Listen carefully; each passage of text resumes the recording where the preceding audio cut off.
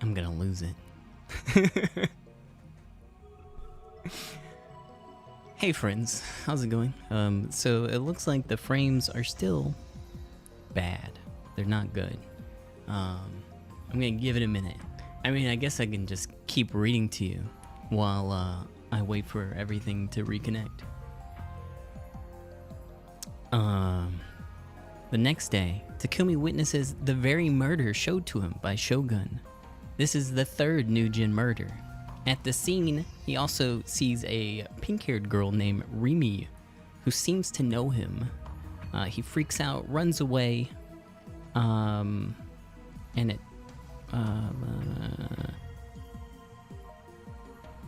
hold on. Is it actually reconnecting?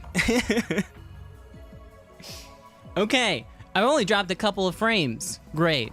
He also meets a girl named Yua who seems like she's really into him, but it turns out she's just investigating him as the Nujin killer.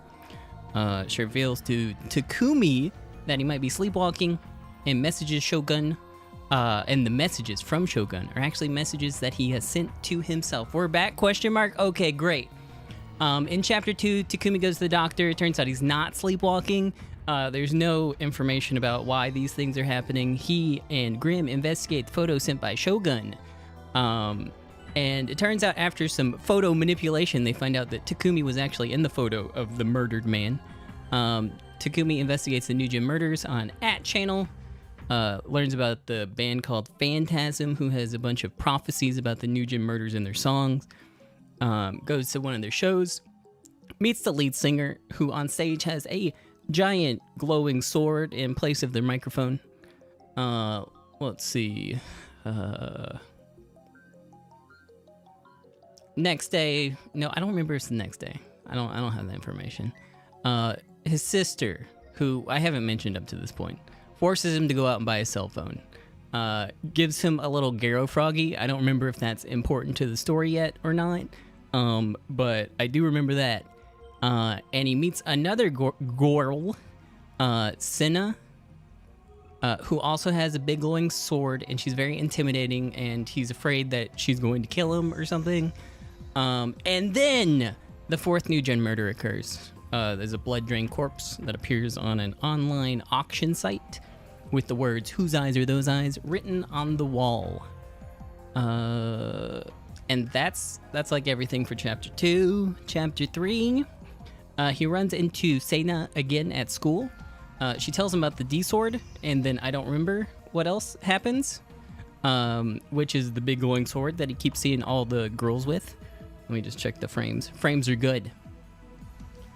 Fess, also known as Ayase, also goes to his school, he finds out, also has a D-sword, and tells Takumi that since he can see them, he needs to find his D-sword before it's too late, and I don't know if a lot more is talked about it in this chapter. He goes home, and then the pink-haired girl from the murder scene, Rimi, shows up at a shipping container. Taku thinks that she's there to kill him, but she explains that she's actually his childhood friend, and he's forgotten about her. And I think it's Misumi who ends up confirming that she is indeed his childhood friend. And then there's a big long fluff part where Taku goes and buys the D-sword at a pawn shop, and it comes with a bangle, and he gives the bangle to his sister. And then later he goes out for food, but then at the Shibuya crossing, mysteriously everyone vanishes, and a man in a wheelchair claiming to be Shogun shows up, and he tells him that Taku needs to awaken and get his D-sword. After that, chapter 4, Taku goes back to Shibuya, but he finds a long mysterious chain on the ground. And he follows it, and it leads him to Senna, the purple-haired girl, I think is the one that is, Seina. And she tells him that she, conjured it. It's an error. And that's one of the powers of the... What is it? The Gigalomaniacs? She tells him about a bunch of technology, and it was a big info dump, and I don't remember all the details because it's been so long, but it was about mind control and delusions. Yua shows up again later on, very briefly. Confronts Takumi again. I think this time she claims that he has DID, and then he runs away, and no, it's Fess. It's so complicated. Okay, so then he runs away and he meets up with Fess again, and Fess tells him a little bit more about the D-Swords and how they're powers of the Gigolomaniacs, and that he can't find a D-Sword, he has to manifest his own from somewhere. I don't remember the name of it. And then I think the last important thing is there's a new video that's published about the group dive that appears online.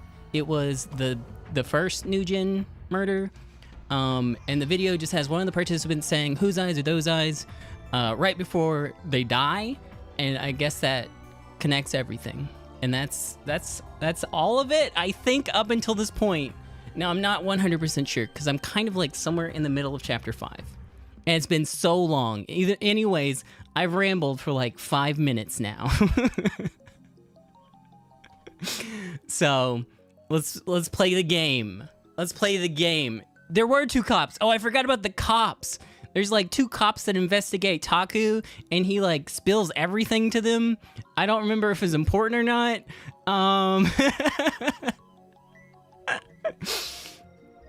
Oh no. Anyways, hold on. Let me get everything set up. Hopefully the internet holds up. I've only dropped 200 frames since restarting the stream. Hold on a moment while I manifest myself. But if anyone knows this game better than me, please tell me that I'm wrong about any of the stuff that I just mumbled about. But hey, how's it going? Sorry it's so late. It says that it's 9:45 right there. That's wrong. It's almost 11 o'clock. I had some internet issues earlier, so the stream didn't start any sooner than now. But yeah, Chaos Head Noah. It's been a while. Where's controller? Hold on, I gotta evaporate. Okay. Is about right. About right's, I mean, that's about as good as I can hope right now. It's been so long. But I think I need to load my chapter, because I was trying to figure out where I was. How do you use the Nintendo Switch close software? Close. So excited. Yeah, me too. Me too. I've been preparing my brain. And I'm ready to read for long periods of time. Caution, this game contains scenes of violence and gore. I'm so excited. I haven't played this game in a very long time, and I don't remember why I stopped playing it. I think some stuff came out, and then it just felt weird to continue, but now, 200 days later, it no longer feels weird to continue.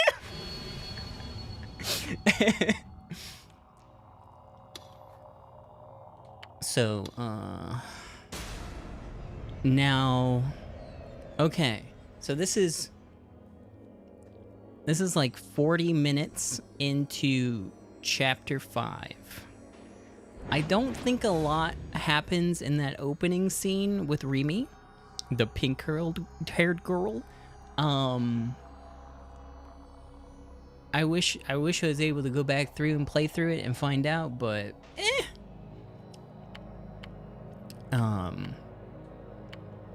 let's go.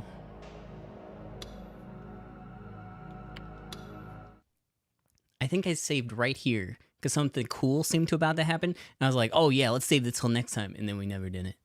I didn't want to let go of this hand, not until I had the D sword. So we don't have the D sword. I don't know where we're gonna get it. So Taku ended up getting he just bought some sword that I think there's some keywords that were related to D sword on the shop that he went to, and I don't know if it ended up being anything significant.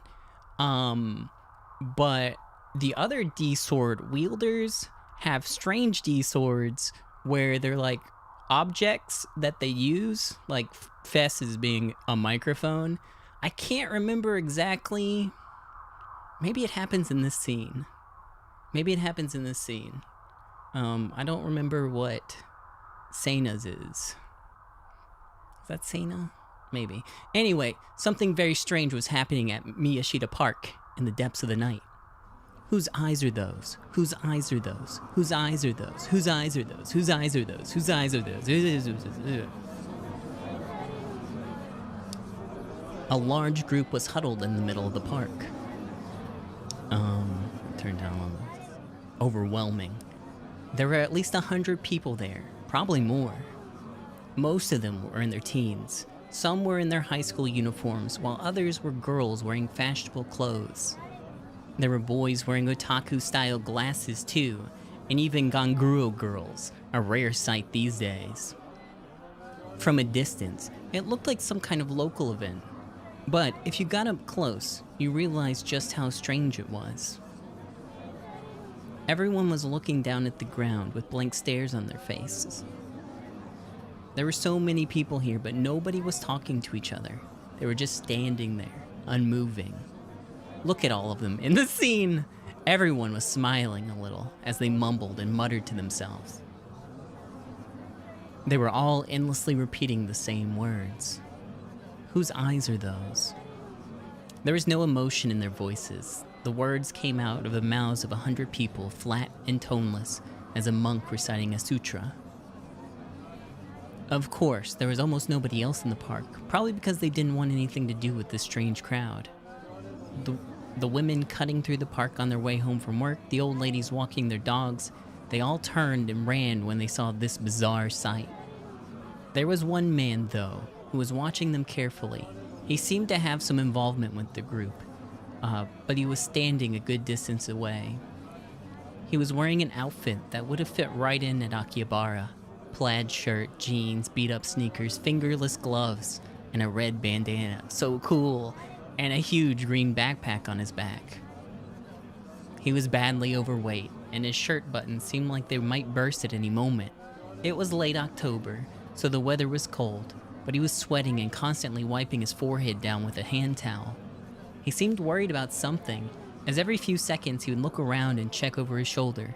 Between these checks, though, he would let his shoulders sway and grin with joy. There was another sound in the park alongside the strange chanting coming from the group. It was the sound of some kind of machinery, and it was coming from his backpack.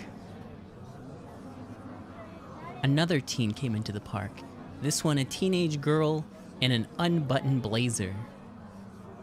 She walked right toward the rest of them and showed no signs of fear at the strange chanting. Her long black hair flowed in the wind with every step.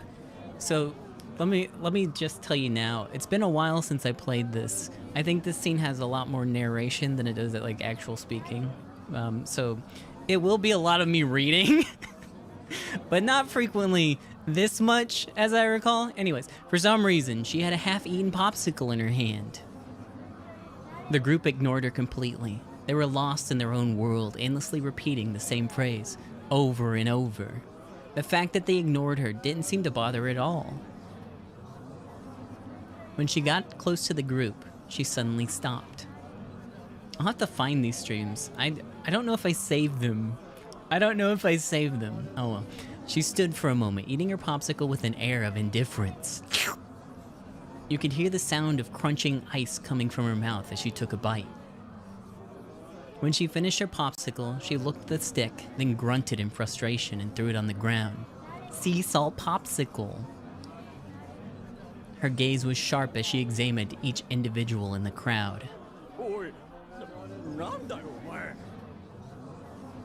The man with the backpack screamed as if he couldn't take it anymore.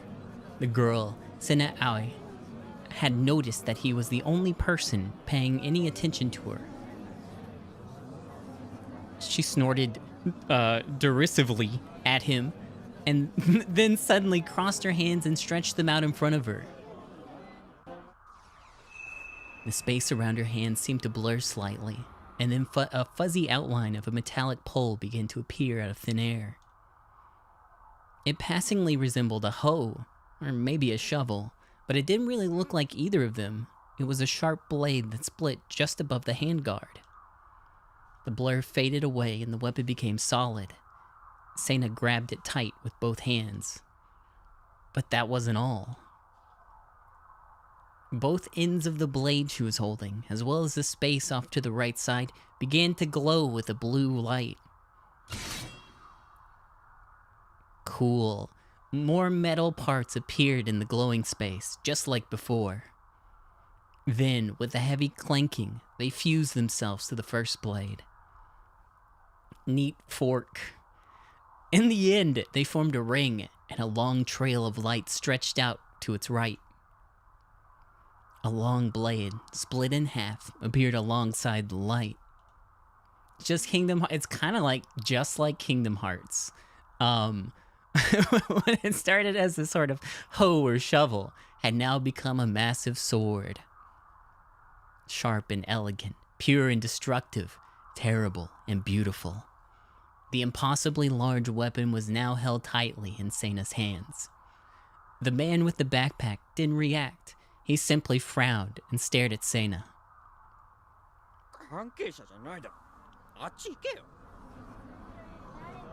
The tone of his voice, which was high-pitched for a man, was arrogant and brash. He waved a hand, shooing her off. Sena quietly opened her mouth to speak. What? What'd you say? It was more of a rhetorical question than an actual one. Her eyes were locked on the man in the backpack. He started to get scared. Huh? The man went pale and stepped back, but didn't answer her question. The crowd continued to murmur, "Whose eyes are those?" without showing the slightest bit of interest in them. If anything, it seemed possible the crowd didn't even see them at all. Sena and the backpack man were both staring at each other. The first to look away was the backpack man.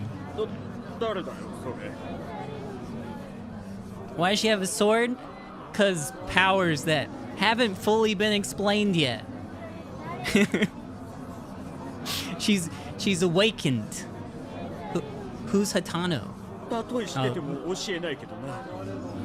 Even if I knew him, I wouldn't tell you.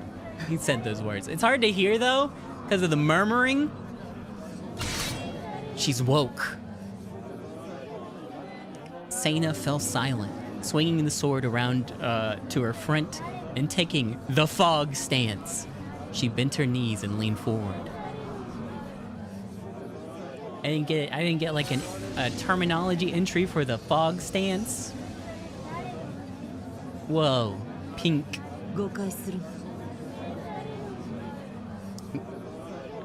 I wonder, hold on. Is there any options? Sound settings, voice volume. We're gonna turn that up a little bit right now. Okay.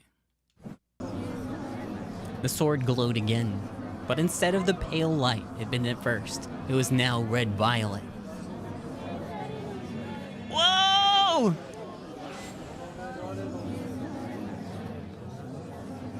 There was a sudden sound like a woman's high-pitched scream. The air shook. That wasn't any sort of metaphor or simile. The air was physically moving. The space itself had begun vibrating, centered around Sena's sword. The blade's red light had become so intense that it was hard to look at. Sena let out a small breath, and then she gritted her teeth hard. She's vibrating with motion!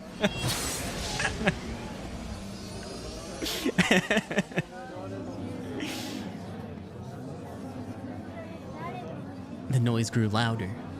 Lightning bolts raced from the blade. A sonic wave blasted the air itself. The vibrating sound stopped immediately afterwards. But the blade was still flashing red like a pulsing vein, not wave. A pulsing vein, a big throbbing vein. Sena slowly pointed the sword toward this man with the backpack. The crowd around them, which had been ignoring them thus far, finally took notice. It seemed like they regained their senses, because they ran from the park without knowing what had happened. Sena ignored them, keeping her eyes fixed on the man with the backpack. There we go. That was more appropriate. It's been a little bit since they changed that. The man had been indifferent before, but now he was very afraid. His face was pale, and he was slowly stepping away from her, shaking his head as if to say no. Mama, 待って、俺は畑野なんてやつ本当に知らないんだ。ただ指示されただけ。 Oh no, I'm gonna block the dialogue. I gotta scoot a little bit.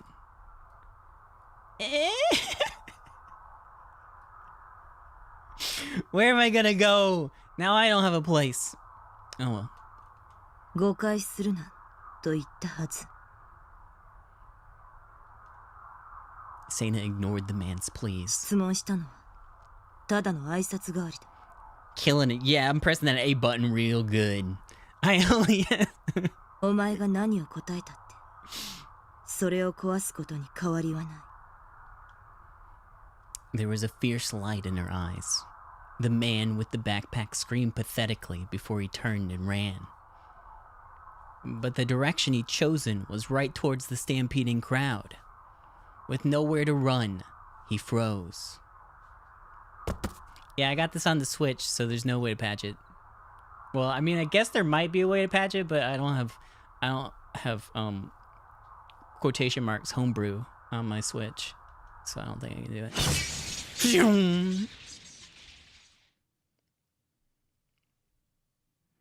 Her strike was quick and powerful.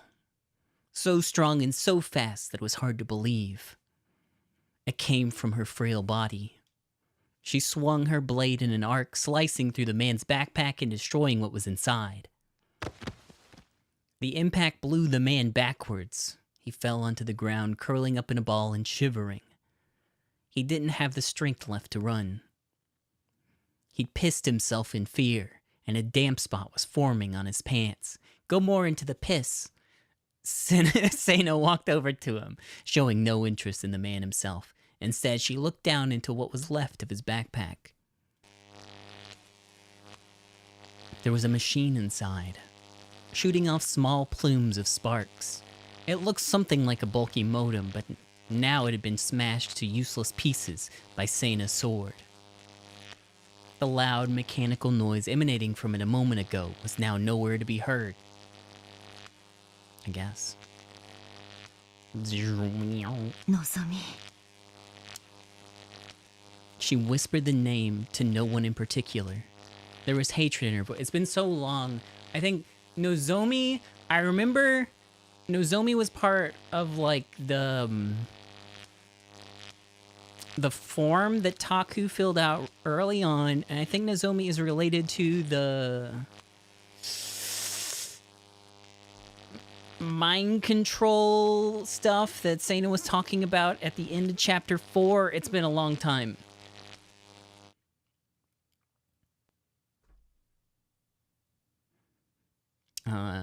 Let's see. Anonymous is afternoon.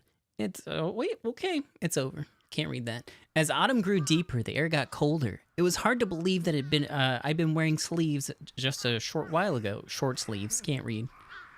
The sky above me was hazy, like its colors were starting to fade. The leaves at the park were brightly colored. Though, maybe the trees were stealing the color from the sky. I looked up at the sky and jammed a toothbrush in my mouth. This can't be Taku. The nice thing about the base was that oh my god, what? I had the whole roof to myself without worrying that anyone would see me. The sink was on the shipping crates outside, which made it rough when it rained. But on days when the weather was clear, I always brushed my teeth outdoors. I rubbed my sleepy eyes as I brushed my teeth, remembering what happened yesterday. Rimi had stayed with me until late at night. She even held my hand for an hour, so it had taken me, it had taken for me to calm down. She'd gone home without anything else happening, though. A boy and a girl in the same room for hours, and nothing romantic happened at all. If I had the conversational skills necessary to make something happen, though, I would have had a girlfriend ages ago. If anything, I was disgusted at myself for hoping something would happen at all. Remy was trying to help me purely as a friend. Remy offering to stay with me was one of the few things even keeping me together. Having that support made a huge difference. Despite the shock of Dr. Takashima dying in the brain-dead murder, a day later, I was actually feeling fairly stable. Okay, so Dr. Takashima was the doctor from the sleep study, I think? Like in chapter 2?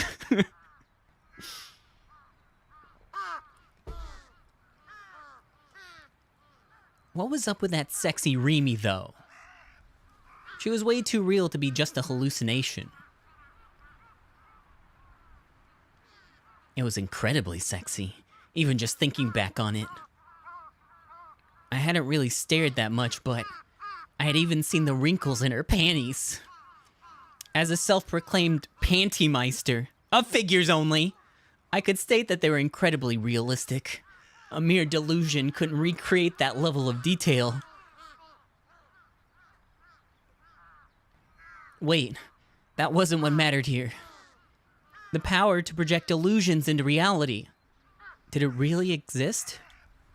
Was Shogun after me because I had it? If I did have that power, memories from when I was young came back to me. The day I hadn't been able to go on the field trip. The day was the only one, the day I was the only one who didn't get in the accident. The bus had crashed and all my classmates had gotten hurt. My teacher, Mr. Saito, had died. I'd seen the images in my head so clearly. I could see every detail.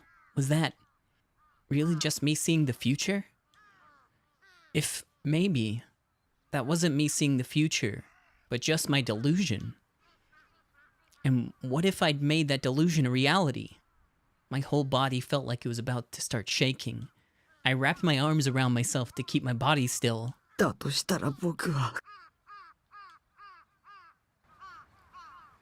I was a murderer. おはよ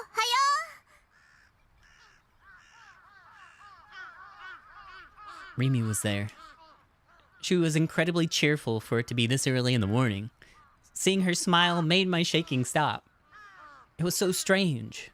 Normally, I couldn't stand being around 3D girls. But for some reason, being with Remy made me feel better. う。迎えに来たよ。なんでポッカーンってしてるの？ Oh, right. According to my schedule, today was a school day. When I told Remy about that yesterday. 迎えに来てあげるって言ったよね。 Right. Thanks to Shogun. I was afraid to even go outside now. That's why Remy had offered to stay with me. She was keeping her promise. まさか本当に来るとは思わなかったとか？ビシッ。ふふふ。残念でした。こう見えても私尽くすタイプなんだ。 She gave me a mischievous wink. Was this an H game? In the real world, your female classmates didn't come to pick you up on the way to school. It would have been better if she'd come to my room when I was still asleep and woken me up. But you can't have everything, I guess. Also, I lost myself in silly delusions. Remy suddenly looked up at the sky. She was looking at something far away again. 冬の空が色あせたように見えるのはどうしてだと思う？ Sunlight contains a spectrum of 7 colors, the same colors seen in the rainbow. For those 7 colors to reach the human eye, they have to pass through the Earth's atmosphere. When that happens, a phenomenon called scattering occurs. Basically, the light collides with the molecules in the air and gets bent in random directions. And when the light bends in random directions, it starts flying all over the place. The more it scatters, the easier it is for it to enter the human eye. The colors which scattered most easily were purple and blue. That's why the sky was blue. I'm very smart. But Rimi's answer was very different from my dull scientific one. きっと I am very smart. 寒くて、うんみんなが下を向いちゃうから、 I think that's it. That's 青 it. を望む人の数が減っちゃうの。 Rimi had said something like that before. But when was it again? だから寒くても上を向いて歩こ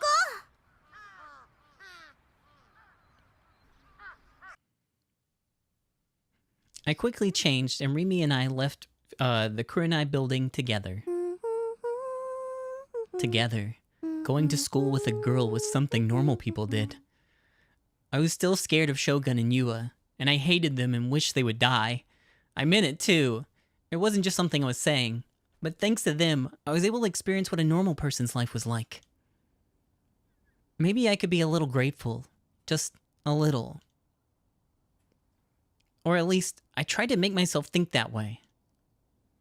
But when I did, Dr. Takashina's face came back to me, and any joy I felt slipped away. It might have been my fault that he was killed. Dr. Takashina was connected to me, so Shogun had killed him, either as a warning or a way to provoke me. Was this the game that had flashbacks to things like 10 minutes ago? I feel like, I don't know exactly. I feel like that was really recent though. And maybe not this game?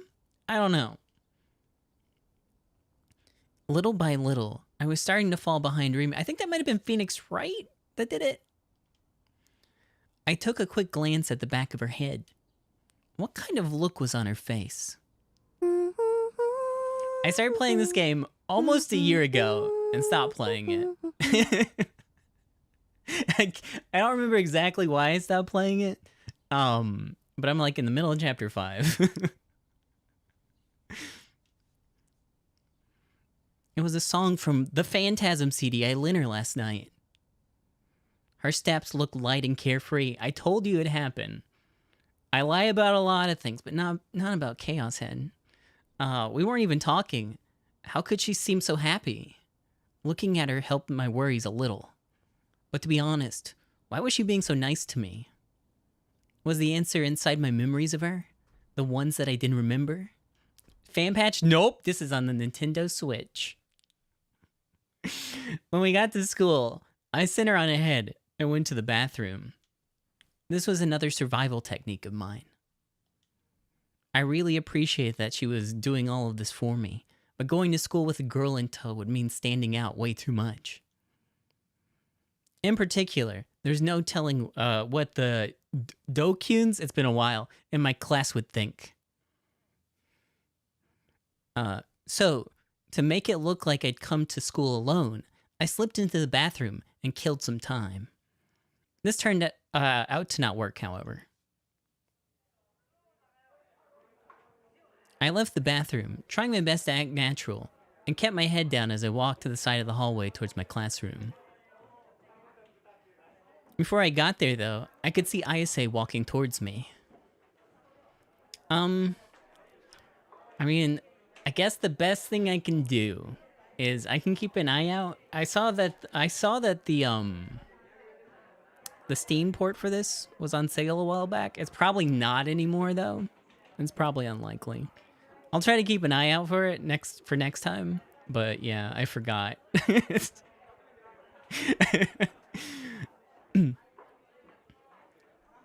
This is what we got for now. So,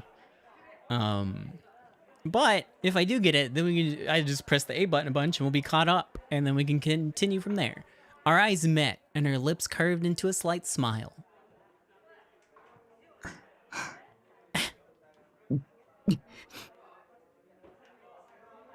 Ayase was famous. I didn't want to risk attention by talking to her, but she stood in front of me, blocking my path. I didn't have a choice. 匠、あれから警察はどう？ Oh, I think I told him everything. I think I told him everything. I put a hand over my mouth to stop myself from screaming. Why would you talk about something like that with all these people around? I quickly looked around. This was incredibly bad. Ayase was a local celebrity. It was rare enough for her to come to school, but not only that, She was the vocalist of the famous band Phantasm. And pretty to boot. Everyone, boys and girls both, were interested in her. Normally, there'd be no way that she'd ever talk to a loser like me. The gazes of the people around me were causing me physical pain. I wanted to run away. 剣を探して。君は I'm そうし working なく on ちゃい it. け I ない don't know. I don't know how. She always said the same thing whenever we met. There was a chance that Ayase was on my side, but having her say the same damn thing every time was getting on my nerves. I wanted to find it too. I just didn't know how.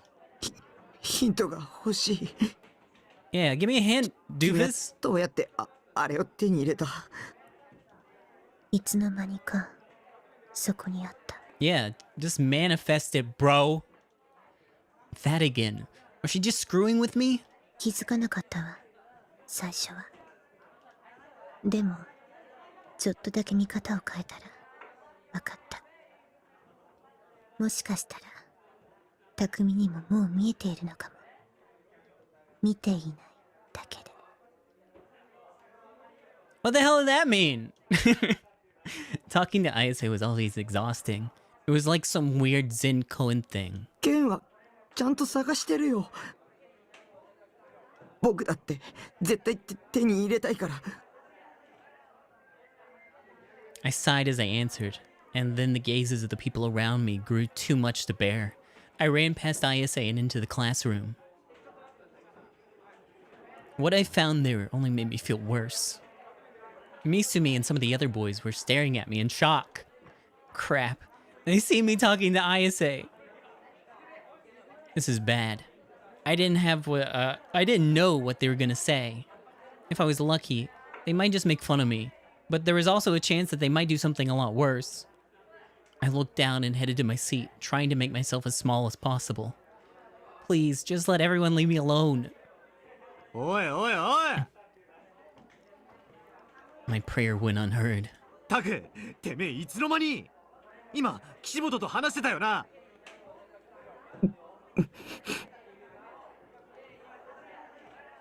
The most I could do was shut up. I couldn't look up. 岸本が誰かとまともに会話してるとこ初めて見たぜ一体どんな手使ったんだよ Please don't talk so loudly that the rest of the class can hear. Please just leave me alone. I'm not gonna try and date Ayase or anything. It's not like I have a chance anyway. Towards this along, the artwork in this game is really interesting. Especially like going to some of the later games where they look drastically different. But yeah, Chaos Head has like a scrungly kind of style to it. So please just calm down. なあタク、教えろって 大地 Remy interrupted. 落ち着け。タクが困ってるでしょ。悪い悪い Misumi dropped his voice low and patted me on the back. I sighed a little without looking up. Remy had saved me again. で、実際のところどうやったんだ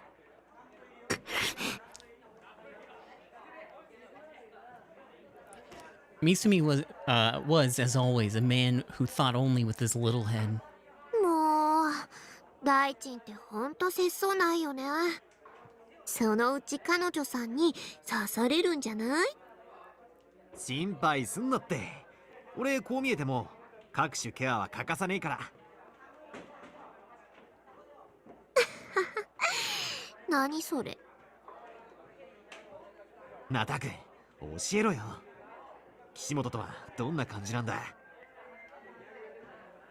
Misumi was rubbing my shoulders. He wouldn't let the subject drop. I looked up, afraid. Half the boys in the class were whispering to each other and glancing at me. This was bad. They were still looking at me. Don't look at me. I felt the prickling at the back of my neck. If the Dokuns came after me, I was finished. My life would become a hell of bullying. What should I do? Run, cut class, and go home? But I couldn't go home alone. The thought of running into Shogun or Yua was too much. have Remy come home with me. She said that she was carrying the caring and devoted type. If she wasn't lying, she'd skip school alongside me. I just needed to get out of here as soon as possible. Suddenly, there was a loud noise at the entrance. Everyone turned to look at it.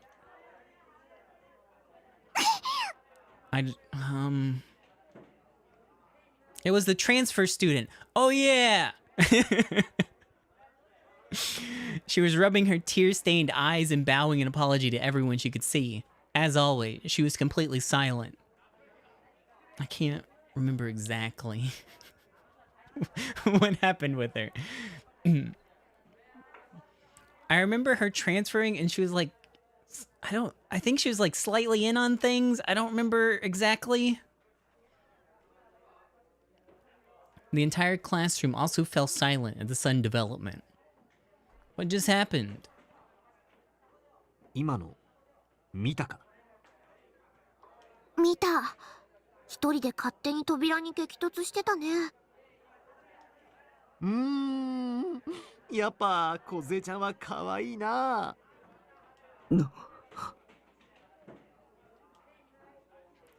I'd never seen somebody so klutzy outside of an anime.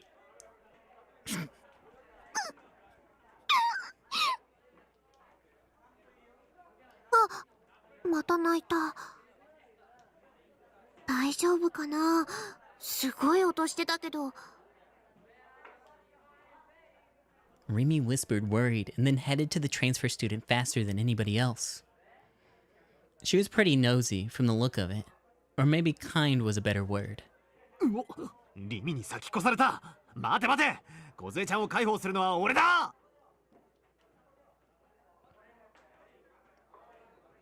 Misumi shouted as he raced after her. I don't remember.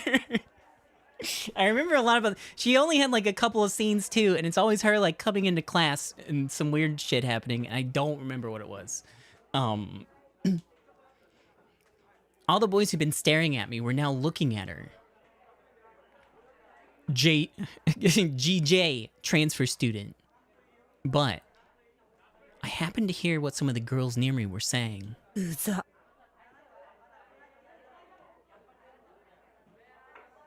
何あれ。狙ってやってんじゃん。Just a few faint whispers.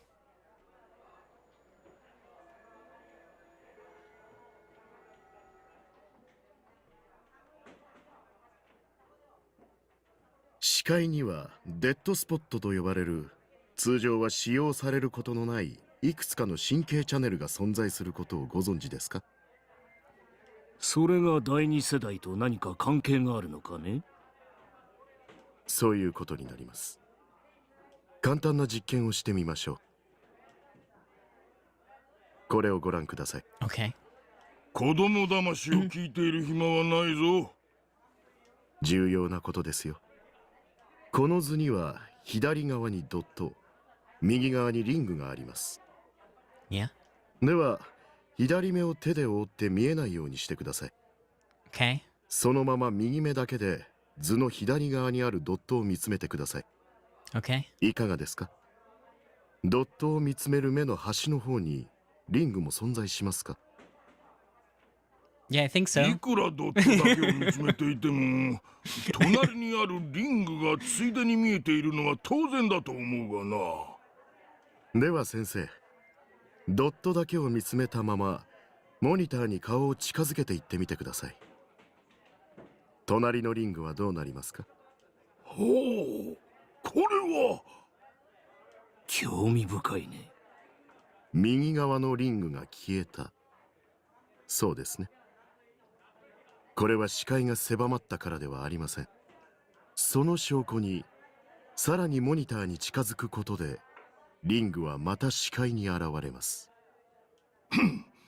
これは一体どんなトリックだ？いいえ、トリックの類ではありません。普段は使用されていないですが、人間が元から持っている目の機能の一つですよ。これはデッドスポットと呼ばれ、ノアによって人間の視界の中に無から有を作り出す際に使用するチャネルなのです。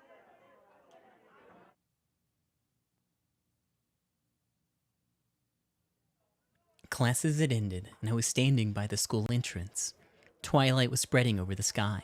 Several crows were silently flying past me, flapping their wings as they receded into the distance. I was waiting for Remy. She was on cleaning duty today. She hadn't promised to walk home with me today, but I was sure she would. I'd been standing here for over 15 minutes waiting for her. I wasn't sure what would happen tomorrow, but I made it through today. Misumi had been so desperate to talk to the transfer students that he forgot to ask me any more questions about Ayase. Thank you so much, transfer student.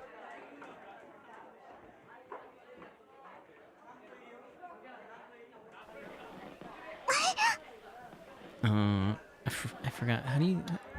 Speak of the... Okay, I remember now. Speak of the devil. She just come by, walking by. She bowed at me, looking like she was about to cry. I bowed back, awkwardly. And then I watched her slowly walk toward the school gate. I realized again just how small she was. She had the She had the body of a loli. And she was a klutz too. I wasn't sure about her personality, but it was probably very sweet.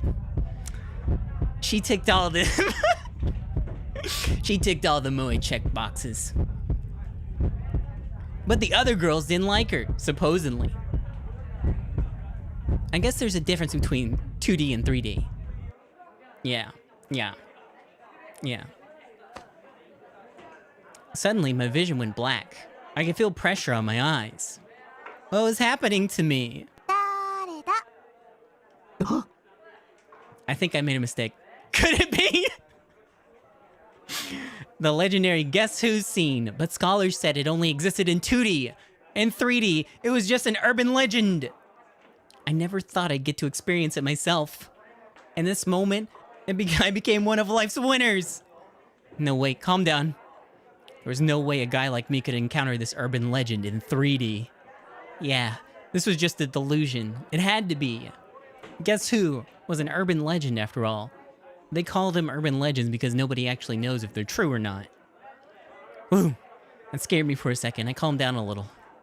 If this was a delusion, I hoped I woke up soon. It would just make me sad when I got back to real life.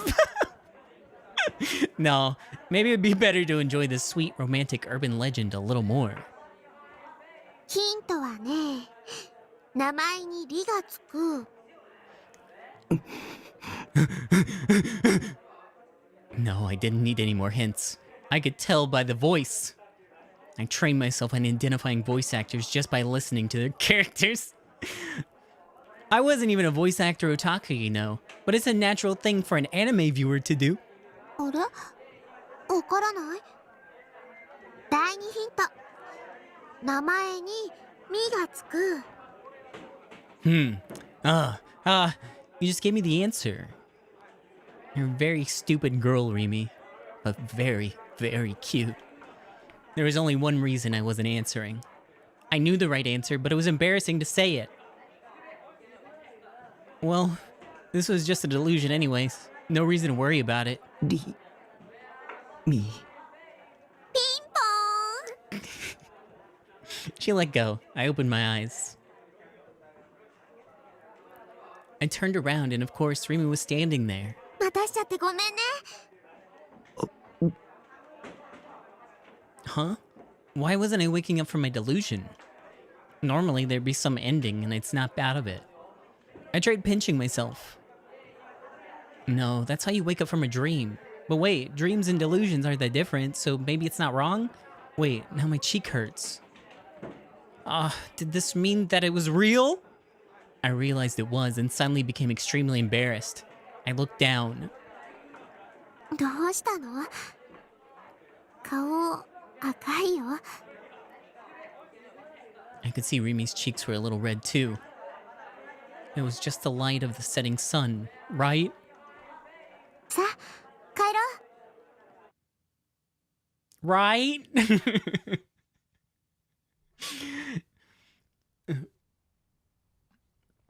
My school, Suimei Academy, was in the luxury residential district of Shoto. All the houses in the area were expensive and gave off a sense that people who lived there were important. But even though it was just a few minutes away from the heart of Shibuya, there weren't many people out. Kind of felt lonely. タクって意外とモテるよね。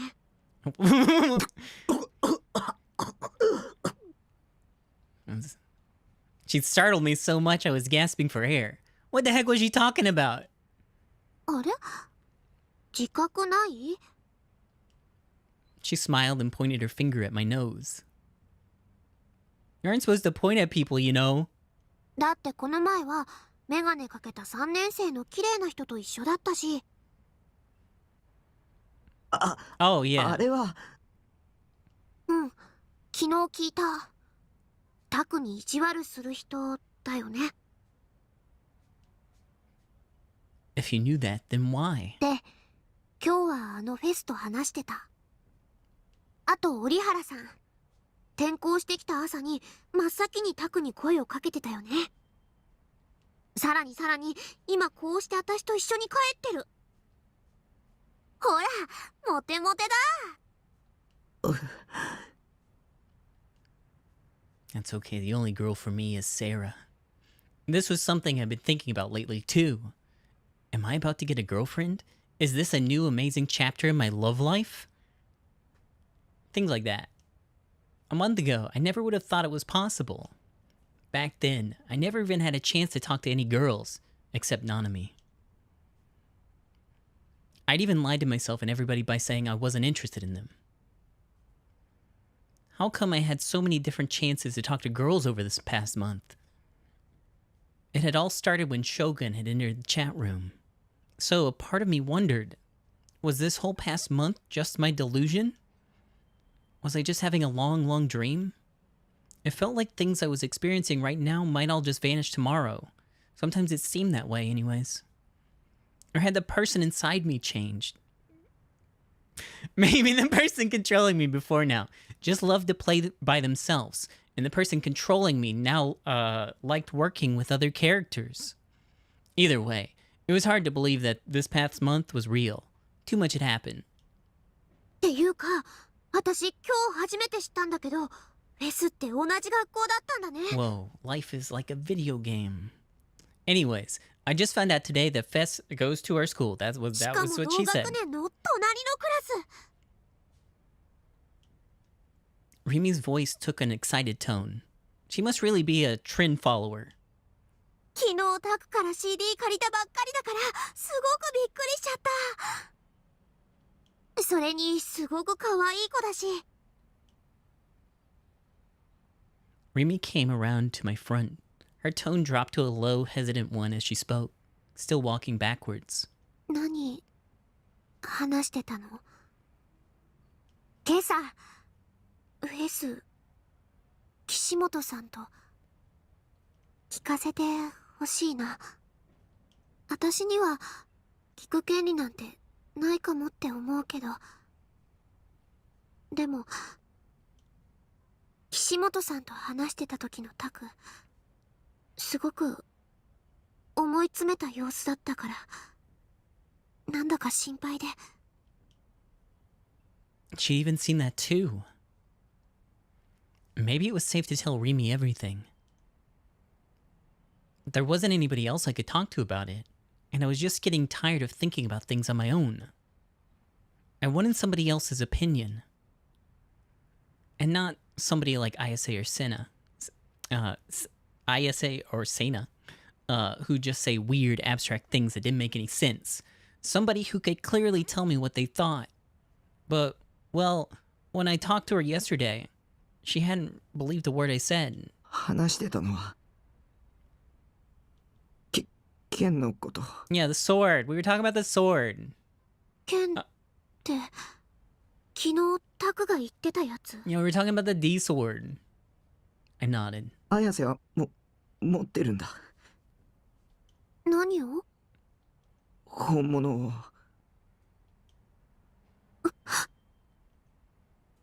Rimi gasped, or I thought she did. Her eyes went wide and she seemed to stagger back a few steps. 嘘だ。 She sounded really doubtful. だってあれおもちゃでしょ？だから僕のはおもちゃだけど、彼女のは本物で、ライブ行けば見られ。I stopped in mid-sentence. Could she see it? Ayase had also told me that only people with the right power could see the D swords. ライブに行けばその本物の剣を見られるの？じゃあ今度行ってみようかな。ファンタズムのライブそのものも見たいし。あ、タク一緒に行く？見られないかも。限られた人にしか見えないらしいんだ。そうなんだ。裸の王様みたいなものかな。じゃあ私バカだから見えないかも。なんてね。I wasn't sure if she could see it or not. I didn't know how a real D sword worked anyways. I was just going off what Ayase had said.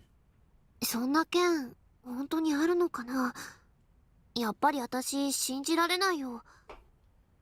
タクが見たっていう岸本さんの剣も本物っぽく見えるおもちゃじゃないの？でも光ったし。Yeah, it glowed. Toys can't do that.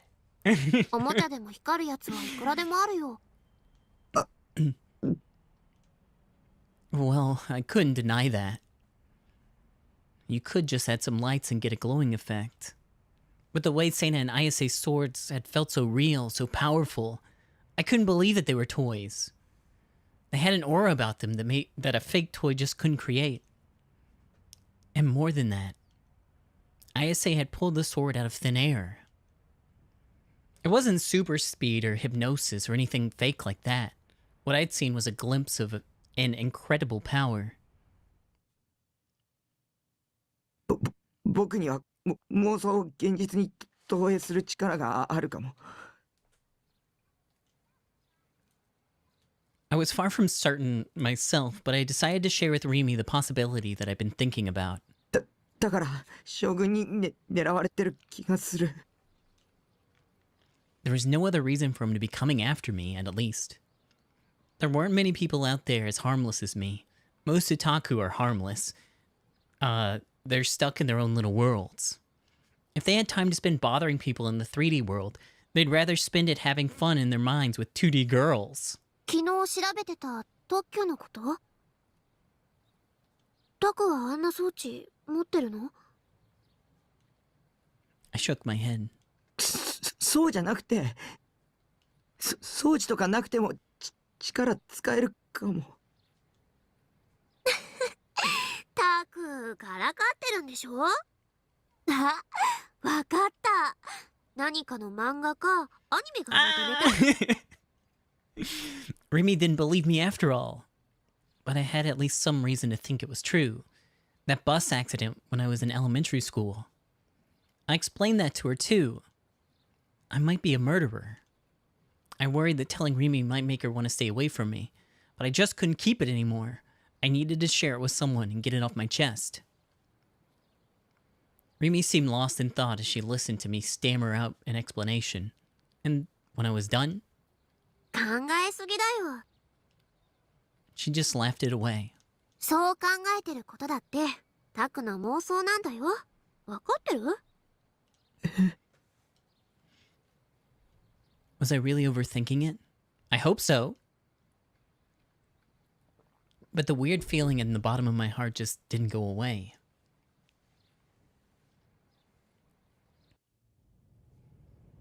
The office smelled like dust. It was on the second floor of an aging mixed-use building. Light poured in from the huge window in the back that covered the whole wall, making the dust in the air look like powdered snow. The letters on the window that read Trustworthiness Investigation Company Freesia cast shadows on the desk beneath it. There were 20 desks in all, tightly crammed together. They were all piled high with folders and papers, in a way that you might expect to see in a publishing office. Most of the desk occupants were out, with only 5 or 6 people there. But there was a but the reason wasn't because it was a Saturday. There was a schedule on a whiteboard next to the entrance, and it was packed tight with writing. Yasuji Ban opened the agency's doors right at the end of lunch break. Oh. He walked in without knocking, but none of the people there had said a word. He gave them a friendly "hey there" as he headed straight for the desk furthest in the back, where the heavy-set woman was sitting at her laptop. Oh, Momo-chan, genki? The woman he called Momo was Katsuko Momose, the president of Frisia. She had an annoyed look on her face and refused to even look up. バンちゃんまた来たの？また来ましたよっと。ニュージェネについての新ネタない？たく私は忙しいのよ。抱えてる案件が5万とあるの。うちみたいな零細企業は土日返上で仕事しなくちゃいけないの。わかる？ Only then did she look up at him. When she saw the grin on his face, she put her hand up to her forehead and shook her head slightly. ここは警察の秘密組織でも子会社でもないって何度も言ってるでしょうに。ただで情報もらえるなんて虫のいいこと考えてるんだろうけど、ここに来てる暇があるなら自分の足で何とかなさいな公務員さん。または依頼料を払うこと。予約表はみおちゃんにもらってちょうだい。相変わらず冷てえ社長だな、おい。Momose's attitude seemed to have no effect whatsoever on Ban. He waved his fan indifferently. この会社立ち上げるときにはあんなに協力してやったのによ。あら、ワンちゃんも恩着せがましい人だわね。何年同じこと言い続ければ気が済むわけ？まあ言っててくれ。じゃあ依頼料はこいつでどうかな。Ban offered her a plastic bag with a the logo of a local confectionery shop on it. なんだ、あるなら最初から出してよ。いつも悪いわね。みおちゃん、お茶2つ持ってきて。Momose's attitude changed completely. She called out to one of her employees and opened the bag to examine the goodies. あら、栗羊羹、今が旬なのよね。わかってるじゃない。あ、ばんちゃん、そんなところに突っ立ってないで座って。どうも。Ban chuckled as he pulled a chair over from a nearby desk and sat next to Momose. A female secretary brought over 2 paper cups filled with hot tea. で、なんか新ネタあるかい？ちょっと待ちなさいって。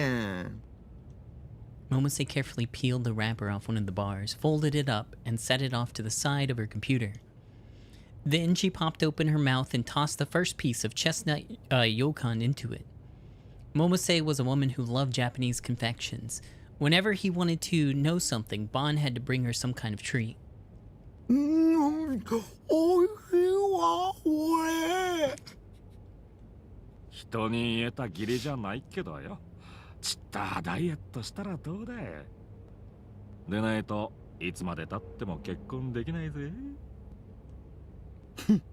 本当に人に言えた義理じゃないわね。私はもうとっくに今期は逃したわよ。Momose shrugged and took a sip of her tea, then turned to Ban. また新しいニュージェネ事件起きたわね。こんなところでサボってていいの？そっちの調査は俺以外の全員が真剣に取り組んでるさ。俺は別のアプローチから真実に迫ってやるってね。かっこつけちゃって似合わないわよ。Ban decided to avoid the tea until it cooled down. He couldn't handle anything food or drink that was too hot. The weather had turned cold, but he was still waving the fan at his face. It was a habit of his. 警察は G レートの線追ってるの？そうそう、G レートね。ありゃすごいな。ももちゃんの話の通りだったぜ。私が嘘の情報を渡すわけないでしょうに。これでおまんま食べてるんだから。それで？まあ勝手に調べてるよ。勝手にって。ちょっとばんちゃん！ Momose's voice echoed through the room. She was always a very forceful woman and a loud one at that. The employees at Freesia were used to it, and none of them even raised an eyebrow at the noise. Not a day went by when Momose wasn't yelling at somebody. Bon had known her for years, too, and he'd been on the receiving end of her yelling dozens of times. Ironically, his reaction was to pick at his ears. Momose's tone quickly dropped. This wasn't something she wanted anyone to hear. But the smile on her face that had been there when she was eating the yokan minutes ago was now completely gone.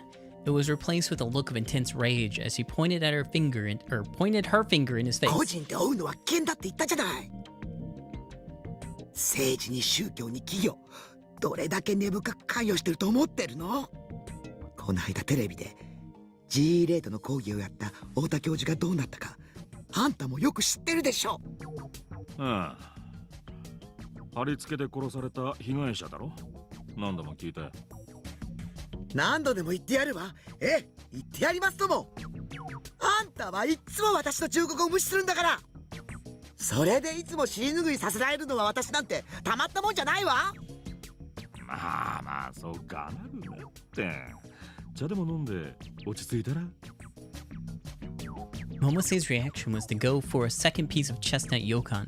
Keep changing the spelling of this. Not the T. 大丈夫だって。一応諏訪と一緒に動いてるんで。今はまだ G レートやら何やらってのは突飛すぎて上を説得できねえなよ。諏訪ちゃんは確かに有能だし、しっかりしているけど、無理させたら承知しないわよ。ももちゃんはいつから諏訪の保護者になったんだ？バンちゃんの無謀な行動に未来ある若者が巻き込まれるのはかわいそうでしょうに。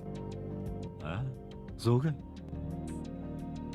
Bon shrugged. He tried taking a sip of tea, but it was still too hot. He winced in pain. しかし、バイオリズムが人を殺す凶器になるなんてこと、本当にあり得るのかね？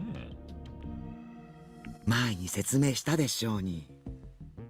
実はいまいち理解しきれてねえんだわ。それってももちゃんお得意の電磁波と関係してるのかMomose sighed and drank her tea. Unlike Bon, it didn't seem to bother her. 満月の夜の事件簿はよく知ってるでしょ？うん、まあな。There were a lot of accidents and crimes on the night of the full moon. This wasn't an urban legend. It was something you could see for yourself just by looking at Tokyo police statistics. その満月以上の力でバイオリズムカーブが上昇したらどうなると思う？興奮するってことだろ？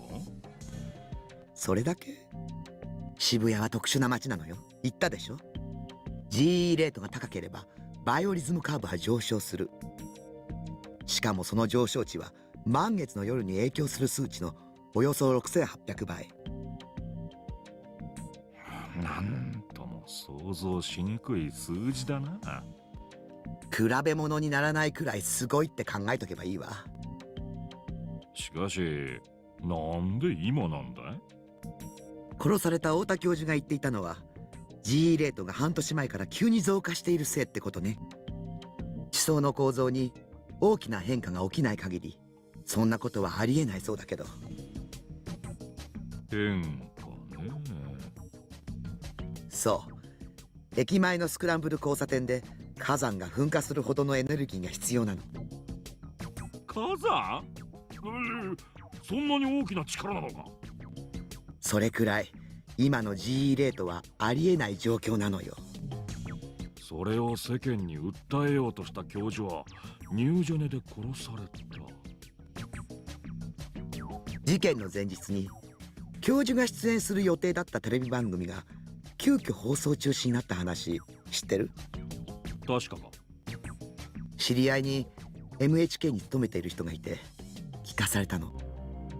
国営放送の番組に圧力かけられる立場なんてそうそうないぜ。私も詳細についてはわからないわ。知ってたらとっくに告発してるだろうし。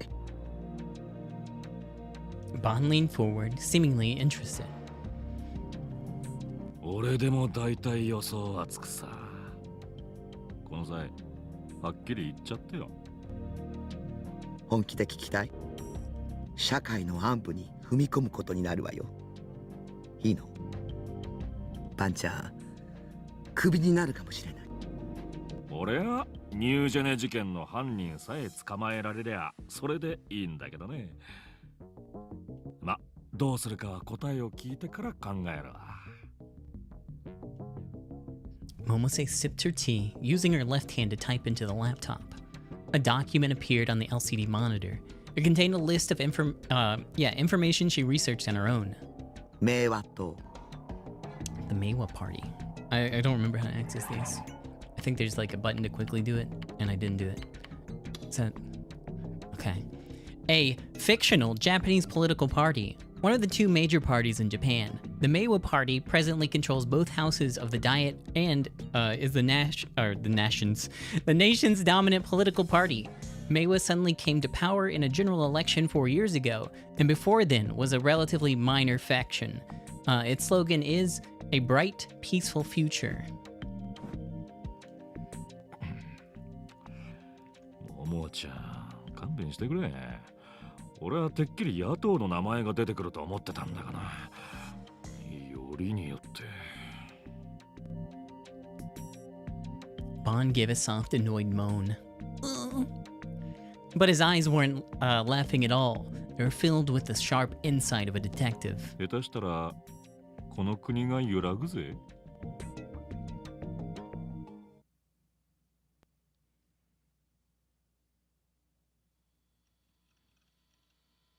I couldn't really ask Remy to come to the base over this weekend, so I spent 2 days alone and afraid. On Friday, Remy had brought me enough food that I was able to spend the weekend entirely indoors. But I was still afraid enough that several times I almost sent her an email asking her to come over. In the end, I didn't though. The only time I was released from my fear was about 30 minutes when I was watching the latest episode of Bloodtoon. Even with all that happening, I refused to give up Bloodtoon. If Remy was my pillar of support in the 3D world, then my 2D support was Bloodtoon, and more specifically, Seraton.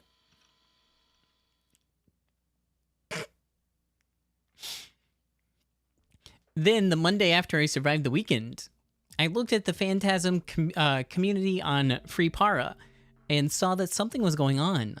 I quickly clicked on a link that sent me to @channel. The place was in an uproar.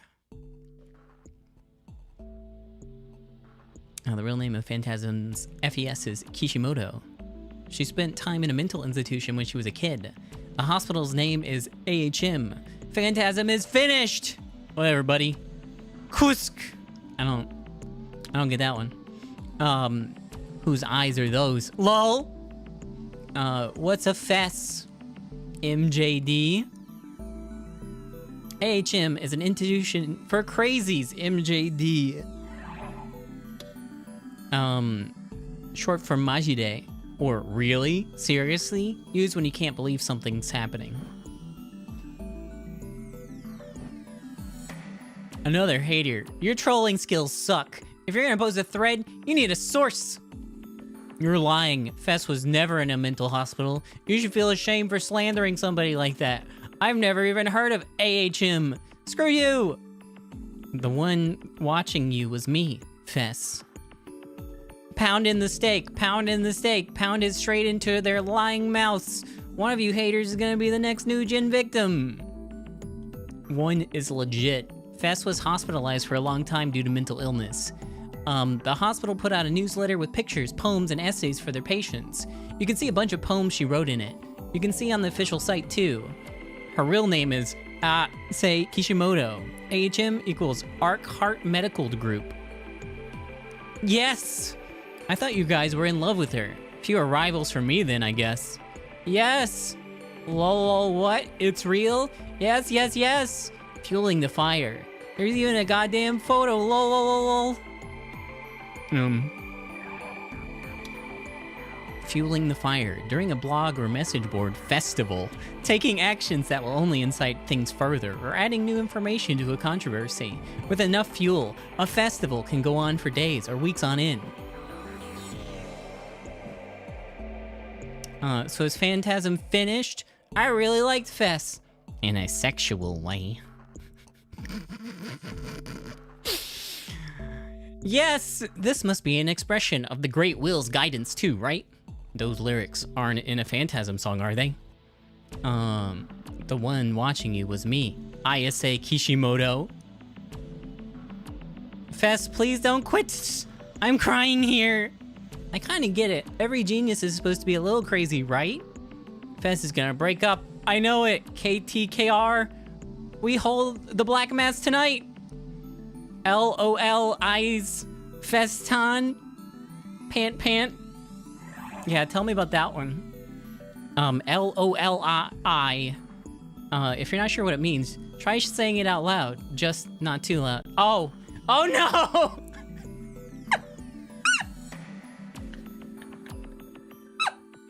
Oh no!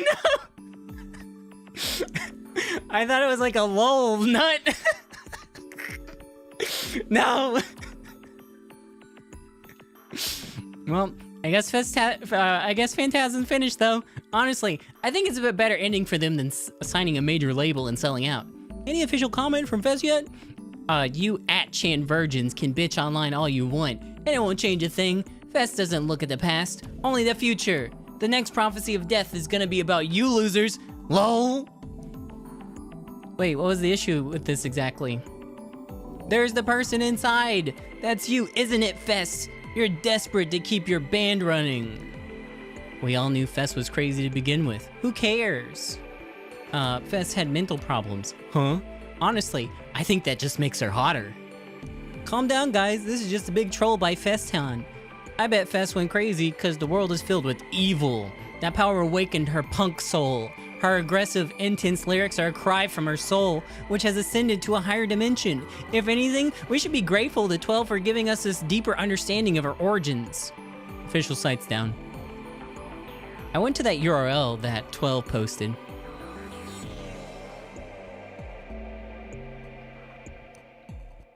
Arkhart Medical Association was a long-established psychiatric facility that only treated the most severe patients. There is a picture of the hospital on the site, and it showed bars with on the windows. It looked like an old prison. I wasn't sure if it existed anymore. The homepage hadn't been updated for almost 4 years. But just like @Chan had said, the site had a picture of a young Ayase Kishimoto, along with a poem she'd written.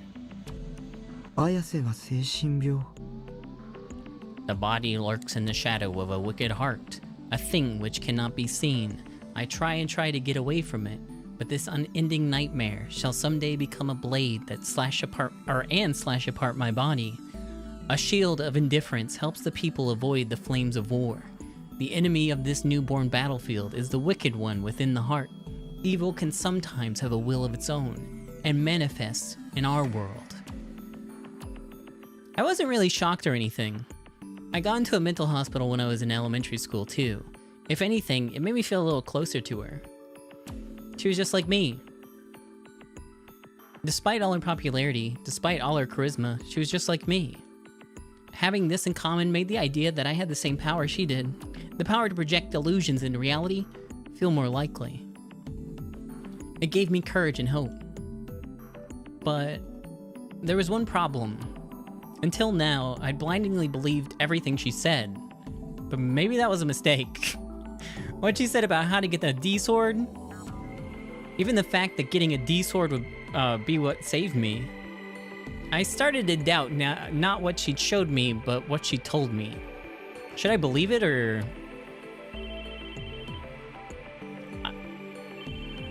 I started in fright at my phone, as my phone suddenly rang. Phones always love to surprise you when you're least expecting it. That's why I hated them. I sighed and picked it up. It was probably Nanami. She was probably calling to complain about something again. What a nuisance. I hit the accept call button and put the phone up to my ear without bothering to look at the number. Why'd I do that? Why was this the one call where I didn't look at the number first? The melody coming out of the phone at an impossibly loud volume was... Turianse. I quickly looked at the number on the phone's LCD display. It was the same number. But how? I thought it wasn't in service anymore. I had Nanami call it, and there'd been a message saying so. Had the person behind the prank brought it back online? ど Mm, どうしよう。 I don't want to look at that. Look somewhere else. I looked around the room. If Remy was here, she could give me some advice. But she wasn't. Of course not. Remy was at school right now. I told her I wasn't going today. She hadn't come to wake me up. The melody kept playing as I sat there freaking out. A whole minute had passed. When I had it up to my ear a moment ago, I could hear another faint sound besides Turiance.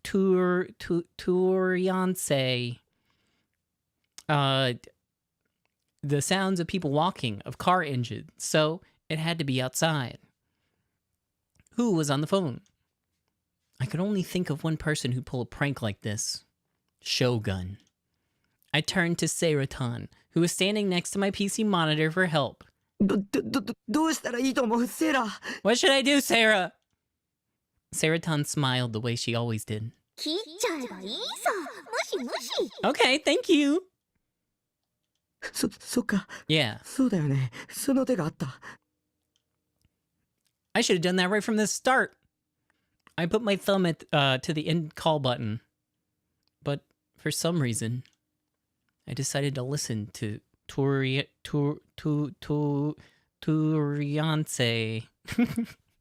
melody just a little more before I hung up. It felt so strange. I wanted to hang up right now, but I almost unconsciously. I put the hand with the phone up to my ear.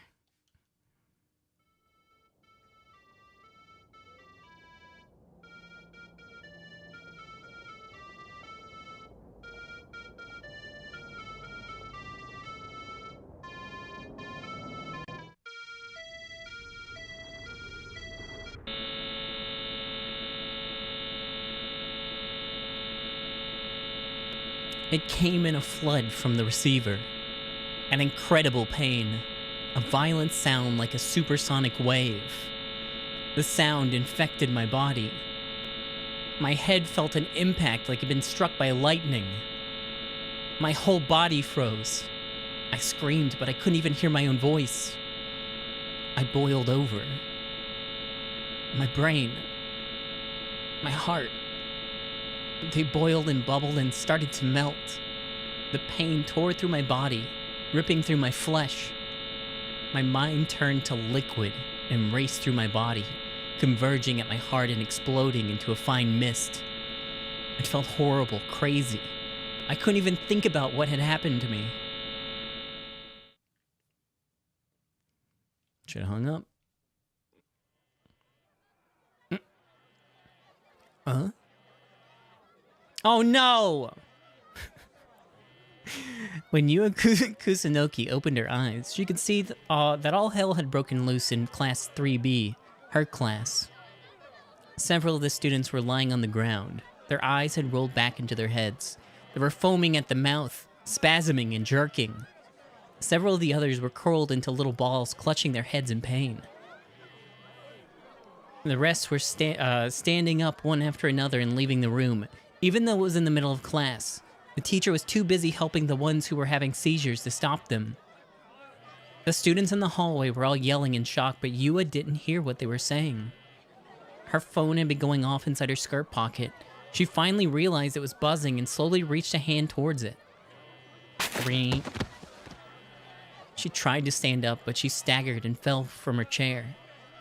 She crouched and leaned up against the wall. After putting her glasses back up against her face, she pressed the answer call button and put the phone to her ear. はい。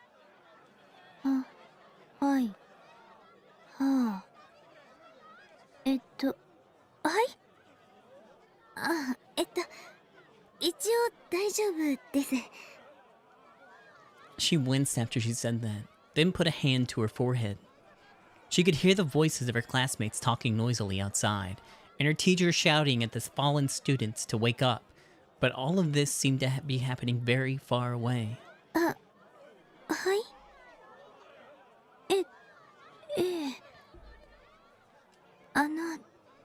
あなたは。はいはい、そうですか。それで。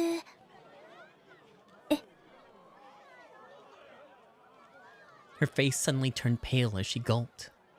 She covered the phone with her hand and dropped her voice low. It was clear from her tone that whatever she heard had rattled her. そんなわけないんです。だって本当は。 She stopped and let her hood droop. 本当は Her what? 私だったのに。 The noise outside grew louder. Everyone was looking in the same direction, pointing fingers with fearful expressions on their faces. The windows in the hallways were rattling like they'd been hit with a gust of wind. はい。そうです。私の妹です。はい。わかりました。 She bowed weakly, as if the person she was talking to was right in front of her, and hung up the phone. Then she looked up, toward the direction everyone was pointing. 空が。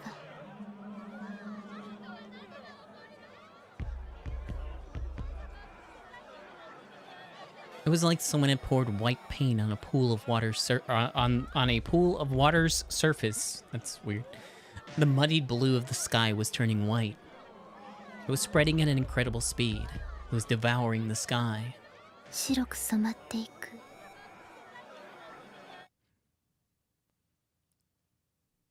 Maybe it's just real cloudy. Oh.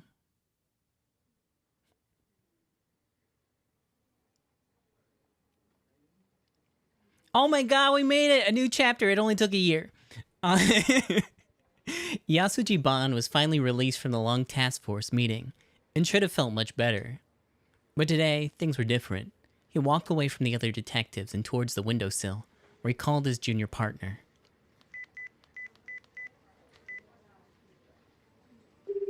God, we really stopped at a weird spot, huh?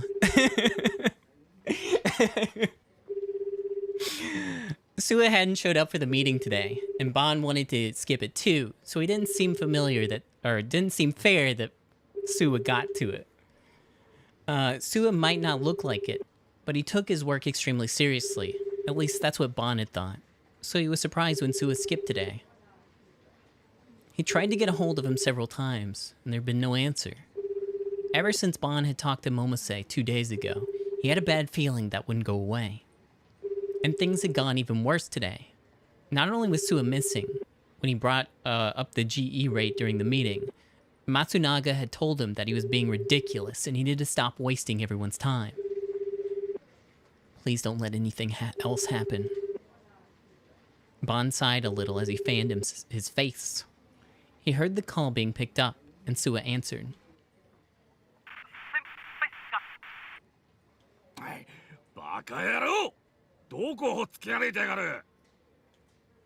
The connection was really bad. Ban wondered if Sua had gone off somewhere deep in the countryside.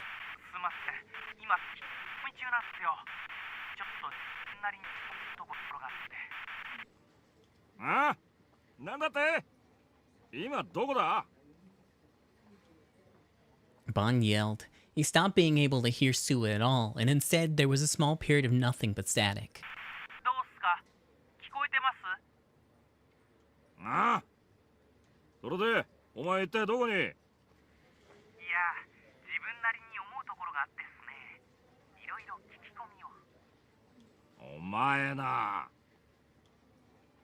Sua shouldn't have been going off on his own.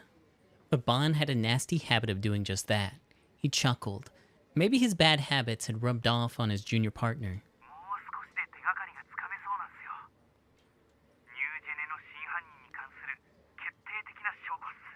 Oh, cool. You all on your own? Ban's eyes went wide.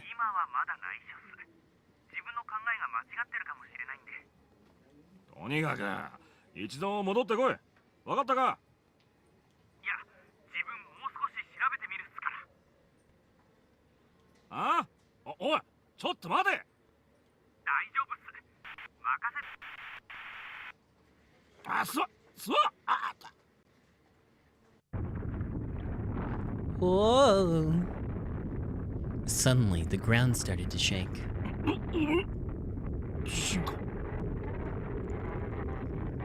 The shaking got more and more violent. Bond couldn't even stay standing. He dropped to a crouch to keep from falling over. Oh no, think of all the anime figures! No! At first, the other detectives seemed unconcerned, but they soon realized the seriousness of the situation and began to crouch or hide under tables. The clock on the wall, the pins, the paper cups on the table, the projector device, one after another, they fell to the floor with a crash. The two whiteboards in the conference room fell too. It was like a passenger jet just ran into a stream of turbulence. That's how it felt to Bond, like his legs weren't even touching the ground. The shaking was spinning his body left to right. It was probably a 5 or 6 in intensity. Is this the next big one? And now of all times. Then Bond felt a strong shock, like someone punched him in the head. He moaned in pain. No one had physically punched him. It was just an incredible headache. Suddenly a scream filled the conference room. Bond gritted his teeth and looked up, and saw one of the local detectives had his hands pressed up against his head, trembling with pain. Then he fell helplessly to the ground like a doll dropped by a child. Most of the other detectives were either wincing in pain, their hands against their temples, or holding their heads. What was this headache? He'd never felt anything like it before. Did it have something to do with the earthquake? Bond had no way of knowing. Little by little, the shaking stopped. Bond looked outside, vision blurry. There was a white light everywhere. It was so bright, Bond couldn't keep his eyes open.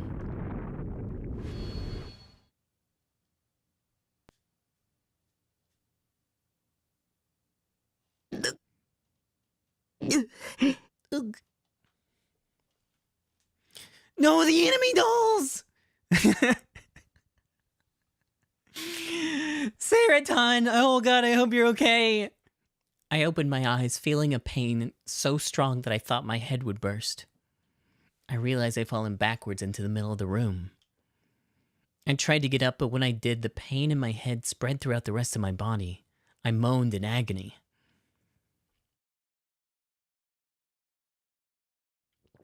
After 5 minutes or so of writhing on the floor, the pain gradually subsided. I managed to use the bedpost as a support to climb back up. I wiped away a thick sweat on my brow. The room looked like it had been hit by a tornado. All of my wives had either toppled over or fallen off their shelf entirely. The bed was now tilted and my manga and H-game boxes had fallen off and scattered onto the floor. What had just happened?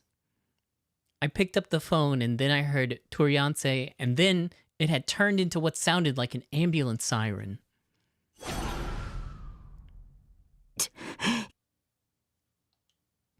That's right. There'd been that buzzer sound and then the low sound of the earth rumbling, and then it felt like my whole body had boiled and melted. I didn't remember anything that happened after that. My mind was a total blank. Was this some kind of electromagnetic wave attack by Shogun? Maybe Shogun could do the same thing. That system I'd read about in the patent. There we go. In the patent. The idea terrified me. I looked up at the ceiling, still reeling from my headache. Of course, there was nothing to see. If my mind was being read, it was being read by a satellite high above me. This is the same game before. As before, this is the same game that was streamed 263, now 64 days ago. But from what Sena had said before, it sounded like the system in the patent was already in use, and some people were using it for evil.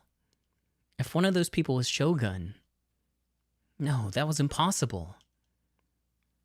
There was no way that could be true. That frail old man looked like he could die at any moment. There was no way he could have his own orbital satellite. Or was he at the center of some big government project? There was no point in starting a delusion or scaring myself to death with it. It was clear something had happened, so I decided to look online to find out what. I crawled toward the computer, trying my best to ignore the pain in my head. あれ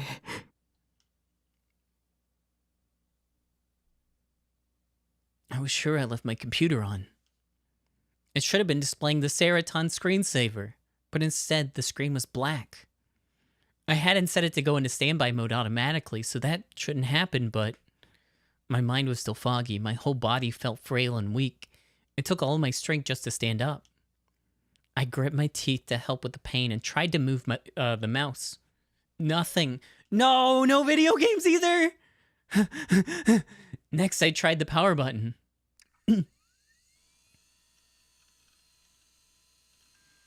The hard disk had started to whir and click. I slumped into my computer chair with a thud. While I waited for my computer to boot up, I reached out a desperate hand for my phone, which was still lying on the table. I looked at the time. Boom. Huh? 13時 1 p.m. What time had it been when I got the call? I remember I was looking at information on Ayase and Atchan. I tried to think and the pain just got worse. What time? Think, remember. That's right, it wasn't even noon yet. Which meant... 1時間以上も気絶してた Or had I been sleepwalking and been off wandering somewhere for the past hour? 僕は無遊病じゃない I shook my head before my brain could fill itself with more.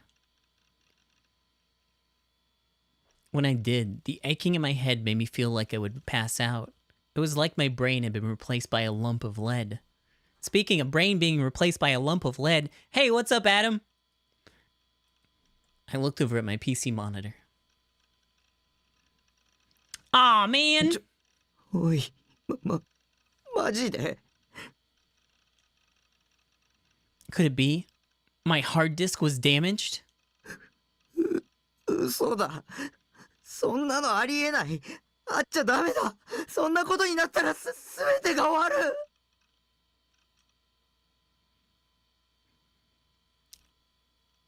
My gigabytes of saved XXX moe porn is a sentence that I was proud to say on this stream. My save data for H games. My bookmarks from my daily browsing. My schedule that told me when to go to school.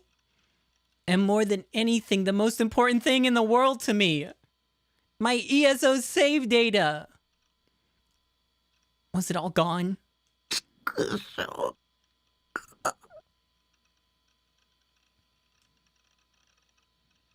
I wanted to scream in rage. I wanted to pound my fist into my keyboard.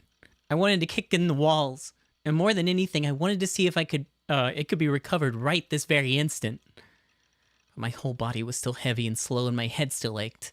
All I could do was lie back in my chair and bite my lip. It was over. My life was over. The loss of my ESO save data meant that life no longer had any meaning. Is ESO save client side? That doesn't seem good. Nothing mattered anymore. My life was nothing but ash and dust. Somebody, just kill me. 待ってタッキー Sarah looked up from where she was laying sideways on my desk and gave me an angelic smile. 冷静になりなよ Oh, she's smiling? Sorry. みたいなオンラインのゲームってセーブデータは全部サーバーに保存されてるんじゃない Yeah, I keep the data on the server, dumbass. Server? Did she mean the game company's server? だからたとえタッキーの PC が壊れてもナイトハルトッチのデータは消えてないはずっしょ Oh, thank goodness we can return to Baselard.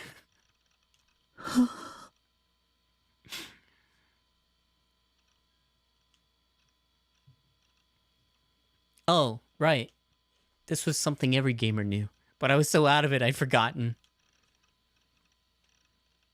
It felt like I'd found one small sliver of hope amidst the despair.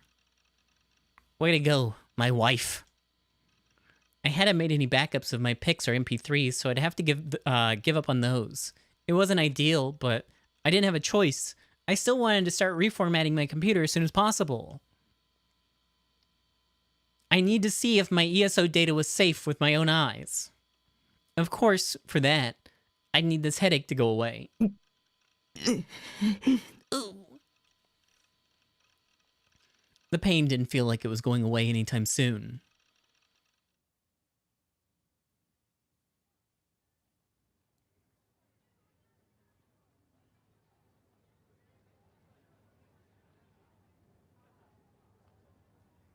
The big televisions outside of Shibuya Station usually played commercials or promos for famous music artists. Today, however, they were showing a stern-looking newscaster. It was a TV show with the following text at the top of the screen. Intensity 5 earthquake hit Shibuya, at least 200 casualties.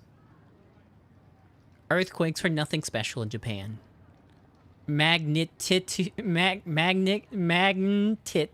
You.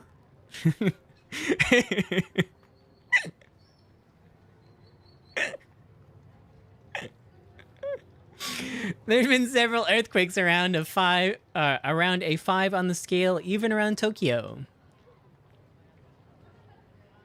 But as more information started to come in, it became apparent that the number of casualties was abnormally high. There was a similar earthquake in 2005 and not a single person died. Compared to that, this was almost unbelievable. This was even more true when you considered that it happened in Shibuya, the center of the Nugent murders. There had been an earthquake 3 months ago in Shibuya too, that had only been a 3 on the scale, but 8 people had died. Was Shibuya cursed? Many of the people who saw the first reports of the quake thought that, even if they didn't say it. But either way, the first special broadcasts about the earthquake were ready to go almost as soon as it started. Right now, there wasn't a lot of solid information or clear numbers, but the female newscaster was reading out a script. The Fire and Disaster Management Agency has confirmed at least 31 deaths, and is expecting that number to grow even higher. The cause of the deaths is currently unknown. There was also reports of a mysterious white light in Shibuya after the earthquake, a shockwave, and the sky turning white. The cameras at Shibuya Scramble Crossing had seen the light, and the big TVs were showing the footage that they'd taken where everything had turned white just after the quake. The white had appeared just as the earthquake did, and at first it was less a white and more an incredibly intense light. The light covered Shibuya in an instant, and was so bright that no one could keep their eyes open. Anyone from the generation that lived through the last war would have immediately thought it was a nuclear weapon. In fact, there were those that had seen a white mushroom cloud rising hundreds of meters in the sky above Shibuya, but it had dissipated almost instantly. What that light was, what caused it, and what it had to do with the earthquake were, for the moment, total mysteries.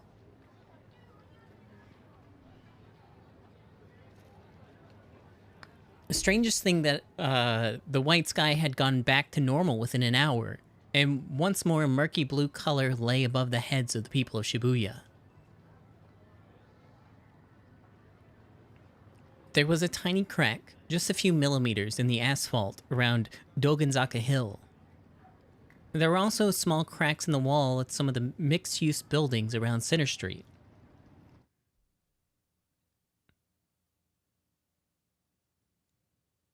Huh. Okay. My headache hadn't gone away. It took around 2 hours to reformat the hard drive. I almost passed out several times from the pain. I got into sleep in the middle of something before, but this was my first time really passing out from something.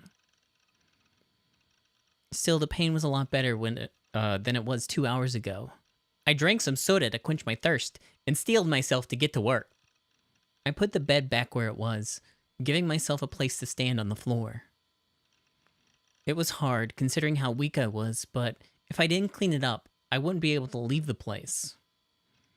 If I was trapped inside and unable to escape during Shogun's next attack, not that I knew for sure that the earthquake was his doing, I'd be doomed! I needed a way to get out. When my OS was finally back, I headed over to my computer and installed ESO. I tried logging into Baselard. Oh, there he is! やった。やった。やっナイト・ハたルトは消えてない。装備とかも全部無事だ。よかった。よかった。I was so excited that I tried to stand up and raise my fist in the air, but I was too exhausted. Still, I was so happy to see such an important part of me hadn't disappeared after all. Now then. With that done, it was time to see what had actually happened. Personally, I wanted an apology and compensation from whoever was responsible. It felt like an earthquake, but there were so many things that didn't make sense. I looked to see if Grim was playing, but he wasn't. I went to our usual chat room, though it was harder with my bookmarks gone, and he wasn't there either. What good was he if he wasn't here when I needed him? I ended up checking the top page of Taboo instead. Good thing we didn't go to the Wikipedia.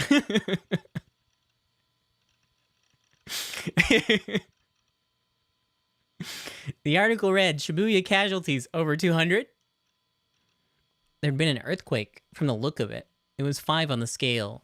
There were an awful lot of casualties, though. Supposedly the number is likely to go even higher than 200.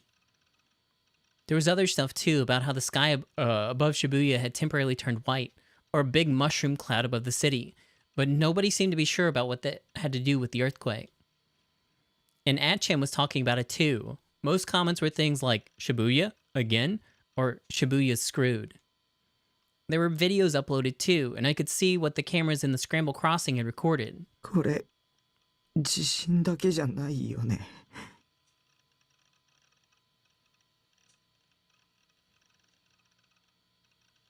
Oh yeah, that was the second. I think that was the second Nugent madness incident. I felt an incredible headache when the quake hit. No, it was way worse than just a headache. It felt like my brain was boiling over. And even 2 hours later, there was still an aching pain, and I still felt exhausted. 電子レンジに閉じ込められたら、あんな風になるかもしれない。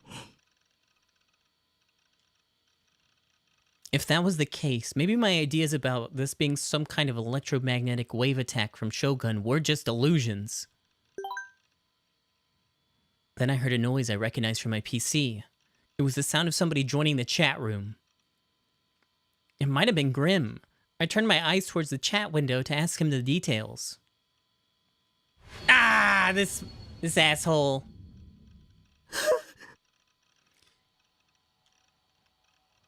A scream slipped from my lips.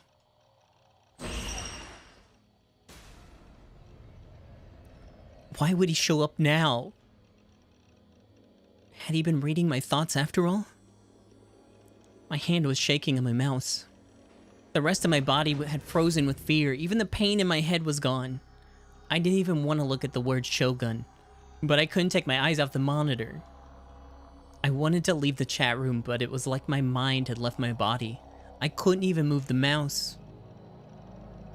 I felt the prickling on my neck. I was being watched again. It was the gaze of God. Or maybe it wasn't God, but Shogun looking at me from a satellite in orbit. I wanted to run away.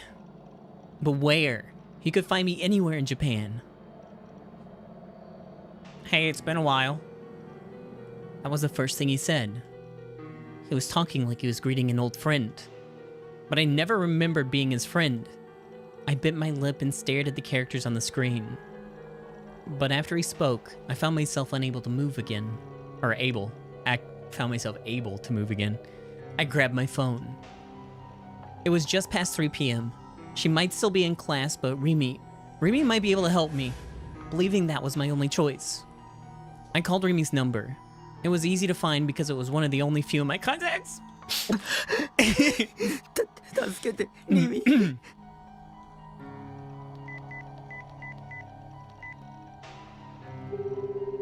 Do you hate me? リミ、早く。出て。It hurt to breathe. I couldn't think. Remy wasn't picking up. The phone kept ringing and ringing. Why? Don't you always show up when I'm in trouble? Why aren't you here now? I'm sending you a present. A present? Oh! You're sending me another one of those pictures? And this time you're gonna make me out to be the new Jin killer, aren't you? No, I'm not the killer.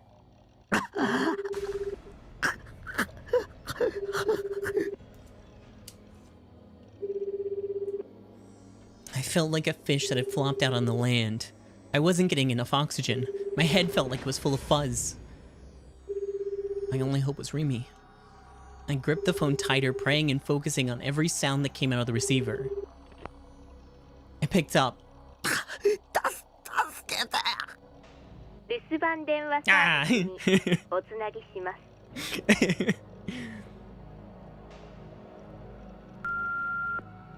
I hope you like it. Voicemail. Oh no!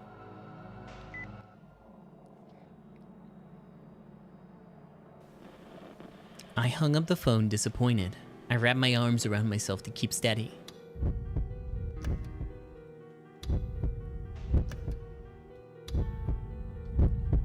My body had started to shake. I was more afraid of Shogun than I thought I was. Of course I was. He was pretending to be disabled, but he was the murderer who killed people 5 times. And I was his next target. 助けてよ。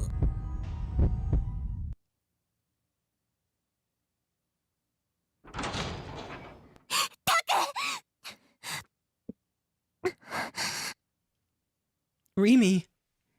Like it was plain from the start. Like the cry of my heart had been heard. Remy had come to save me. She flung open the door and came racing inside. リミ、助けて。 Does he live in a shed? He lives in a shipping container.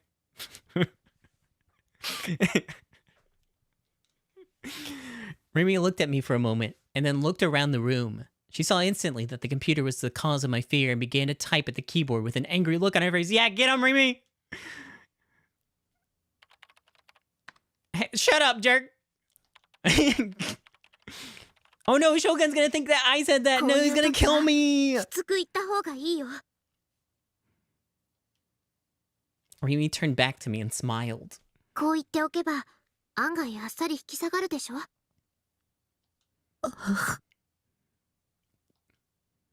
Was that really true?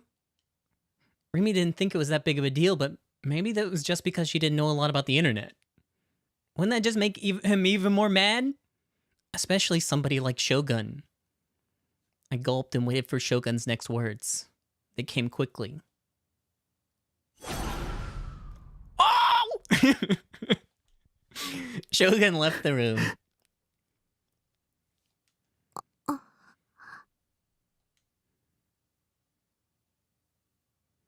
There was silence. Oh no. I knew that would make him mad. The last sentence sounded really pissed off. どうせ口だけだよ、口だけ。 Yeah. まさかここに直接押しかけてくるなんてことはないって。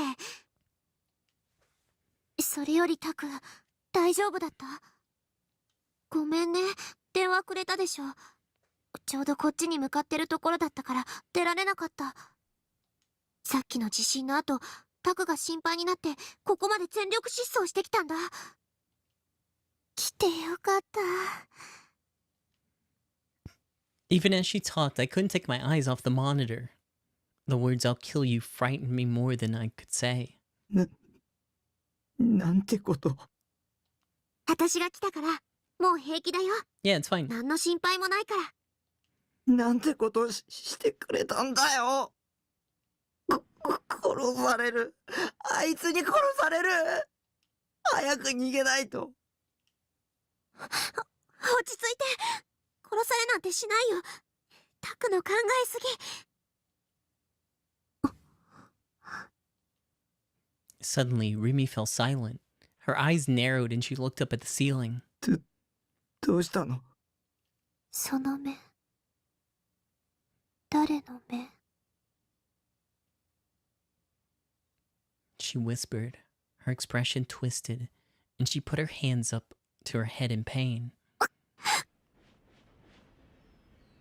頭、急に痛くなってきた。痛い。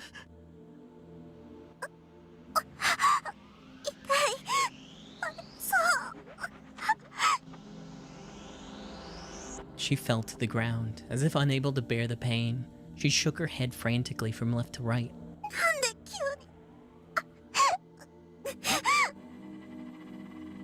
に。No. I looked up at the ceiling. Beyond it, to where there might be a satellite. Was Shogun attacking?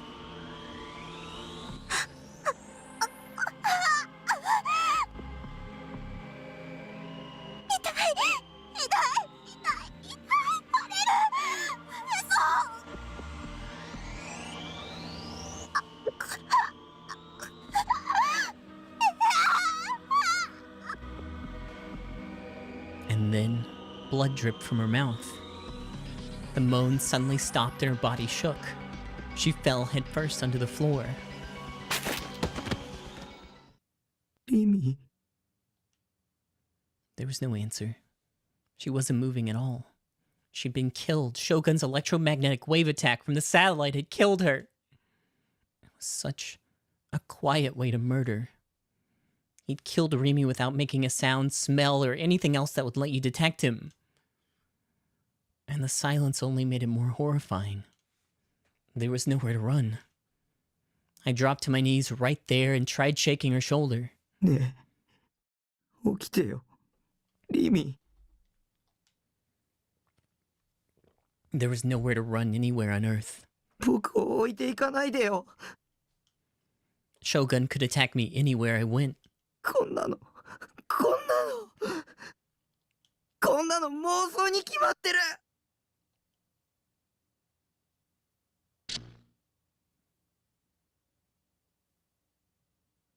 Oh, it was a delusion. Not a particularly good one.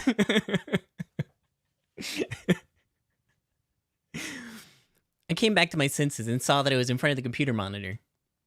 Rimi's comment was gone. Shogun's "I'll kill you" was gone too.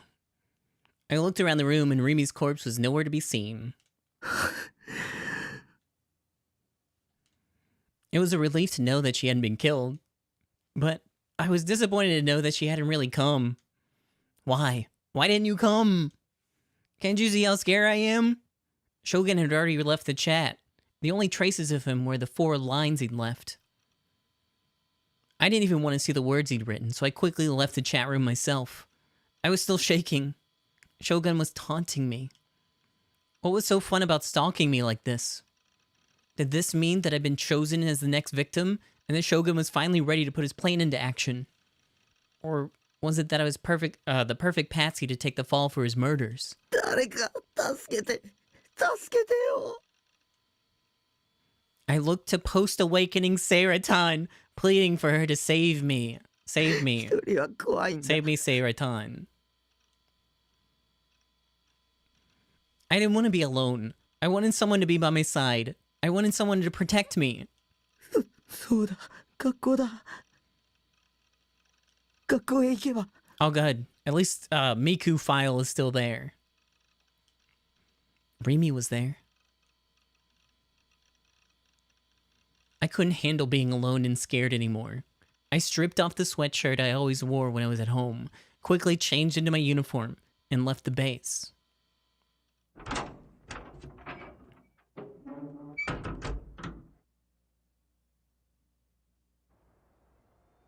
The cold wind outside made my headache feel a little better.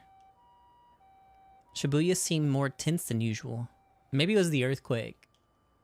I could hear the sounds of sirens in the distance. When one stopped, another started. I couldn't tell if they were fire trucks or ambulances. Probably both. Yamate Street, just one street over from where I was walking, was at a standstill. Several cars had been in head-on collisions and abandoned where they sat. There was no sign of the drivers. The abandoned cars were blocking the road, causing a traffic jam. The other drivers were furiously banging on their horns. As I slowly and unsteadily walked towards the school, a dog ran past me, howling. It was a chihuahua with bloodshot eyes. Its tiny body was running at full speed, dragging a leash behind it. Drool was pouring out from its open mouth. Had it gotten separated from its owner? As I watched it, distracted, I stumbled over something and almost fell. There was a crack in the ground. That's what I tripped on. Did the earthquake cause it? I stopped and looked at the sky. It's an unpleasant image. Chihuahuas are unpleasant, so. It's natural. No, they're fine little babies, I guess. There were several clouds now lazily traveling through the muddy blue sky. Supposedly, the sky had gone white like an aurora right after the quake, but there were no traces left of that now. This wasn't the Shibuya I knew. I felt really tense and uneasy. It wasn't just an earthquake. It wasn't just a headache, or the headache. It wasn't just those things. It felt like a terrible urge was going to overcome me at any second. Just walking down the street for some reason made me want to kill someone. Yeah, it's one of those days. By the time I reached the school gate, the terror and fear within me had grown even stronger. It felt so cold that my body wouldn't stop shaking. My headache had come back. I could see a crowd near the third-year students' building. I looked for Rimi there. Strangely, they were all looking up at the school building. Oh, Taku!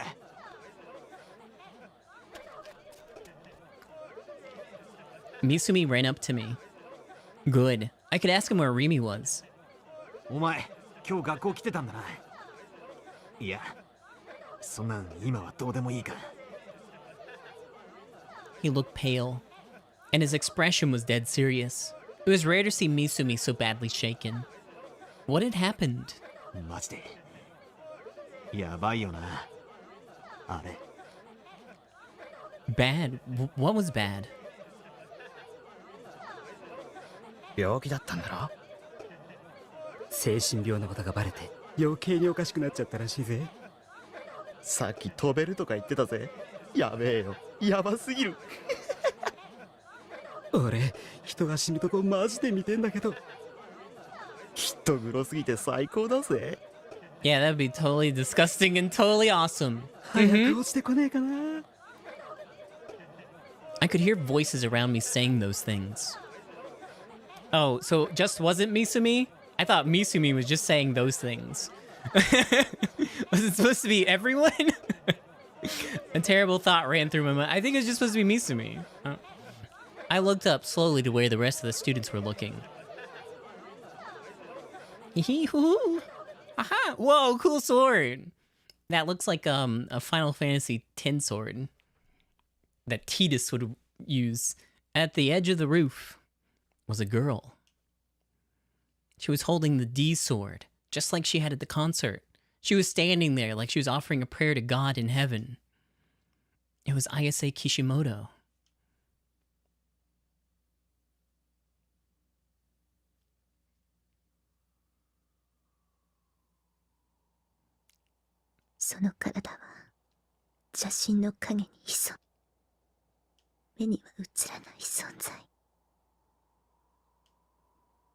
Ayase Kishimoto was feeling the wind on her body.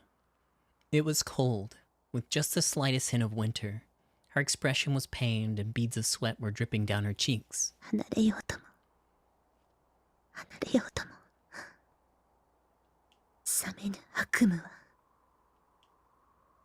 Suimei Academy's roof was surrounded by an almost 2-meter high fence.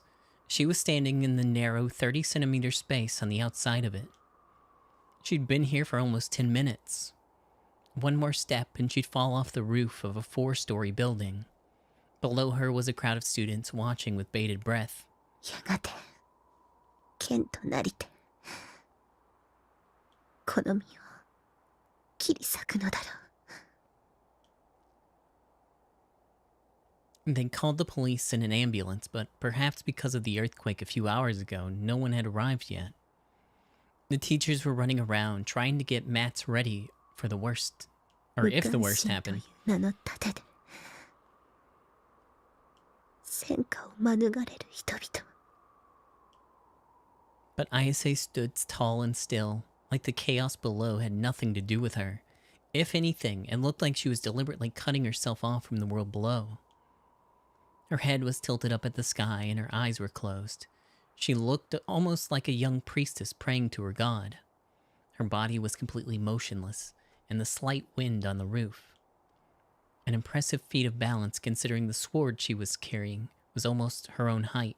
神聖なる戦場の敵は心の内の悪意なるもの。 The sword, her D sword, was flashing with a pale light, like it was having trouble breathing. Ayase's own breath seemed to be in sync with the light, and her own breathing was pained. She let out a small, soft whisper. 悪意は時として意志を持ち、そしてその姿を表す。 The words she whispered were quickly drowned by the wind. Ayase opened her eyes, turning toward the amber red sky above the Shibuya high rises. この世界は悪意の妄想に満ち溢れている。みんな他人の不幸が大好き。目を閉じても耳を塞いでもダメ。昔からずっと私のそばを離れてくれないわ。 As she whispered, she brought the huge sword to her chest. She embraced it with both arms. Strangely, the sharp-looking blade didn't pierce her skin at all. 帰りたかった。大いなる意志が住むもう一つの世界に。そのために心を切り刻んで全部受け入れたわ。混沌の器としての夢を。 Ayase's expression twisted with sadness. Tears silently fell from her eyes. The wind blew them off her face and into the sky. だけどグラジオールの帯同が活発化している。もう時間がないのに見つからない。見つからないのよ。天国の扉も賢者も導き手も七つの神罰も。黒騎士の伝説は本当なの？歌はもうたくさん歌ったわ。それで足りないって言うならね。大いなる意志よ。 Ayase slowly spread out her arms, as if she was trying to embrace the sky. As if showing herself to some god high in the heaven, or in his heaven. 飛ぶわ。 The sword's pale pulsation grew in intensity. Ayase closed her eyes again. A final tear fell from the corner of her eye. お願い。この器は差し出すから。魂を連れて行って。 And the girl stepped forward without the slightest hesitation. There was nothing left to support her body. 帰るべき場所へ。 She felt the cold wind gently blow against her cheek. She looked down beneath her.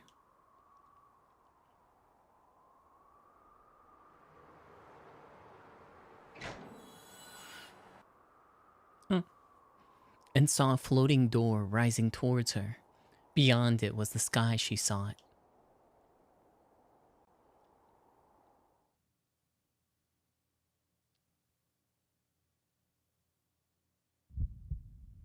All I could do was watch, helplessly.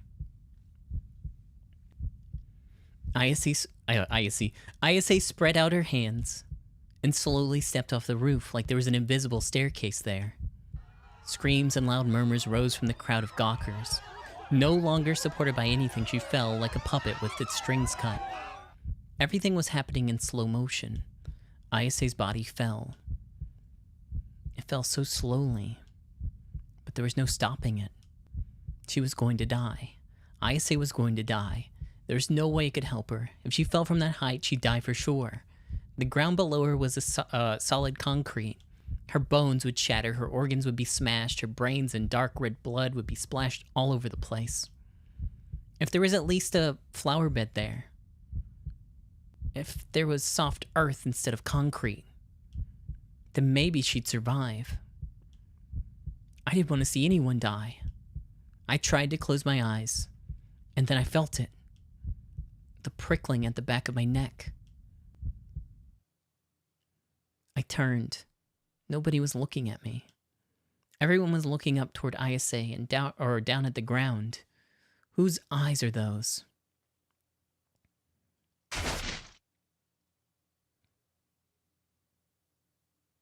I heard a noise. The sound of someone hitting the ground. I'd never heard that sound before. It was less loud than I thought it would be. Misumi was standing next to me, watching in shock. He was looking where Ayase had fallen, but instead of showing fear or sorrow, his expression was one of surprise. It wasn't just Misumi either. The whole crowd of gawking onlookers had fallen silent, like they weren't sure what had just happened.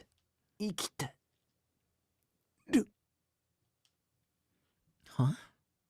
Alive.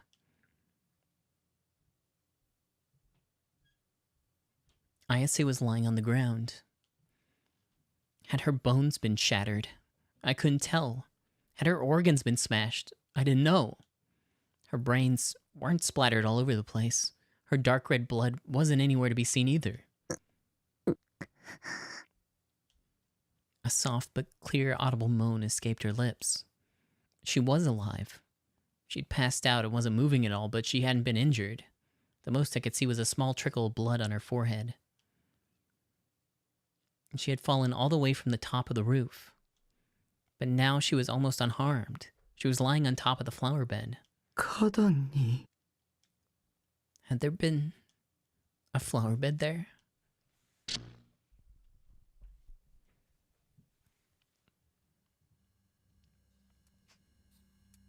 予定と結果に大きな違いがあったようだが。我々は進化への第一歩を踏み出したんですよ。三桁もの死人が出るなど我々は聞いておらんぞ。計画に不備があったのかね。いいえ。お二人にはぜひ人の進化の歴史というものを振り返ってみていただきたいものですね。進化には多少の犠牲はつきものという点については異論はないよ。These conversations get like really long, and I end up covering so much of it. Hold on.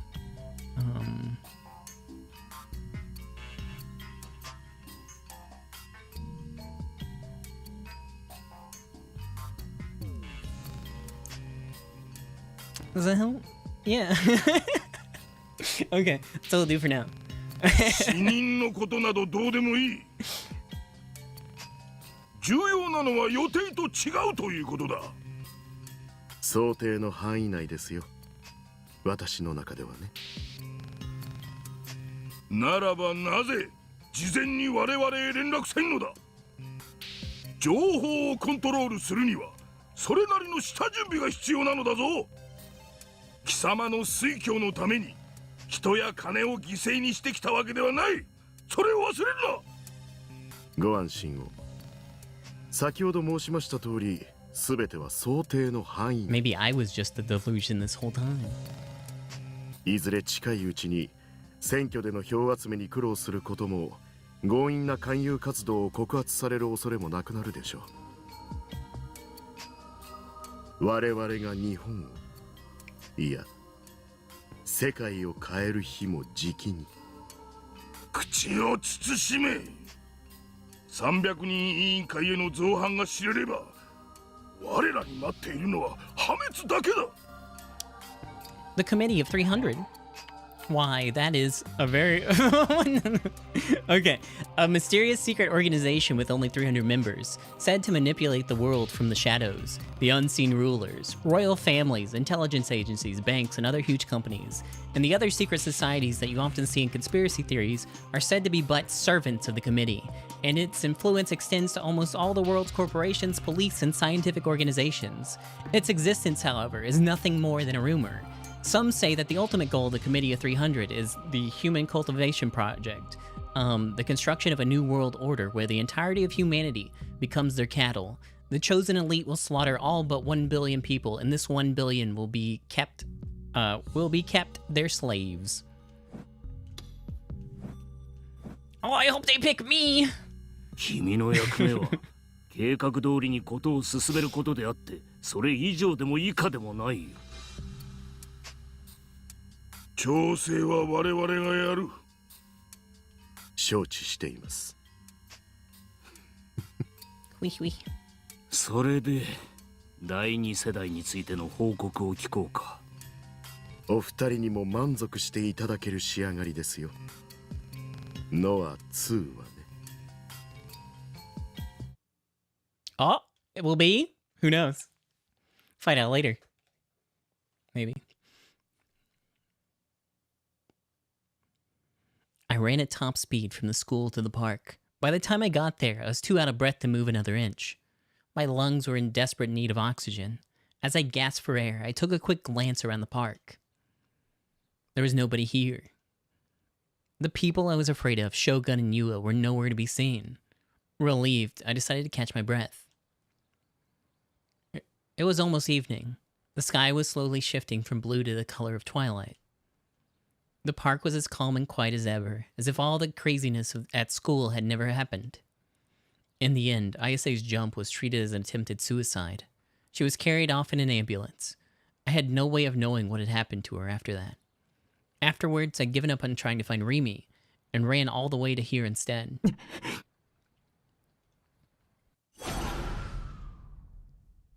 Alright, now that I'm transparent, I'm gonna scoot back over just a little bit. There you go.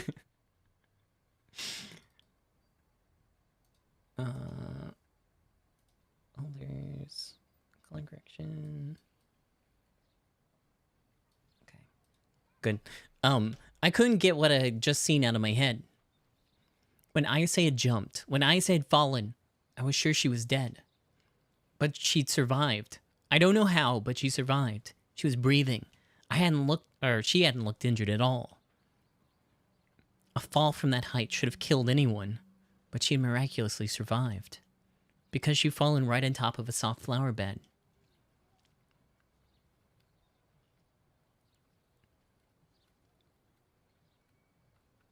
But that was impossible. Physically impossible. There'd been no flower bed there. Right until the moment she hit the ground, it had been an asphalt parking lot. A bunch of teachers' cars had been parked there. So, where had the flower bed come from? Did I do that? I remembered having a delusion from that she might survive if there was a flower bed below. But that didn't mean... Could a delusion that only lasted an instant like that really become reality? Did I do that? Maybe I really did have some kind of special power. I'd already seen something similar happen when Ayase split into two people before. Could I even do something as incredible as making a flower bed appear out of nowhere? Even without a D-sword? And that flower bed was still there after she'd fallen too. When the teachers had run over to her, they left footprints in the dirt. The flowers, I think they were the same flowers as the one in the courtyard, had snapped at the stems when the EMTs had walked over them. It was probably still there too. My delusion had become a reality and stayed that way. It hadn't disappeared like the other Ayase. And what was more, everyone had accepted it as natural.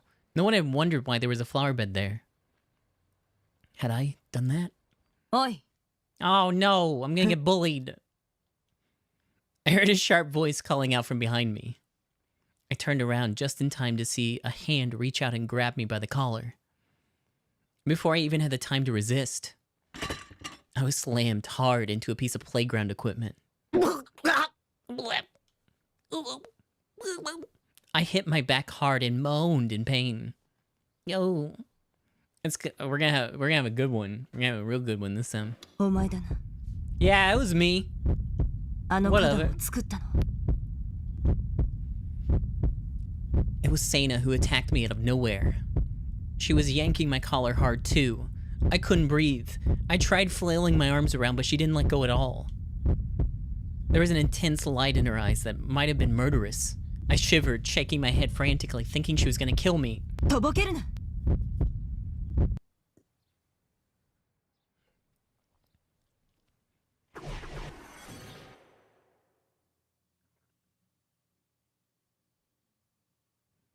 Sena's hot breath tickled my cheek.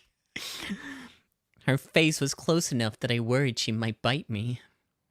Sena glared at me from up close.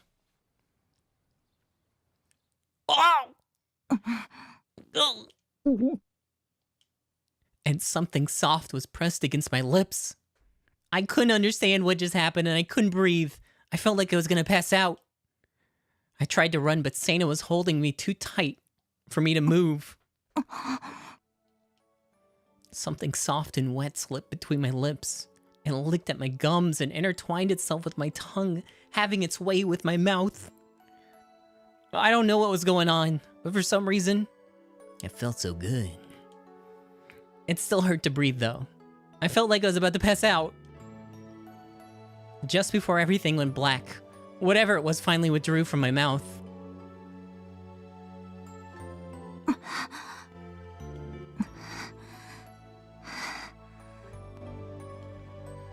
Sena's lips were wet with saliva. The murder in her eyes was gone, replaced with something like lust. Had she just kissed me? お前こそ勇者だ。お前の力を私に貸せ。私と一緒に戦え。拒否するのは許さない。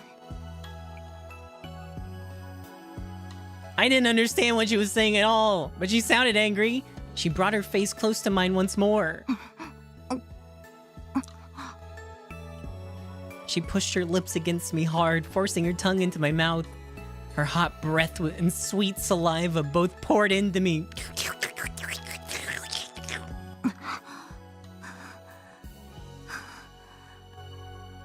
私は勇者に純潔を捧げるために生まれてきた巫女だ。Whoa. I wondered idly what H game she was taking that from. お前がいないとこの戦いには勝てない。さあ、血の契約を交わそう。How do you do that?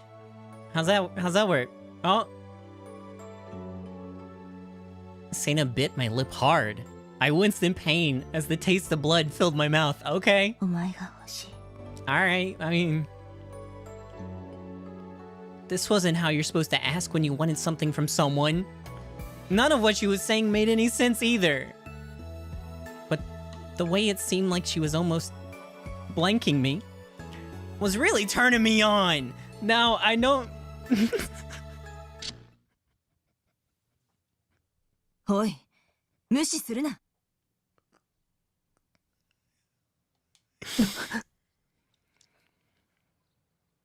It's his delusion. I came back to my senses. Sena was still grabbing me hard and pushing me against the playground equipment. Her face was still right up against mine. Our eyes met, and I could feel my own face getting hot. その力のことを誰に教わったんだって聞いているんだ。I had no memory of being asked that at all.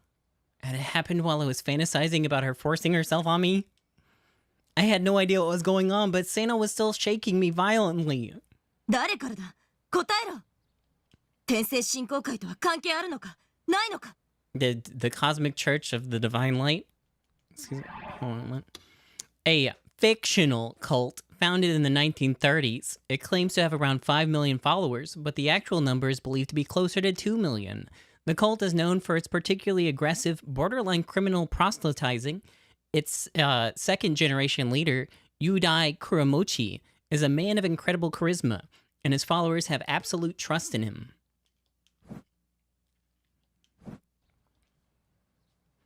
Cosmic Church of the what now? I shook my head frantically. I couldn't breathe. I was gonna suffocate. I was passing out, dying. I couldn't stay awake.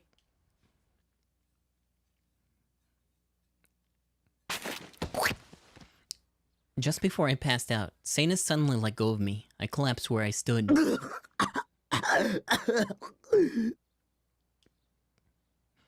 I coughed and tried to force as much air into my lungs as I could. Was Sana my enemy after all? Was she working with Shogun too? If so, I had to get out of here. 関係ないならいい。悪かった。 Sana saw my confusion and looked momentarily annoyed. Then she sighed. She turned to leave. Hey, we ever gonna talk more? No, okay. It looks like she didn't intend to hurt me after all. If that was the case, then... Hey. I worked up my courage and spoke. I thought she'd ignored me, but she stopped and turned back. She was still frowning, but at least it looked like she would listen to me. 力って、何なの? Sana knew something. She asked if I was the one who created the flower bed. Everybody else there ended up thinking that the flower bed had been there from the start. But for some reason, Sana knew differently. さっきの花壇、どうなって? お前が妄想したんだろ? My delusion? Yeah, it was, but... 妄想は現実にすることが可能だ。Oh, okay. 本当じゃないものが景色に紛れ込む。つまり、エラーを現実として認識させる。でも、視界に映すだけじゃ、それって、幻でしかないよ。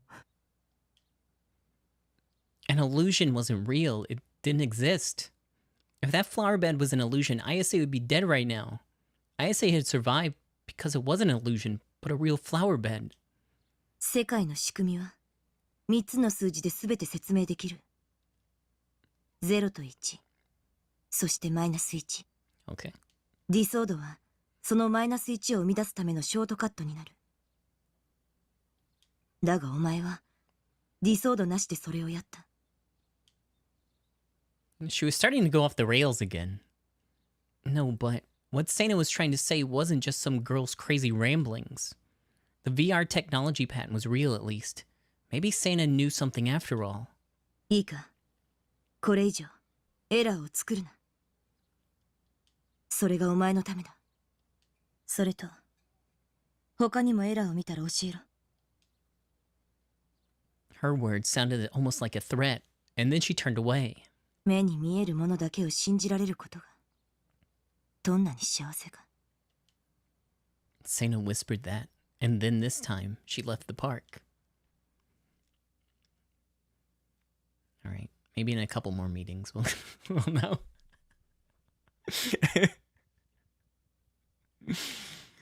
There was silence on the floor of the AH Tokyo General Hospital where the psychiatric wards were located. The surgery and emergency wards were supposedly dealing with a rash of unexplainable comas that started to occur after the earthquake. But the psych ward had nothing to do with any of that. If anything, they finished up their outpatients exams a little earlier than scheduled. A few days from now, they might have a flood of people experiencing PTSD from the quake, but for today at least, there was nothing left for the outpatient staff to do. Shino Hazuki, one of the nurses, had been working there since last night's night shift, and belatedly realized that she'd barely taken a break the whole time. She was hungry too. The ward had lost one of its doctors the other day. He'd been murdered horribly in one of the Nugent incidents, and his replacement hadn't come yet, so there weren't enough people. But all of that was left for the day where a few minor tasks. She could hand them over to the night staff and she'd finally be able to go home.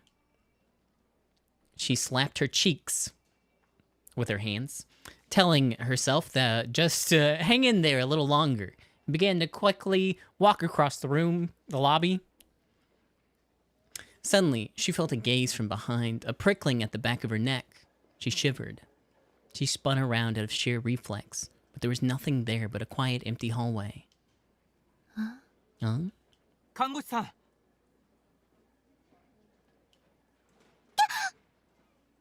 Her glasses are crooked because she's wearing the one side on the top of her ear like a doofus. Hazuki was startled. The voice had come from completely the opposite of the direction she expected. She thought the lobby was empty, but there was one person left. He called out to her when he'd seen her. This goofy-ass looking guy. It was a man with a handsome, if still young face. His pallor was healthy, and he certainly didn't look sick. あなたはちょっと時間もらっていいっすかはあ It's been a while since I saw Suwa. The man gave an embarrassed smile and suddenly grabbed her by the arm and pulled her from the lobby towards the stairs. The man, Momoru Suwa, took out a small black book from his pocket and showed it to her. He flipped it open and showed her his police ID. He stopped next to the stairs and looked around carefully to make sure nobody was nearby. それでお話って Still, she had work to do and was feeling a little uneasy. Suwa seemed to realize this, so without wasting any more time, he took out a photo from his pocket and showed it to her. この少年に Back up, bro. It was a photo of a listless-looking Takumi Nishijo. Because of the nature of his work, Hazuki prided himself on being good with faces. Hazuki prided herself on being good with faces, and she nodded without even really thinking about whether it was okay to answer or not. 西條匠間違いないっすかえでも Her hesitation was natural. Giving anyone, even the police, information about a patient was strictly against the rules. But of course, Suwa had known that when he talked to her, his casual attitude suddenly vanished, and a serious look appeared on his face. He dropped his voice as he spoke. 頼みがあるんすけど西條匠のカルテこっそり見せてもらえないっすか I do it. This man looks unhinged. Give it to him. とある事件に関わる重要なことなんすよ Hazuki wasn't sure what to do. She turned to leave, but Suwa got in front of her and blocked her. 困ります。迷惑はかけないっすだから頼みますよ Finally, he got to his knees and began to beg. やめてください。本当に無理なんです。これ以上犠牲者を出さないためにも I'm not sure if there's any other angles to this man either. You see him a lot. But it's always like this front-facing angle. Hazuki couldn't come up with anything, so just stood there helplessly. So you can't really figure out the dimensions of his face, but he's kind of got some lizard-like qualities to him. After Sena left, I spent a while standing there in shock, then quickly dashed back home. Fortunately, I didn't run into Shogun or Yua. In the end, I'd come back here without ever finding Rimi. After the earthquake that happened with Ayase, I was sure they'd send the students home early for the day. It was even possible that Rimi might show up here soon. Until then, I just had to sit here quaking in fear, I guess. I decided to take my mind off the fear by using my now functional computer to gather information. Then I saw my phone where I had left it next to the monitor. The light on it was flashing. I opened it and saw I received a message. I thought it might be from Rimi, but... Something happened at school today. Somebody tried to jump off the roof. I was so shocked and scared, sob. I wonder if they're okay. Were you at school when it happened? That earthquake was really crazy, huh? My head really hurt. I wonder why. Okay. I guess to Nanami, nothing really happened today that was nothing that had happened today was that big of a deal. Lucky her. Of course, I didn't answer. I decided to look up anything I could find on ISA. I still couldn't get couldn't get to Phantasm's official homepage. The media didn't have anything to say about her either. To be fair, the earthquake was probably far bigger news than an attempted suicide by the vocalist of an indie band. Right now, I had no way of knowing if she was okay. There was a lot more information about the earthquake published now than there had been when I last looked. The number of dead had climbed to 118. And there were over 300 injured, too. I couldn't believe that there was a 3-digit number of fatalities. I thought they said there was like 200, and now we're back to 100. The epicenter of the quake was Shibuya, and the damage was limited to Shibuya to an extent that was surprising. The quake itself was intensity 5. There was also an article saying that almost every piece of magnetic media in Shibuya had been destroyed. The thought of the tragedy that had befallen me happened to other people made the frustration and anger I'd felt come roaring back. It was a true tragedy. My H-game save data, my porn collection, they would never come back. Sigh. Still, it didn't seem like an ordinary earthquake. An ordinary earthquake wouldn't have killed 118 people. The internet had noticed how odd it was too, and there was a lot of discussion. Make sure to read the Figure H-game guide. You think whose eyes are those caused this earthquake? Omega symbol, omega symbol, omega symbol, what? Way to go, whose eyes are those? Damn it, they're all having fun talking about it. I thought back to what happened during the earthquake. I'd been hit by an incredible shock. It was a sensation that I'd never felt before, like my head was boiling over or exploding. Yeah, I know about the fan patch. Unfortunately, I'm on the Switch version, so I can't do it. It'll probably be a long time before I finish this game fully, so I'll probably end up picking it up on Steam. I should have done it recently. I saw it pop up, but I never thought I'd return to this game. This is on the Switch, yeah. That could easily kill someone, I thought. I looked at what was on TV too, not just the internet. My PC had a TV tuner built in, and that was why I didn't need a TV in my room. Does anyone still use a TV tuner? 現在までに死者118名、重軽傷者300名以上と非常に多くの犠牲者が出ていることが分かっています。さて、渋谷の駅前と中継がつながったようです。島谷さん、現地の様子はいかがですか？2005年に同じように震度5の地震が東京であったんですよ。その時はゼロで、なぜ今回は100名以上の被害者が出ているんですか？被害者の数は震度に比例するわけじゃないんです。そこには様々な要因がありまして。亡くなった方の死因や病院に運ばれた負傷者の容体については、未だ詳しい情報が入っておりません。また、渋谷区を中心に磁気メディアが全壊してしまっていることについて、今日は専門家にお越しいただいております。地質学産業研究所より林原泰造先生、財団法人地質調査環境センターより小沢幹人先生にお越しいただきました。林原さん、今回の地震について磁気メディアに深刻な被害が出た原因というのはどういうところにあるんでしょうか？まず知っておいていただきたいのは、渋谷区あたりの地下200メートル付近には磁鉄鉱、つまり天然の磁石が多く埋蔵されている地層があるということですね。地層の分類としては火成岩層ですが、私たちはこのエリアを磁鉄鉱の谷、マグネタイトバレーと呼んでいます。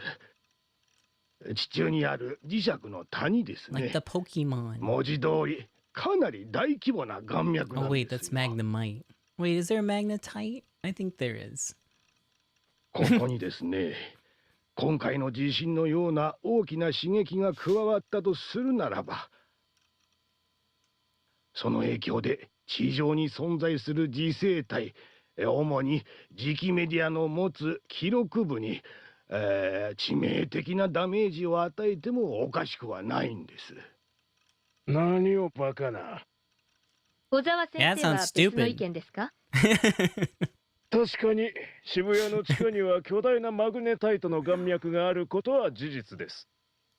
ですが、磁石と呼ぶにはあまりにも微弱なこのマグネタイト群にはですね、地上の磁気モーメントや安定磁場を崩すほどの力はないというのが通説になっています。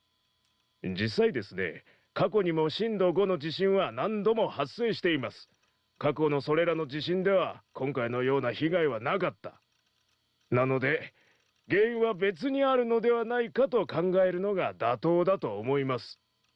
そうは言うがね、今回の異常な犠牲者数についてはただの地震では片付けられない何かがあるのが事実なわけであり、渋谷にいた人のほとんどが頭痛がしたって訴えていることからも間違いなく自鉄鋼が関係している可能性が。磁場ごときで100人も殺せると主張するおつもりですか？それではここで CM です。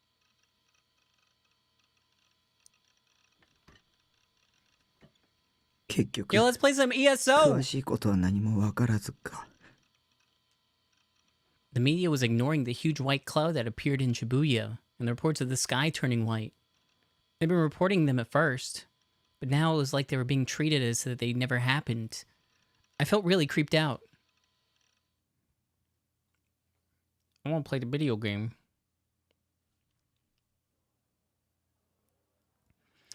The after-hours entrance at AH Tokyo General Hospital had a place at the side for ambulances to park when they arrived with emergency patients. There were 2 ambulances there now, and the EMTs were unloading patients to carry them into the hospital. A doctor in a light green surgical gown and a middle-aged head nurse were giving them orders. There were several patients sitting around the entrance waiting to be seen, and it was clear that the doctors were having trouble keeping up. There were 2 types of patients coming in today. The first were the injured, who had blood dripping from their arms or forehead, and their faces were twisted in pain. They were painful to look at, but they were being ignored for now. Priority was being given to the patients who were being brought in unconscious, but without any external wounds. An awful lot of people coming in after the earthquake fit that description. These symptoms had never been seen after an earthquake before. As of now, the doctors had no idea what caused them to lose consciousness.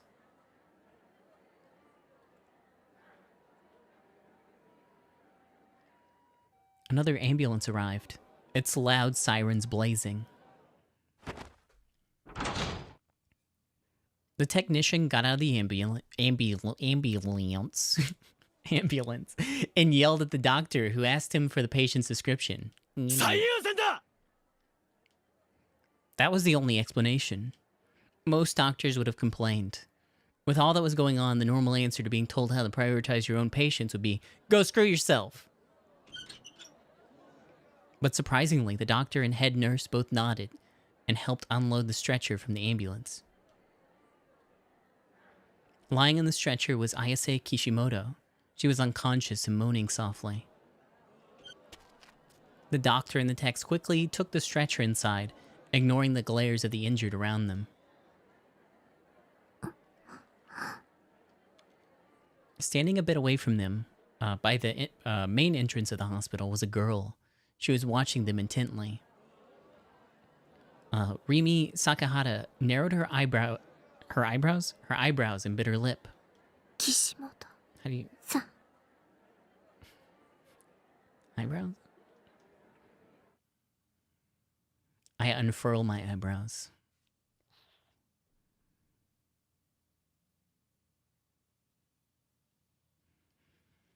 The earthquake was concerning, but Shogun was a much bigger deal to me right now. My headache was gone, but the fear was growing stronger and stronger inside me, and being alone was making me feel more and more depressed. There was still no word from Rimi. I tried calling, but she didn't pick up. Until now, Rimi would always appear right when I needed her and tell me everything would be alright. Why didn't she come for me today? She said she'd always be there for me. I gritted my teeth and devoted myself to setting up my computer. First, I had to reinstall my email software. I only set it up once when I first got the machine, and then never touched it again, so I didn't remember any of my settings. I had to start by trying to figure out where the software and the manual even were. It wasn't that big of a job, but before too much time had passed, I realized I was covered in sweat. Several times, I got annoyed and almost gave up. But still, after an hour of work, 30 minutes of which was spent searching for the manual, I had my email back. That's something. I looked to see if I had any new messages.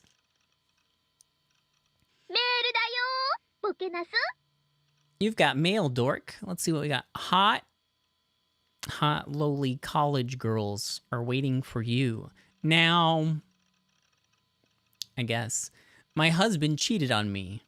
Whose eyes are those? Now recruiting, only 20 spots available. I had fun yesterday. Your next quarter's tuition. Mind-blowing sex. I'm a pervert. Be my sex friend. Whoa, cool. Ah, I could finally hear Seraton's voice again. Hearing it just made me feel better. Like all my hard work had paid off. I had 8 new messages. All of them were spam.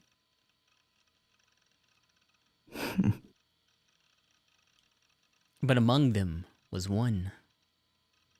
It seemed a little unusual. And had a slightly unusual name. For its sender. Oh yeah, that one. Sorry. Yeah, that one.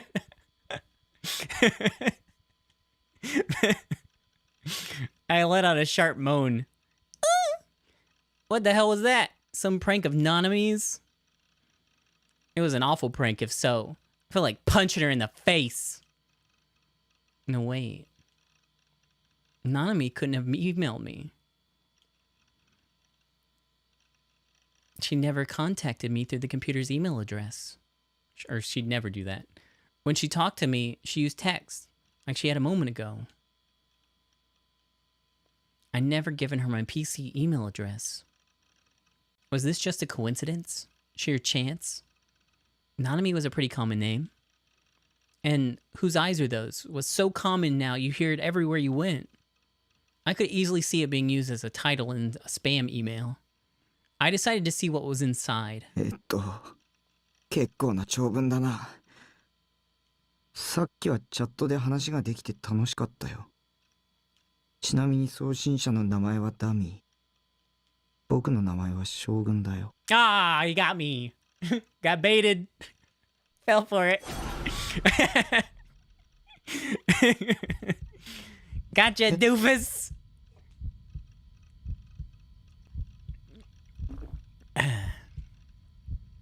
Shogun. No way. 将軍が僕のメアド知ってるはずが。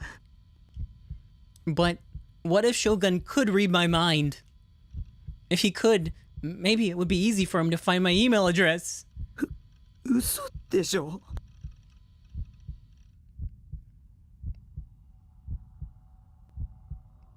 What was this? My name is Shogun. I'm glad Ayase survived. I was planning on using her as a victim in the next Nujin case, but I decided a suicide would serve my purpose just as well. I'm impressed with you though, Takumi. You've got a new high score. Very impressive. Very impressed. You really are special. Now then, it's Nanami Nishijo's turn. Oh, I'm hoping to make this one especially dramatic, since she's your sister. Shibuya's in a nasty mood right now because of the quake. It's up to you to bring this to a moving climax that will make everyone feel so much better. It's getting hard to finish all these quests unarmed, isn't it? You're a hero. Don't you want a hero's sword? Don't worry, I'll help you out. I read the whole thing.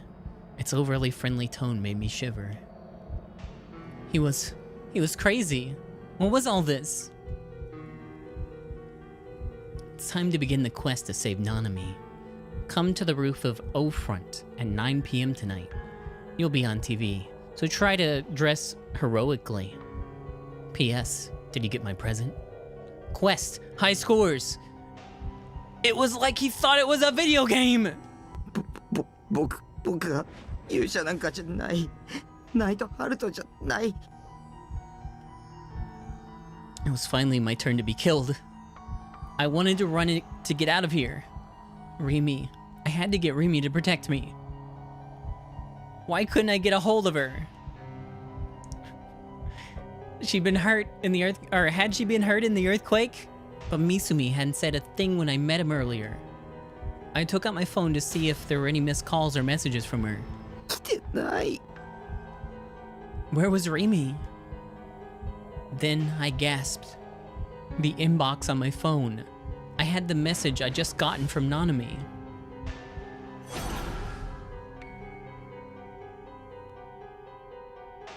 Was Nanami okay?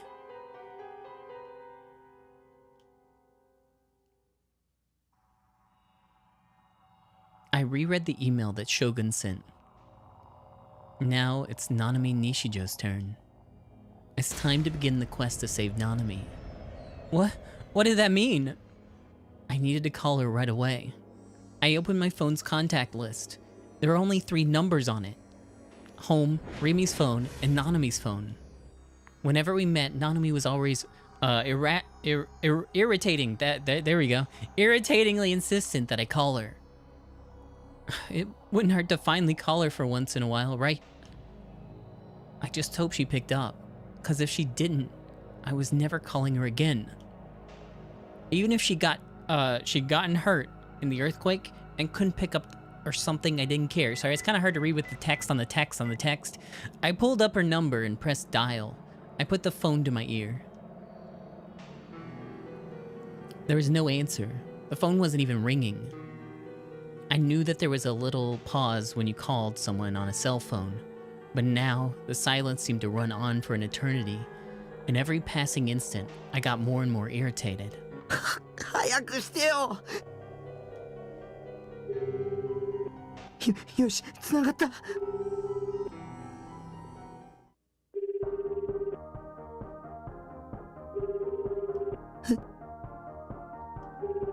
Huh? What was the sound? I pulled the phone away from my ear.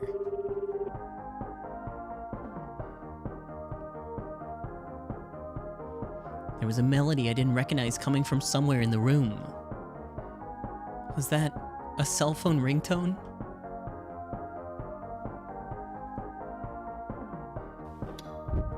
Whose phone was ringing? From the timing, it had to be. I shook my head. I didn't know what ringtone Nanami used on her phone, which meant there was no proof that the melody I was hearing was from Nanami's phone.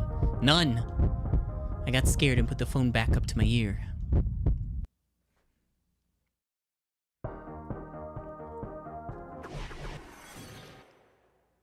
Who was phone? Nanami hadn't picked up yet. Come on, pick up. Pick up already. She picked up. Nanami. Nanami でしょ。返事しろよ。今どこにいるんだ。大丈夫なの。何か言って。Nanami。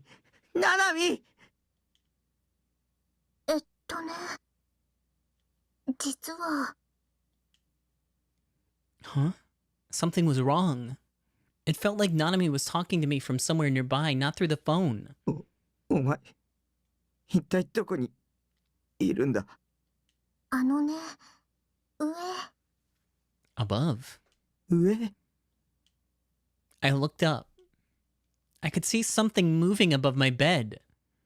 There was what looked like a person squirming between the stacks of H-game boxes. Was this? そこにいるの？見つかっちゃった。Tehe? It was Nanami peeking out at me and looking a little apologetic. She'd been hiding there. For how long? 何がテヘだよ。Tehe? それより、車椅子の怪しいやつに会わなかったか。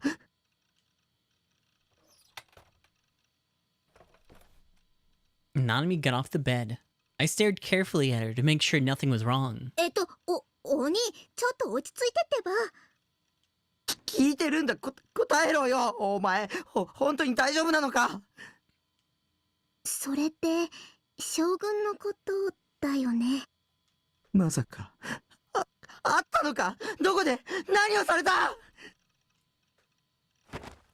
I grabbed her shoulders and brought her face right up to, or my face right up to hers.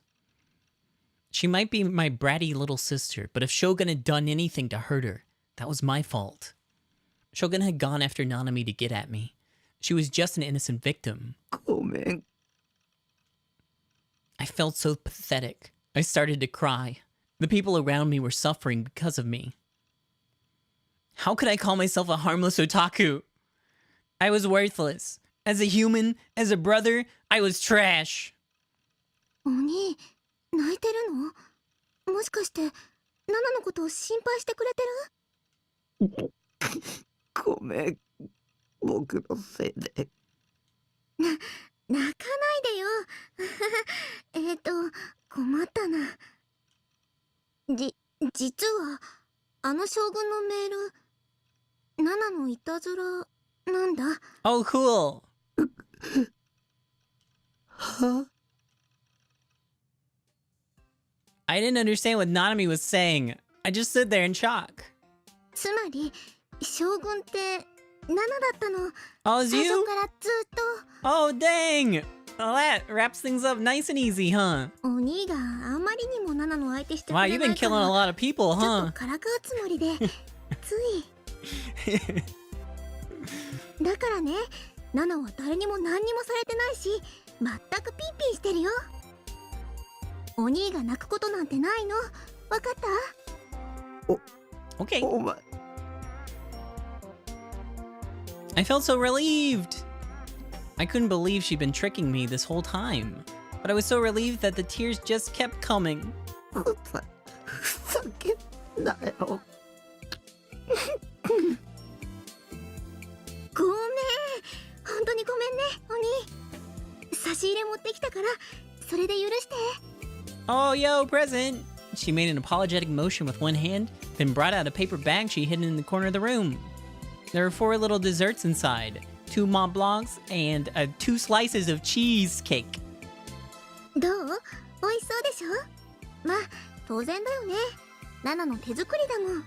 お兄のために作ったんだからね。ほら、一緒に食べよう。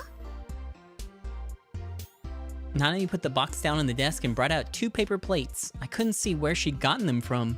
She put 2 of the desserts on each plate. ねえお兄、ナナのこと心配してくれてありがとう。Mm-hmm. すごく嬉しかった。お兄にもいいところあるじゃん。泣いちゃったのはちょっと情けなかったけどね。Yeah, got him. Stupid. Quiet, you lying little sister. After being lied to and crying, my pride was in ruins. I felt like a moron. でも、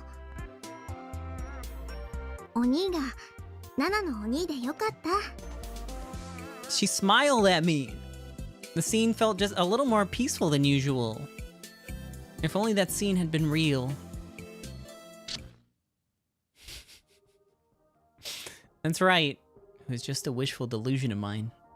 Nanami still hadn't answered, and somebody's phone was ringing in my room. It was a cheerful melody, the complete opposite of my own mental state. I felt awful. Nanami's phone had to be in my room. I couldn't think of any other way to explain it, and I couldn't avert my eyes from reality anymore.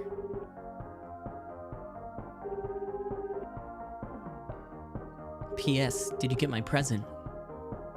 No, that had to be a lie. There was no way this could be real. I lowered my phone slowly.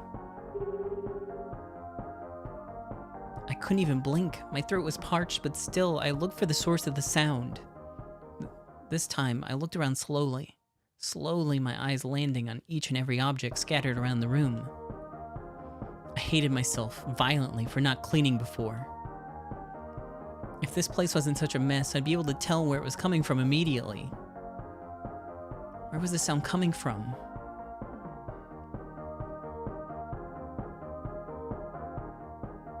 This box.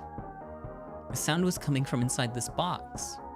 It was the size of 2 H-game boxes side by side. The only thing you could tell the relative size of anything is by comparing it to H-game boxes. I thought it was from something I bought online, but there was nothing printed on it. There was no address label either. But it was sealed tightly with tape. Had this box always been here? Did it fall off the bed in the earthquake? Yeah. I'd never seen this box before. I always opened anything I ordered online right away too. And if it was something I soloed at an online auction, no, it's not soloed, sold. I don't know why I said, kind of looked like solo. Sold at an online auction, I'd had shipped it right after I wrapped it up. I thought that maybe Nanami had brought me some food or something, but I didn't remember her bringing a box this big, which meant that in the hour or so I'd been at school, someone had been here. I'm sending you a present. I hope you like it.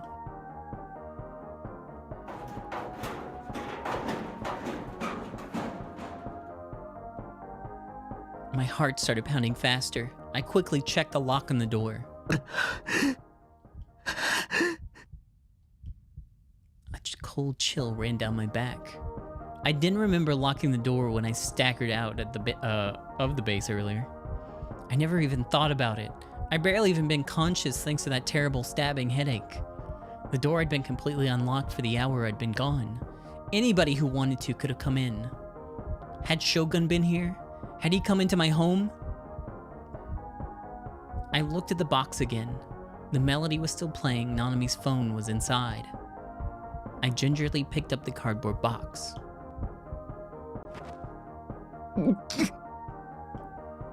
It was heavy. It was far too heavy to hold just a phone. It felt like it weighed about the same as a 500 milliliter bottle of juice. I hesitated to open it. Something felt very, very wrong. こんなの開きたくないよ。 But I couldn't think of a way to avoid it. And I was worried about Nanami too. She was a little brat, but she was still my sister. Nanami's phone was inside this box, which meant that someone had stolen it from her. It's time to begin the quest to save Nanami. That's what Shogun's email had said.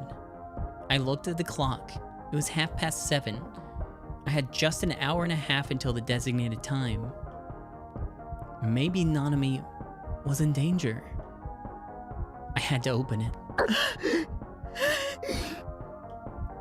The sensation of my heart pounding wouldn't go away. The sweat was pouring off my forehead. I wiped the sweat away with the back of my hand and let out a moan, ooh, as I started to strip off the tape. やだ、やだ、やだ、やだ、やだ、やだ、やだ、やだ、やだ、やだ、やだ、やだ。 I whispered in prayer as I opened the lid. Yummy peanuts! And a big burrito, it looks like. Thank you. Inside the box was a lump of aluminum foil. It even put packing peanuts around it. Holding back my terror, I looked inside the box, but there was no sign of the phone. The melody was coming from within the foil. Sweat got in my eyes and stung. I realized my whole body was covered in sweat. Please, just make this all stop happening. Why was I the only one this ever happened to? Oh, is the bot broken, like, again? That's really weird.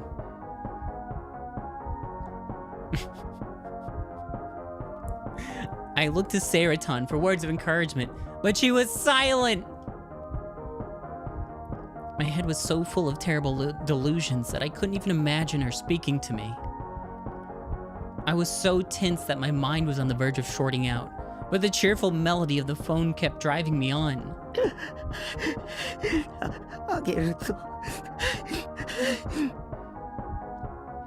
I steeled my nerves and grabbed the edge of the foil with my fingers. I closed my eyes, held my breath, and ripped off the foil.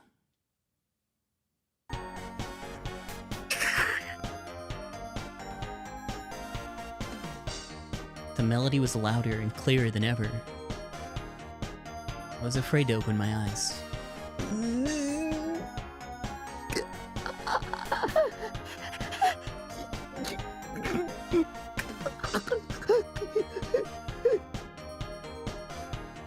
I tried to catch my breath, but it wasn't working. It's fine, there's nothing to be worried about. This was just some prank of Nanami's, right? Any second now, she was gonna walk in and yell, "Gotcha!" Yeah, that's what would happen. It was the only explanation. If she came in, I was gonna scream at her, and then I'd never speak to her again. That's right. Tell me I'm right, Nanami.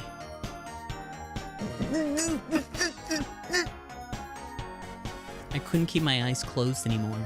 Staring into the darkness was too much for me. The fact that I couldn't see it was making the awful delusions worse. So I slowly opened my eyes and saw.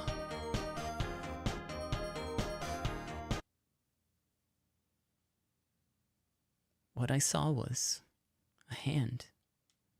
A small, cleanly severed hand. It was holding the same model phone I had. And on the wrist. へえ、かわいいバングルじ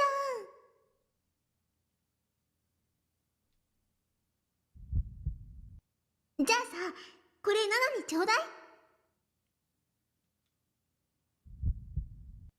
ひひ、お兄、どう？似合う？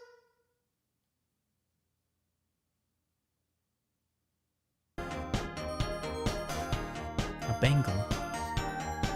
Its yellow band was stained red with blood.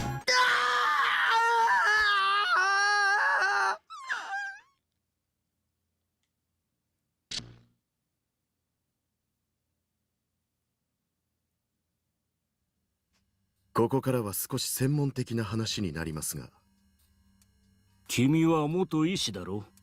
患者に説明するように分かりやすく簡潔に話してもらえるとありがたい。努力しましょう。さて、人間の脳の中にある何億という脳細胞。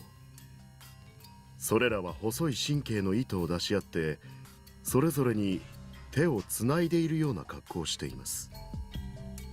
しかし実際には各神経の先端にある手と手の間にはごくわずかな隙間が空いているんですよ。脳細胞に情報の電気信号が送り出されると、その神経の手のひらから極小の物質ドーパミンがボールのように飛び出してきます。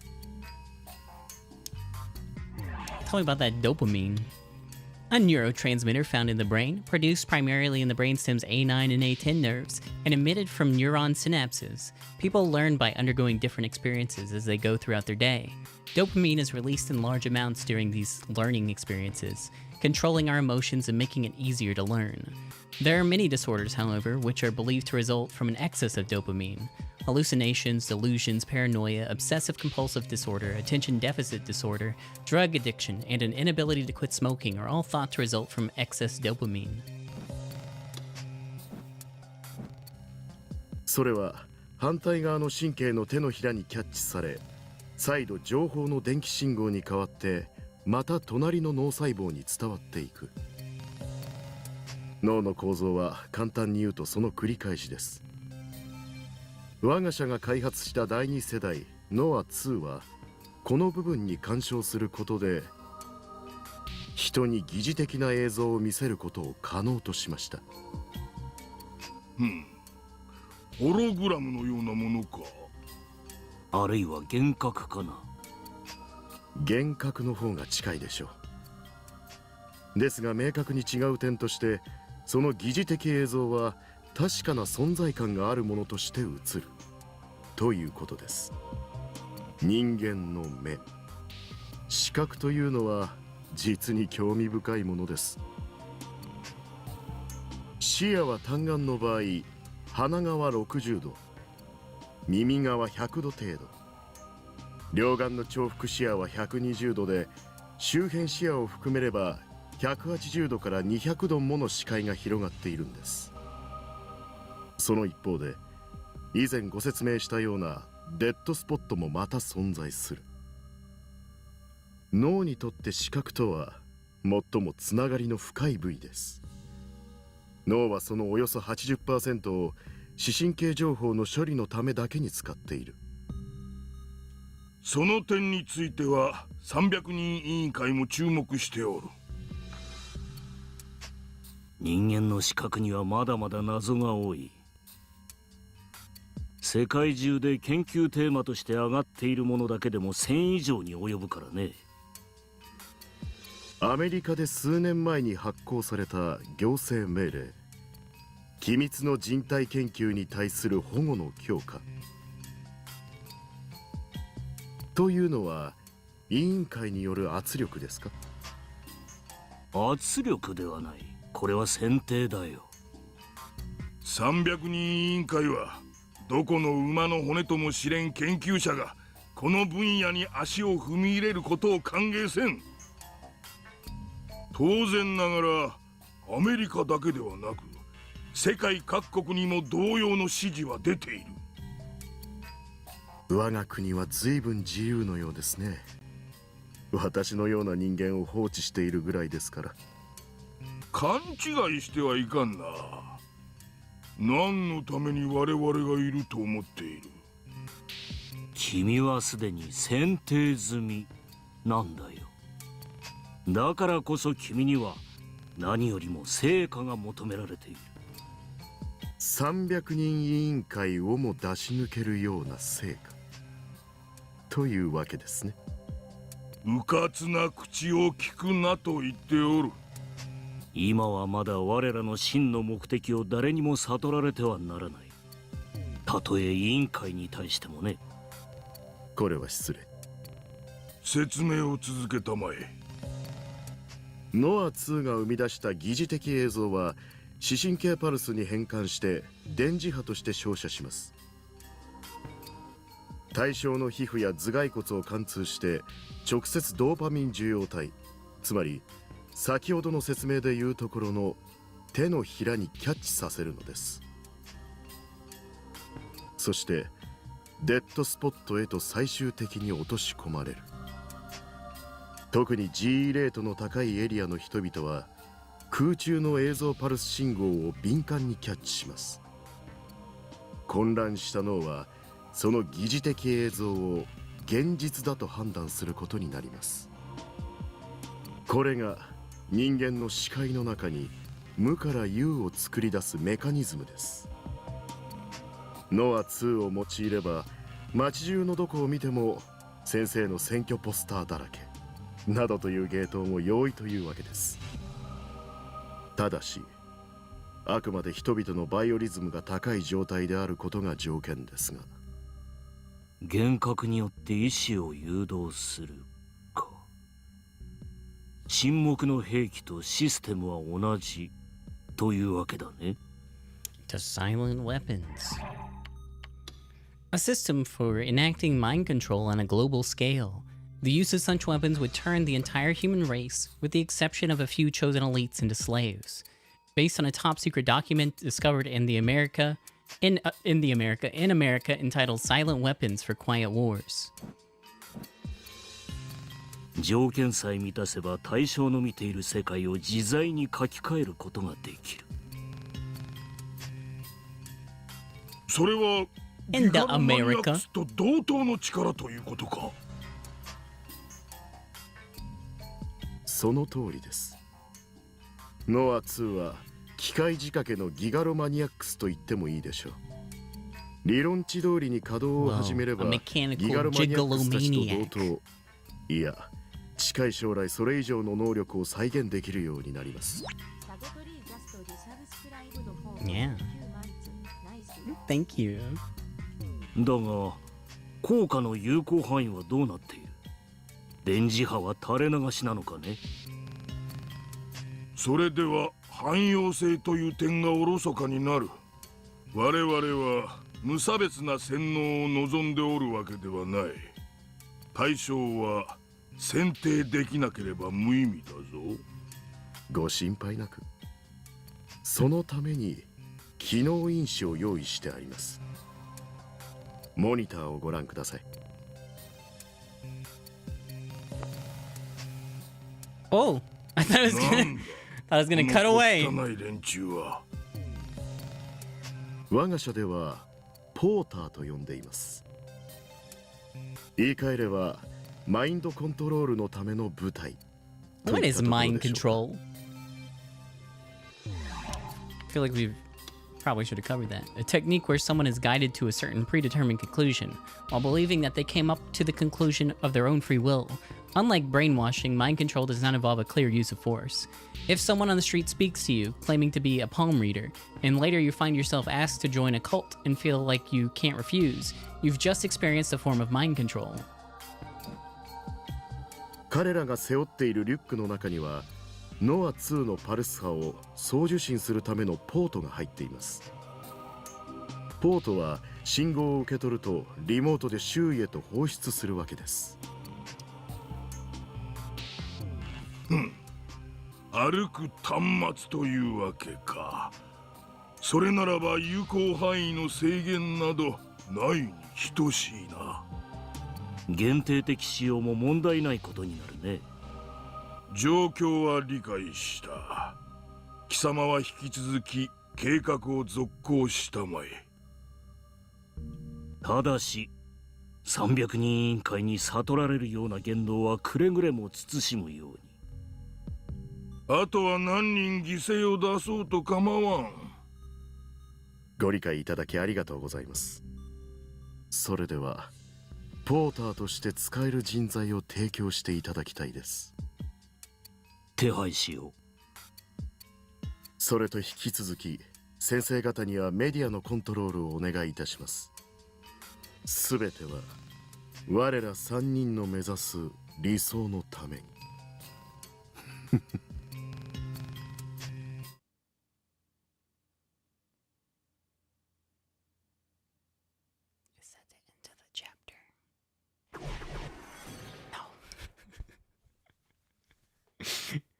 Oh, good, it's Seraton!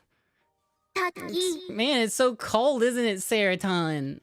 ねえ、タッキー。聞こえてるっしょ？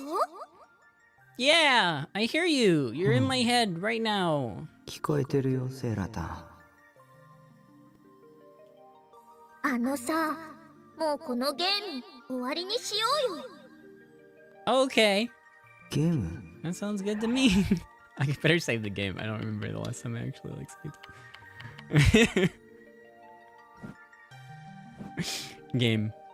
ナナミッチはタッキーの大事な妹だってのはわかるけど、きっともう手遅れだよ。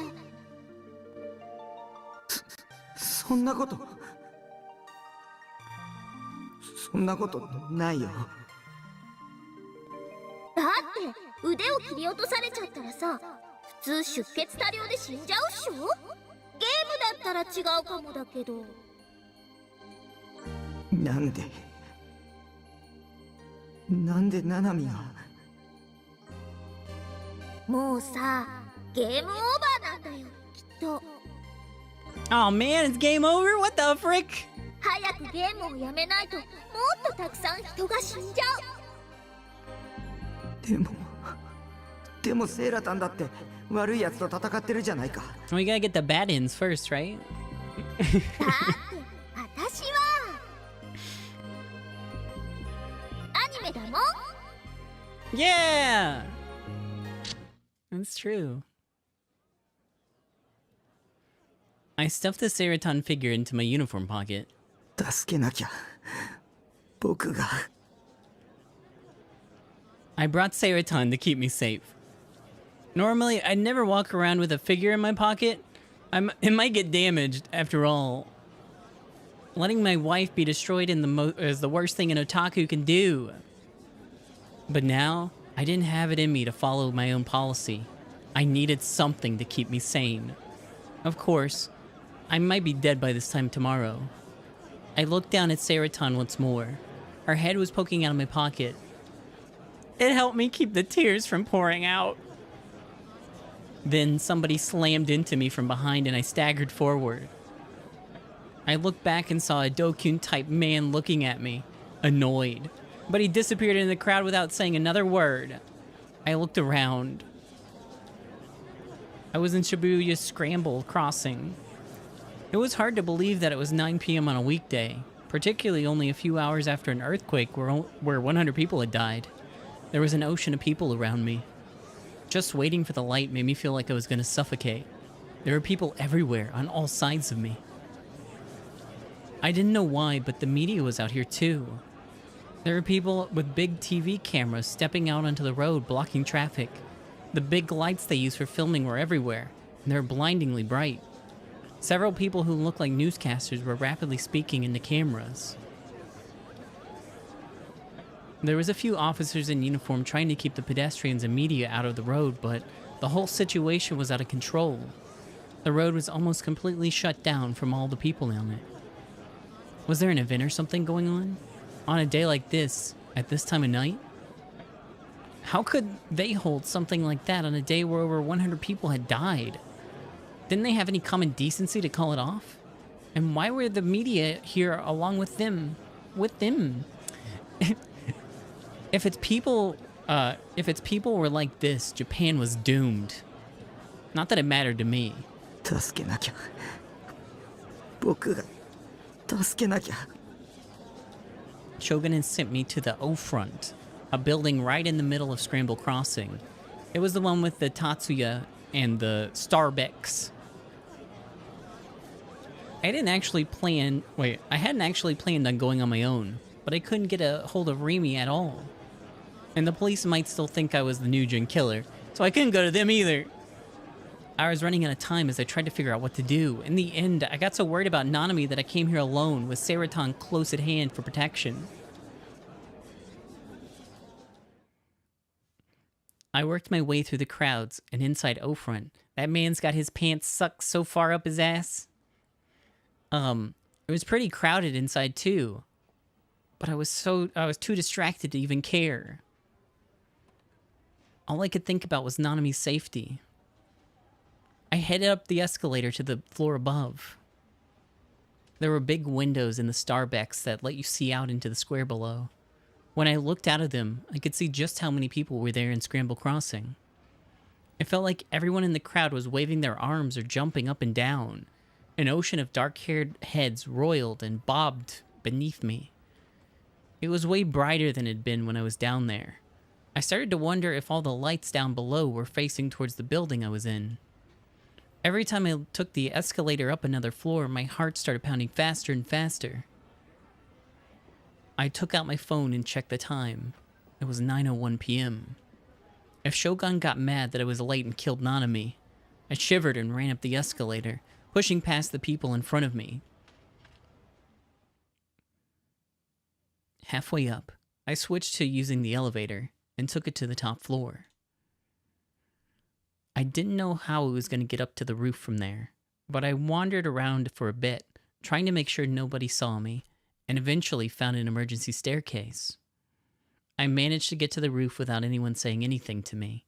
It was a lot easier than I thought it would be.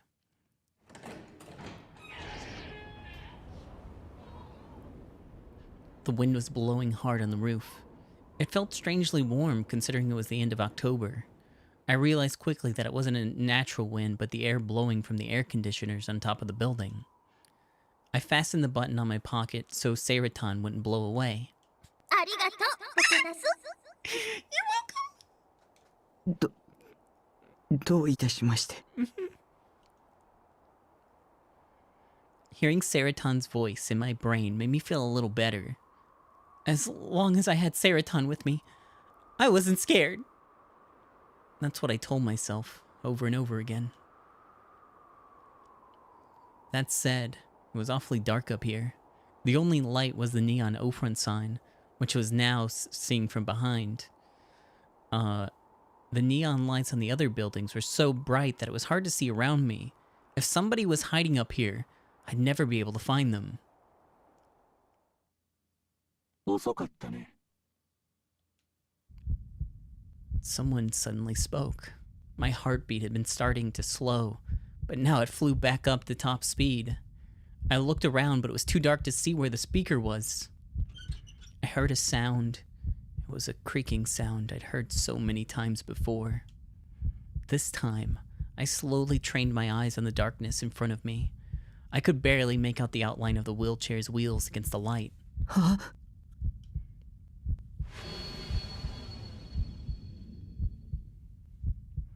Shogun. ようこそ、匠くん。 The voice was friendly as it said my name. It made me feel sick. I didn't want to talk to Shogun. I was scared. I wanted to run away from here right now. じゃあ逃げちゃおうよ。 Yeah, let's run away! このままじゃタッキー殺されちゃう。 Mm-hmm. Gonna die. But Nanami. 君はすごく勇気のある人だ。ちゃんと一人で来てくれるとは。ありがとう。と言っておくよ。 Wait, something was wrong with this Shogun. Something was different than before. Right, his voice. His voice wasn't right. その声。声なんてただの空気の振動でしかないよ。どう聞こえるか、その場の条件によって変わる。 I like the alien voice too, that one. そうだろ? What was going on? His voice was changing more and more. Was he using some kind of machine? Maybe he didn't want me to identify his voice. At this point, why bother? And what was he saying, or what he was saying didn't make any sense either. タッキーを混乱させようとしてるんさ。油断しちゃダメ。誰の言葉も信じちゃダメ。 That's right. Seiratan was right. Seiratan was always right. Always. I put my hand over the pocket I kept her in and squeezed tight. ななみはどこ? I was so afraid my heart felt like it was about to burst out of my mouth. I forced myself to speak anyways. I thought stuff like this only happened on TV and in video games. ななみはもう死んだの?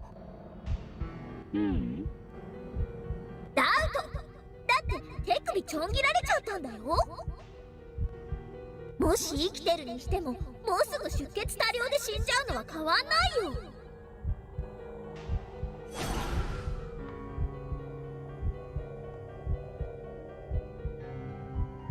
I started to cry. I couldn't see Nanami's puffed up, pouting face in my mind. Or sorry, I could see it. She was a little brat. Honestly, she was obnoxious. But still, I was so sad I was crying. ななみは僕の妹なんだ。僕の大切な。なんで殺したんだ。ひどいよ。死んだと思う。もしかしたら君の家に送ったあの手首は別人のものかもしれないよ。Oh, okay. Cool. バングルと携帯はナナミちゃんのものだとしても、手首そのものは別人のものかもしれないっていうこと。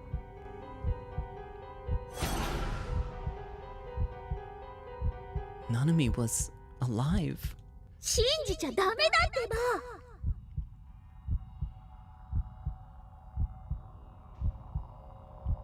君が見事クエストをクリアしたら、ナナミちゃんは返すよ。生きているナナミちゃんをね。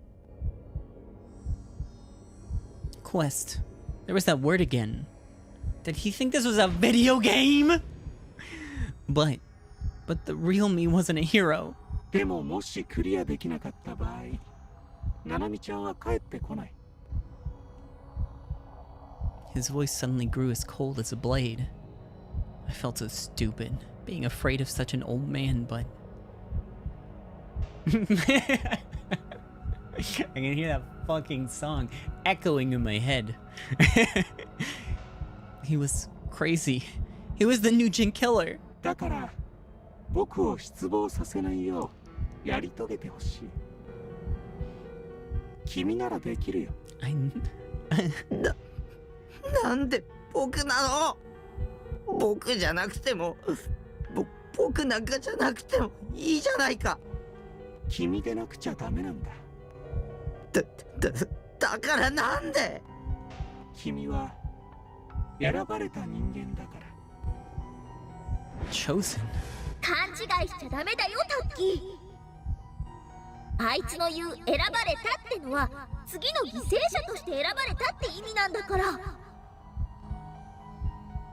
I remembered the horrible fates that had befallen the other Nugent victims and shivered. 君は今日の昼間のことをもちろん覚えているよね。昼間？学校で君は岸本綾瀬を助けた。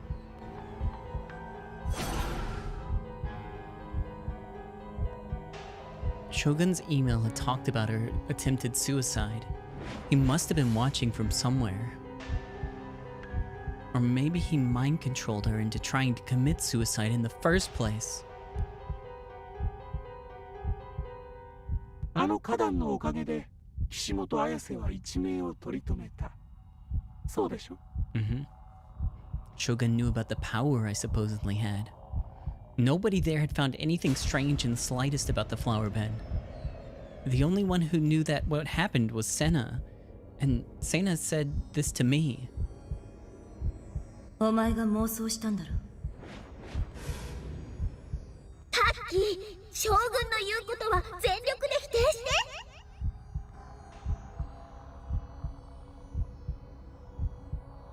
て。That's right. It was possible that Shogun was only after me, only trying to kill me, because of this power he thought I had. If I told him I didn't have it, maybe he'd let me go. 僕にはそんな力ない。力？ nuh-uh. 力って何のこと？僕はそんな言葉は一言も使っていない。crap. タッキーには力なんてないよ。ただのキモオタなんだよ。タッキーにヒーローの素質なんてない。 Yeah, I'm just a creepy loser otaku. 出るだけの無害な引きこもり予備軍。そうっしょ？ Yeah, that's me. That's me.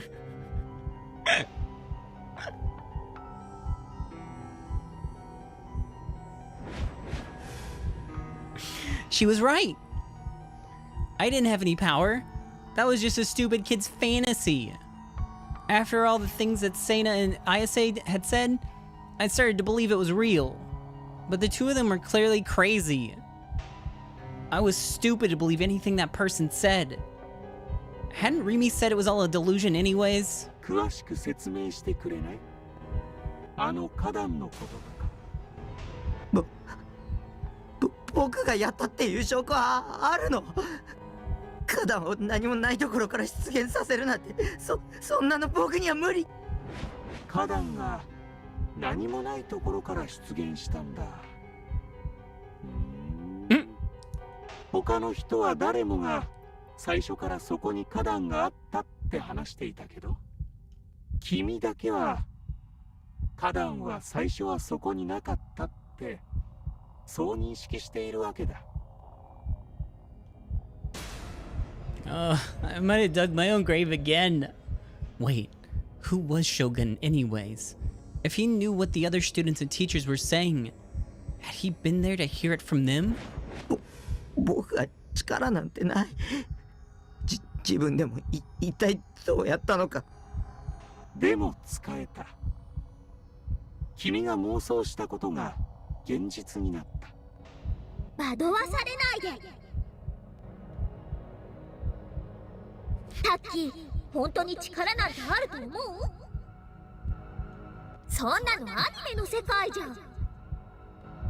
タッキーがいるのは現実なんだよ。Hold on, let me talk to my anime doll advisor. ただのことも、綾瀬っちが2人に分裂したことも、それらが現実だったって証明できる？無理っしょ？分裂した綾瀬っちの体に触った？ I didn't. ただの幻かも。そもそもタッッキーはあの時警察とかユアッチに追われて動転してたし。 Then what about the flower bed? 同じだよ。花壇は最初からそこにあった。タッキーはリミッチを探してあそこへ行った時、頭が痛くてフラフラしてた。アヤセッチが落ちるまでにはっきりとそこに花壇があることを確認した。みんな誰一人として花壇が出現したことを疑問に思ってないってことはさ、逆に言えば最初からそこにあったから疑問に思わないってことっしょ。 It's really hard to read the text. タッキーが間違えてただけなんだよ。将軍の言葉に惑わされちゃダメ。花壇は最初からそこにあった。 Yeah, the flower bed was always there. I repeated what Seraton had said. 最初はそこにはなかったって思い込んでたけど、記憶違いだった。僕の脳内での妄想だよ。だってみんなあそこには花壇があったって言ってるんでしょ。力とかそういうわけのわからないものじゃなくて、ただの思い込みだったんだ。いや、君には力がある。そうだろ。死にたくない。そうだろ。わからない。殺さないで。君は自分の天才的な力についてもっと自覚するべきだよ。その潜在能力はすごすぎる。君なら世界を変えることだってできるんだ。Gonna do it. He's gonna change the world. I wanted to go home. I wanted to go back to the base and grind an ESO until I passed out from exhaustion. I wanted to leer at my Seraton figure and watch Bloodtoon on an endless loop. That's all I ever wanted, so why? タッキー、早く逃げて。私がずっと一緒にいてあげる。私だけがタッキーの味方なの。だから帰ろう。三次元とのつながりなんて断ち切って楽しいことだけして生きよう。さて、前置きはこれぐらいにしてそろそろクエストを始めよう。まずは下のスクランブル交差点がよく見えるところまで行ってほしい。逃げなきゃ。このままじゃ本当に殺されちゃうよ。聞こえなかった？スクランブル交差点を見下ろせるところへ。I gotta know all the steps for the quest. I can't just leave. His voice was soft but incredibly cold. There was a sharpness to it that made him impossible to disobey. 何を? My legs were shaking and I couldn't move. I wrapped my arms around myself and hugged tight. Should I do what he said or not? I didn't have it in me to even decide. 僕の言うことが聞けない？従ってもらわないと、ナナミちゃんの命は保証できないよ。どうせもう死んじゃってるよ。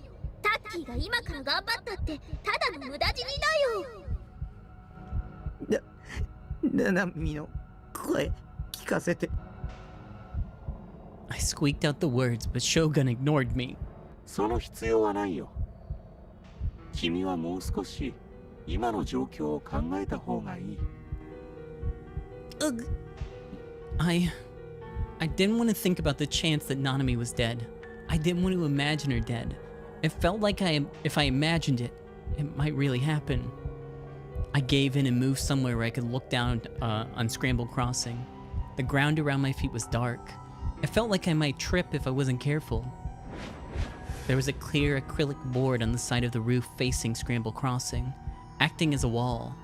It was about 3 stories high. When I got close to the wall, I could hear the chaos below me. There was a female voice that seemed much louder than the others. It was the one coming from the big TV. アクリル板の壁に一箇所だけ壊れて穴が開いている部分があるだろう。 I looked at the wall, wiping away the heavy sweat on my forehead. He was right.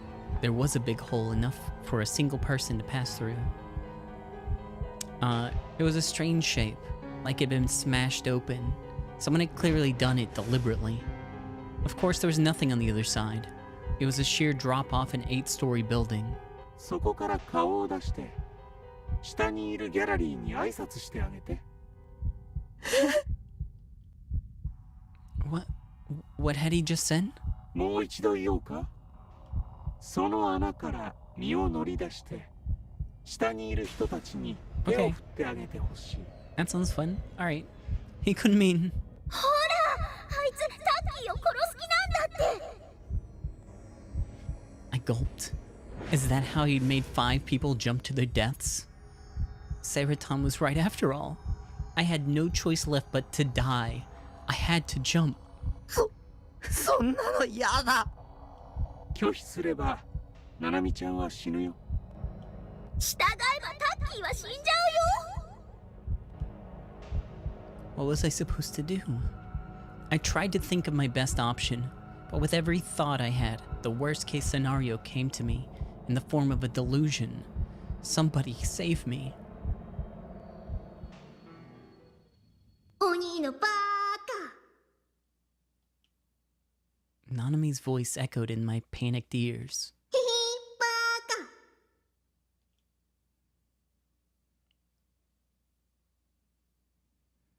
I could see her smiling in my mind.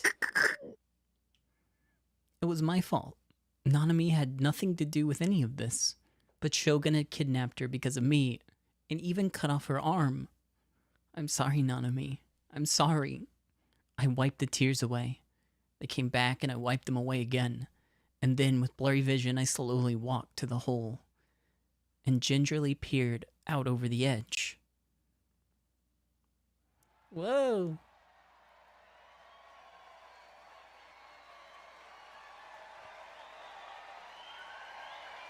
There was a sudden cheer below me. It was so loud it sounded like an earthquake. The big crowd in front of the station and the media too. They were all here for some event that was about to start.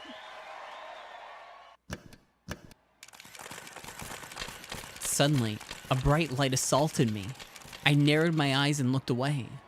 I could see the big TV on the next building over, and the person on it was...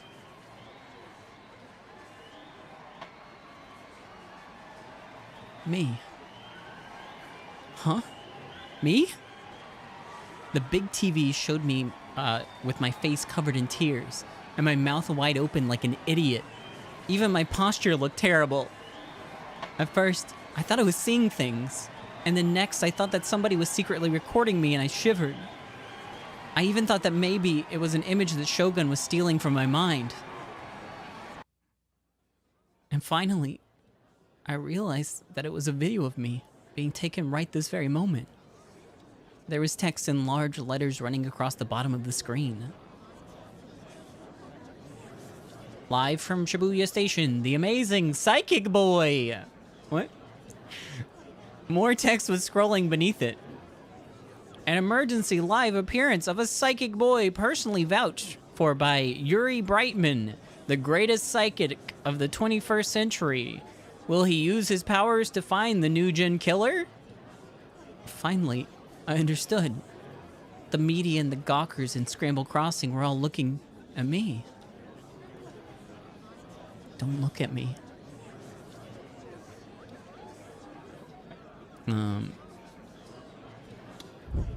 Why are they all looking at me? Psychic Boy. What the heck? Didn't they all know what happened today? There was an earthquake. It was an intensity 5 quake. Over 100 people died.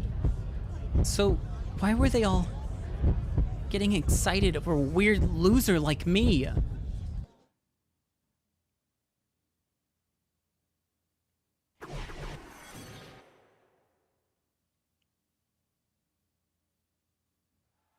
Shogun. Shogun must have brought them all here. They were all being mind controlled. They were all hoping I'd jump off and die. I could feel an overwhelming surge of negative emotion slam into me. Wasn't there anybody on my side? Suddenly, I heard a voice call my name in the crowd. It was a voice I'd heard many times before, a voice I knew well, the voice of the only person in the world who was on my side. It wasn't I wasn't hallucinating it. I wasn't hearing things. It was Remy. Remy was calling to me from somewhere. Where was she? I searched for her as hard as I possibly could, but there were too many people. There was no way to pick out a single person from this crowd, especially from all the way up here. I let my head fall forward helplessly. As it fell, my eyes saw what was right below me. There was a girl there waving both hands and looking up. Oh, yep. She was definitely doing those things. Remy! She was there! She was right there! She came to save me! Oh, cool, thanks. I was so happy. Everything would be okay now. I nodded again and again. My vision was blurring from the tears. I kept wiping them away rather than lose sight of her for an instant. But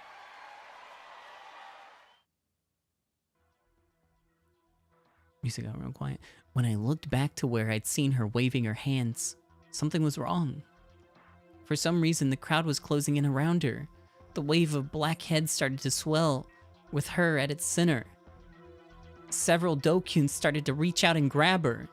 She tried to shake them off, but there were too many people to escape. It was like being in a packed train at morning rush hour, and there were too many people around to even move.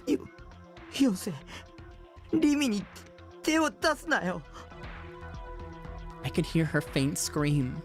The crowd around her began to get bolder and swelled in numbers even more. Finally, they began to pull at her clothes. One stripped away her jacket.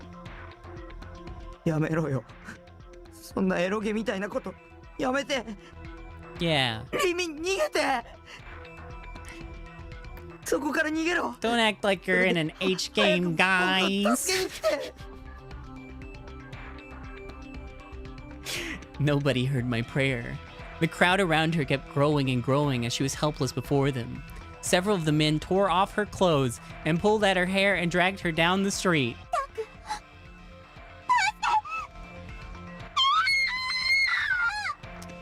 Is this the good delusion? Finally, she disappeared beneath a black mountain of people. The Dokuns were swarming around the spot where she disappeared, like hyenas around an animal's carcass. Talk to me. Oh no, oh no! They're going to... The filthy hands of the mind-controlled Dokuns that Shogun had brought had tainted her purity forever. And then they would kill her. I started to cry. I bit down hard on my lip. I wasn't crying out of sadness or frustration at what had happened to her. I was crying in fear that the realization that now every single person here was my enemy. There was no way I could escape now. Anyways, back to reality. That was one of them.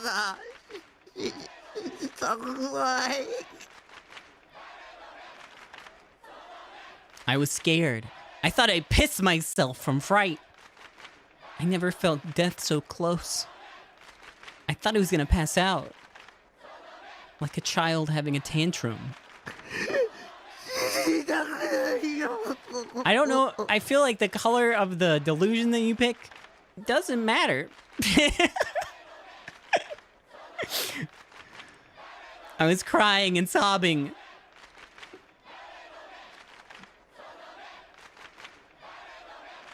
You know what? I think you might be right. I think it might be more horny if you pick green, though.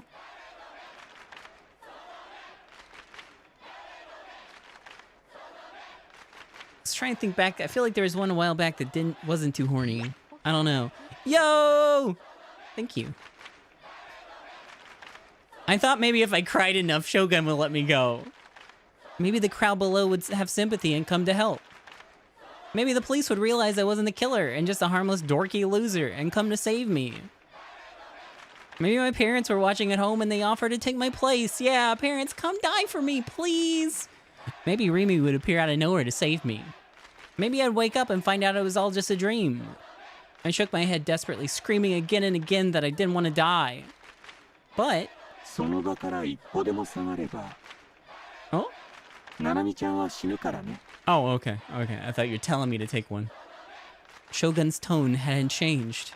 君はもう舞台に上がってしまったんだ。覚醒するには最高のステージだとは思わないか。そこに集まっている人たちも君に期待しているんだ。Clap, clap, clap. もしそれを裏切れば、ボートとかして君に襲いかかってくるかもしれない。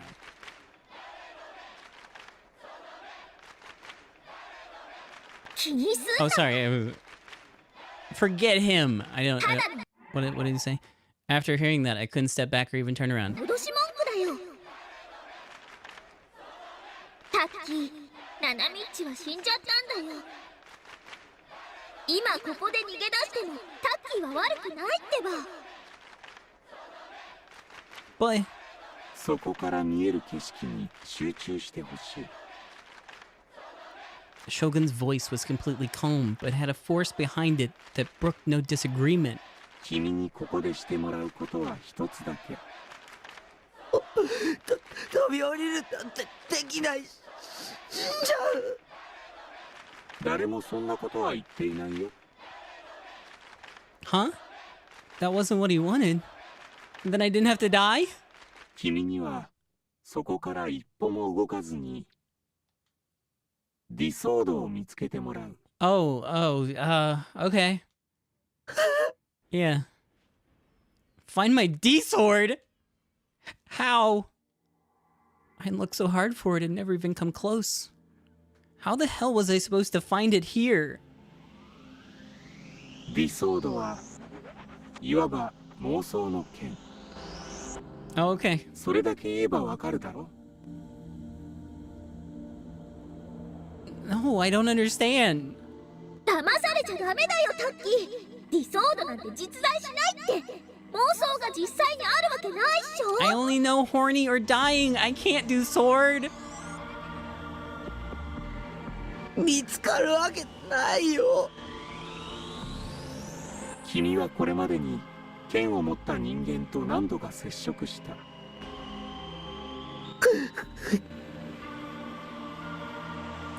Oh my god, I hope.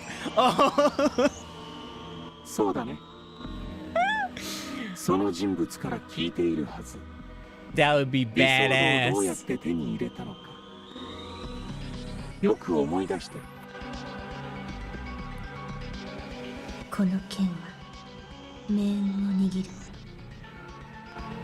この剣は嘆きを収束させたもの。この剣は超越した場所に干渉するためのもの。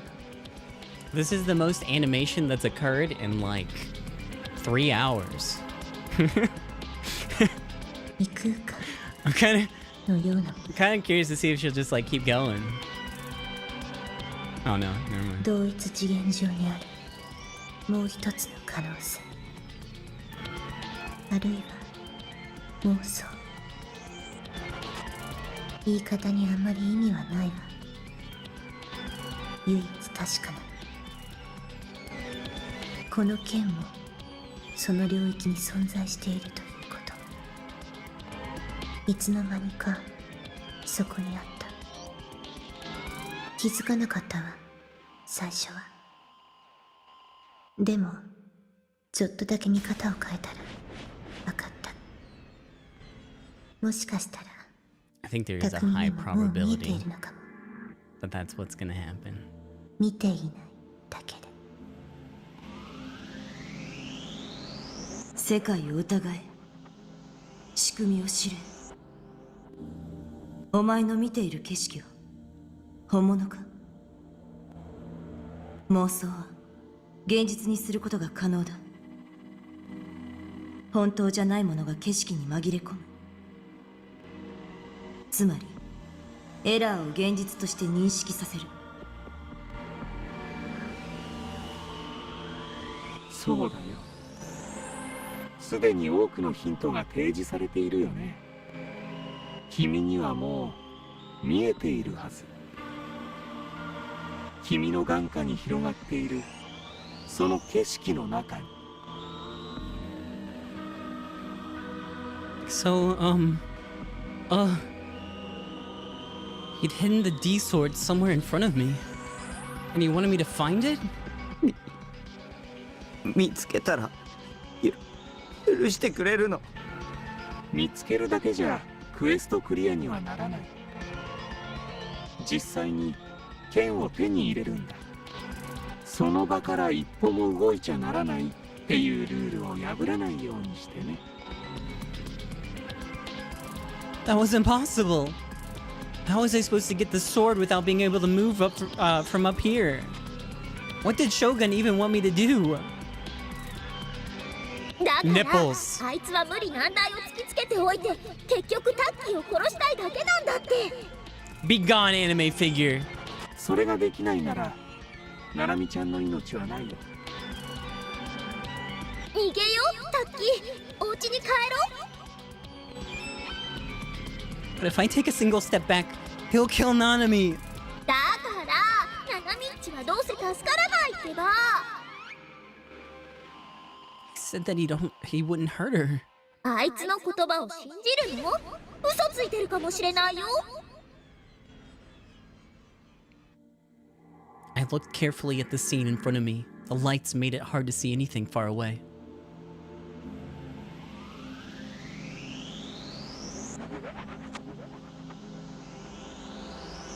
Is everyone just gonna watch me fish this sword that they can't see out of the air? I tried to look at my surroundings as much as I could, but there wasn't much I could see from here. Most everything was hidden by the buildings around me. I had to find it. The sword. 無理だよ。 I thought back to what Ayase and Sena said. What did they mean? でもちょっとだけ見方を変えたら分かった。本当じゃないものが景色に紛れ込む。 And then I thought back to the patterns on the ceiling of my room back at my parents' place.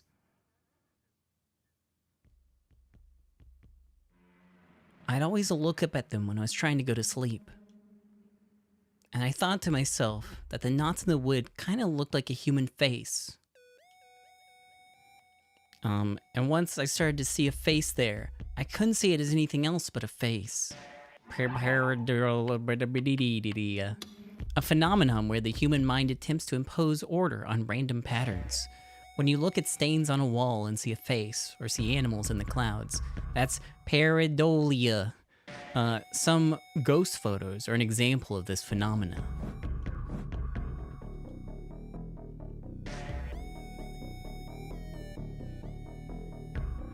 Hi, hi, 目の錯覚、目の錯覚。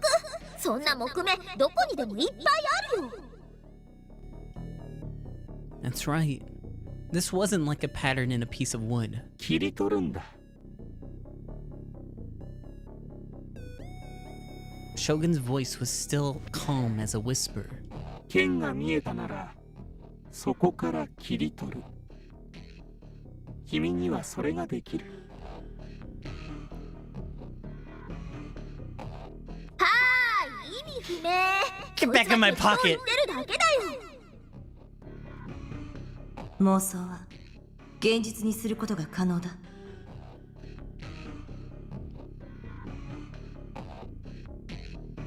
Like the flower bed. Like the second Ayase. But the last time I tried to create a real D sword out of my delusions by using the fake one, it hadn't worked. I turned my head from left to right. I looked at everything I could see from here, where I was standing.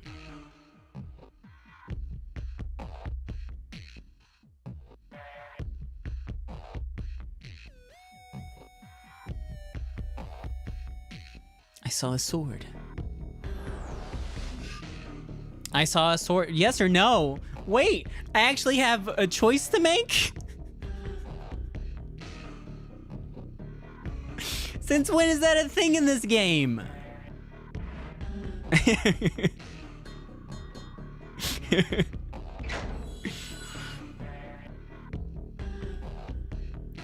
I saw a sword, clearly.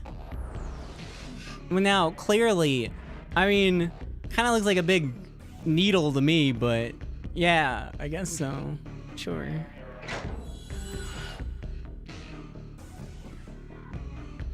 If I could move from here, I could go get it.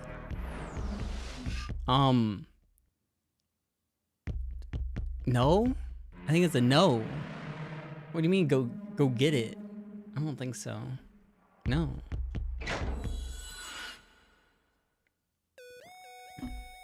I could see the sword someplace that wasn't here too.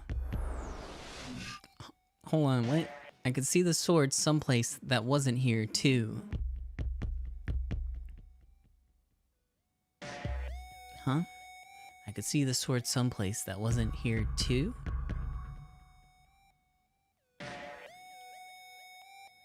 I'm gonna give it a yeah? Maybe?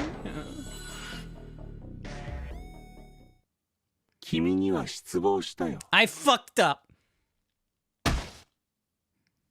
I was pushed from behind hard and fucking died. At some point, someone had gotten behind me.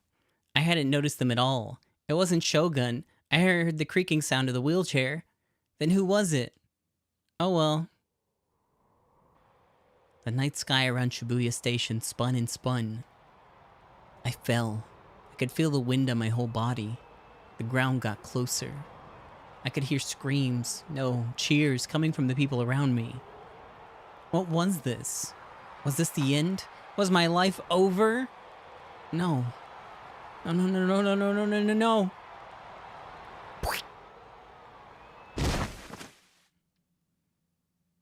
Maybe there's a sword in my pattern of blood. Cool blood sword. Huh? Oh, no.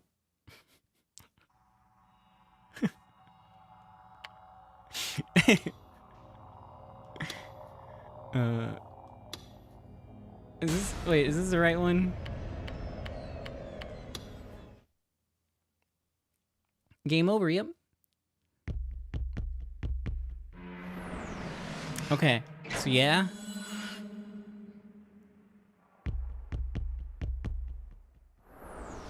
Yeah?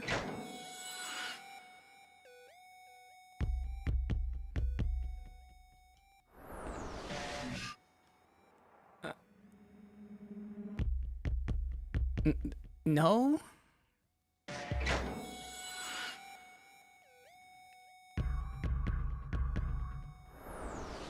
No? Maybe I have to, yes, maybe I can go get it. It's not actually a sword.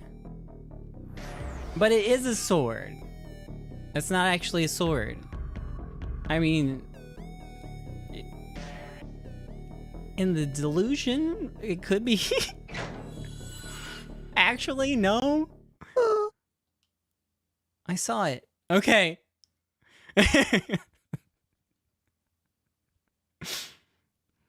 As I looked out into the night, the light warping and twisting through my tears and my eyes, I found a spot that looked like a sword. Ayase was right. I hadn't noticed it at first, but when I changed the way I look at things, suddenly it was there. I didn't care if it was just a coincidence or not.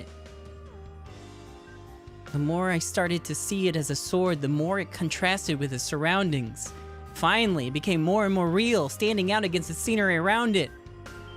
Even its outlines were gradually becoming clear. Yeah, I found it. It was the sword JPEG on the screen.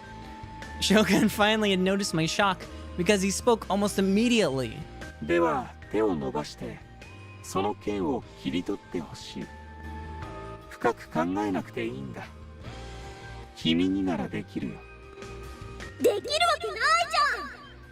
Shut up.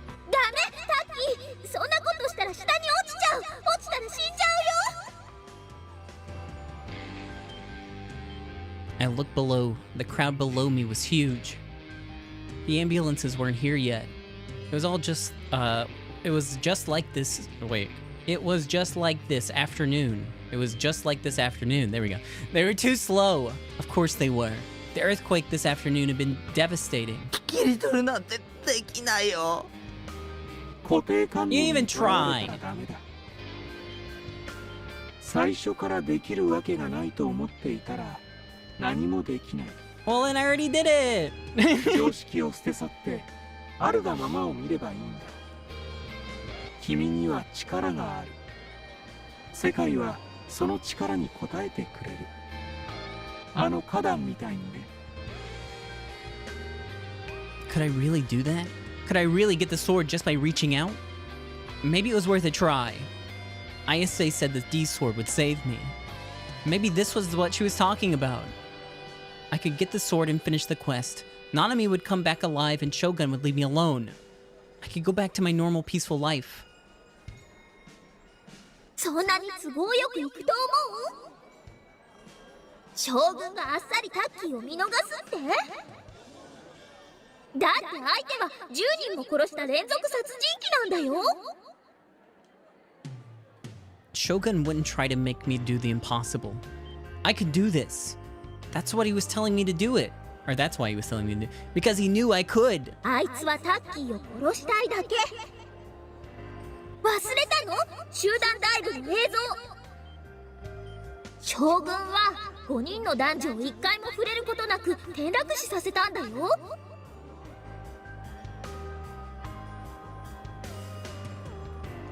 I hated to disobey Seraton, but still, I reached out to the sword, as if seeking salvation. The people below gasped. Thousands of people in the packed crossing below were watching my every move. If you included the people watching on TV, there might be millions or tens of millions. I felt like I was gonna throw up. The pressure of having so many people watching me threatened to shatter my mind like glass. No, don't think about it. Think about it, and you won't be able to move. For now, focus on the sword. I reached out from where I stood, keeping a close eye on my footing. I focused on the sword and tried to grab it. I couldn't touch it. The wind was blowing hard. It was coming at me randomly, too. One moment it would blow from the front, the next it would slam into my body from the side. I was grabbing onto the acrylic board, but it was so slippery that I wasn't doing much more than making me feel a little better. If I had the slightest lapse in concentration, I'd fall off. Still, I tried desperately to grab the sword, but no matter how many times I tried, it didn't work. できるわけないよ。だってあれは本当の剣じゃないんだよ。The tears came back. My vision blurred again, and the faint sword-like thing I'd seen moments ago began to dissolve. I quickly wiped away the tears. It felt like if I lost sight of it, I'd never find it again. それならもっと手を伸ばせばいい。 Yeah, just reached further. Damn it. Didn't he know how dangerous this was? I bit my lip and held back my tears and reached out further than before. I still couldn't grab it. もっと。 If I fell here... I looked down again. It was higher up than I thought. I felt like I was going to get dizzy and pulled back and clung to the acrylic board. どうしたの？剣を早く手に入れて。でないといつまで経ってもナナミちゃんは戻ってこないよ。 I shouldn't have looked down. I couldn't stop shaking. I was worried the shaking would make me slip. I was completely terrified. できないよ。許して。君はあまり僕を舐めない方がいい。君のわがままに付き合うつもりはないんだ。理想度を手に入れろ。それができないなら、君の妹は死ぬ。君も死ねばいい。ただそれだけ。No, I don't want to die. 死にたくない。 Once again, I stretched out my arm from the hole. I could see the sword still there. I tried again and again, but it was no good. It was so close.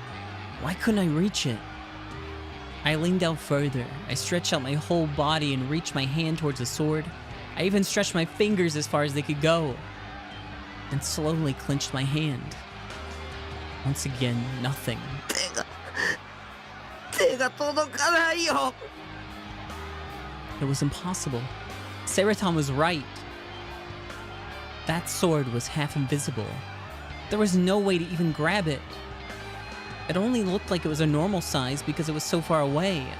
It had to be incredibly huge. No human could hold a sword that size. その剣をつかめばクエストクリアなんだよ。でもちゃん届かない。ナナミちゃんを助けなくていいの？助けて。もう許して。死にたくないんだよ。昼間のことを思い出すんだ。君の力があればそこから落ちたとしてもまた花壇を出現させればいい。君は落ちても死なない。自信ある？ Seraton whispered to me mischievously. Confident. タッキーがここから落ちて下の地面に激突するまでほんの3秒もないよ。その間に自分の意志でまた花壇を出現させる。タッキーがそんなすごいことできる？今まで一度も自分で意識してその力とかってのを使ったことないっしょ？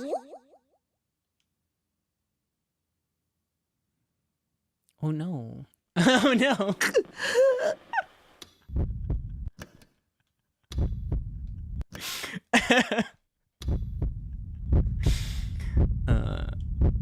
That's right.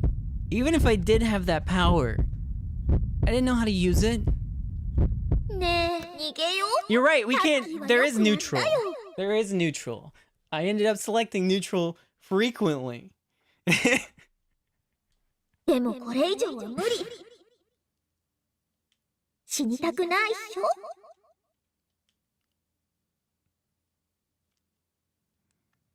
But Nanami. どうせ生意気なナナミッチのことだからさ。ここでタッキーが頑張って助けたって感謝してくれなさそうじゃん。 The truth of what Seraton said stopped me in my tracks. She was right. Even if I saved Nanami here, I knew exactly what she'd say. お兄のせいでこんな目にあったんだからね。バカ。 Yeah, let her die. She'd be real mean about it. She wouldn't be grateful. She'd just be mean. I'd spend the rest of my life with my whole family hating me. At the end of the day, she was just a 3D sister.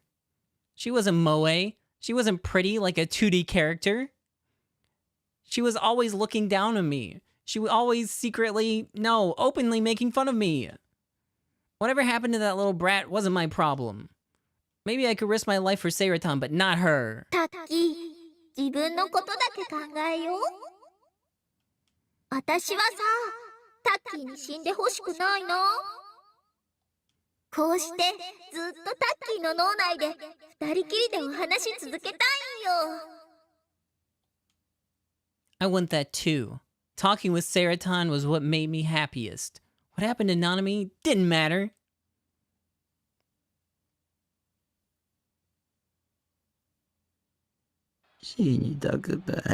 I want to die. 痛いのは嫌だ。死ぬのは嫌だ。消えるのは嫌だ。ナナミがどうなろうと、僕は痛くも痒くもない。I kept whispering the words as if if I were trying to make myself believe them. There was one person here who was right, and it wasn't Shogun, it was Seraton. あの剣は剣に見えるだけで剣じゃない。ただの光の反射とか目の錯覚だ。そうだよ。さあ、帰ろう。帰ったらさ、私のパンツ見ながらいっぱいエッチなこと想像していいから。Thank you. Yeah. 僕帰る。帰ってセーラタンでハーハーするよ。 Yeah. 嬉しいな。タッキーのためにエッチなポーズたくさんしてあげるね。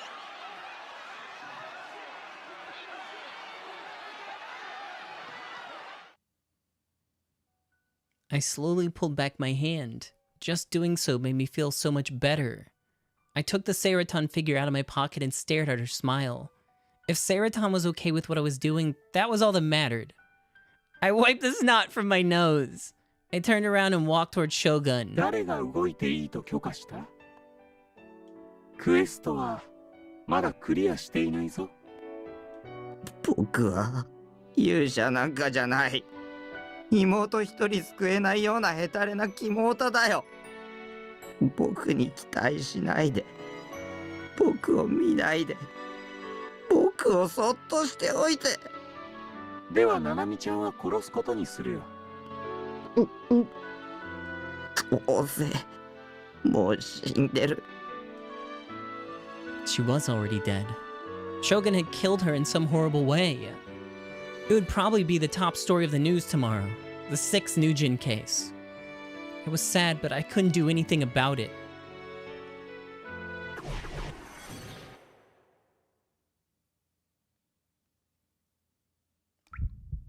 Oh, I'm dripping.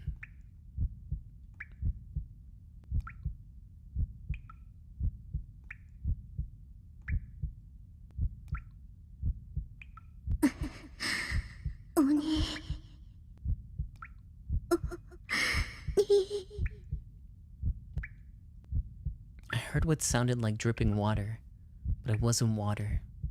It was Nanami's blood. It was bright red blood dripping from her severed wrist. なんで助けてくれなかったの？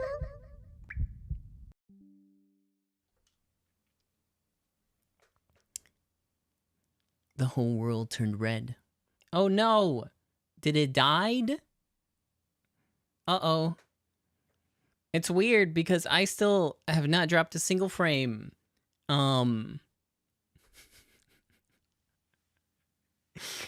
It came back, yes! Okay. Oh man, Takumi died while you guys were away. It's fucked up. It was really quick too. Wrapped up the story. It's done. The whole world turned red. My mind went blank with rage, sorrow, and helplessness. And I charged into Shogun at full speed. I grabbed the figure hidden in the shadows. But my hands passed through thin air. And I collapsed onto the wheelchair. I must have hit my elbow because it was stinging from pain. I winced and looked for the person in the wheelchair. There was a severed head rolling at my feet. Trembling, I picked it up off the ground. It was very hard. I realized quickly that it wasn't a severed head at all. It was some kind of helmet.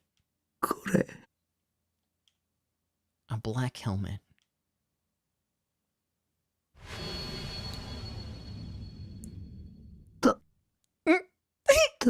Darth Spider?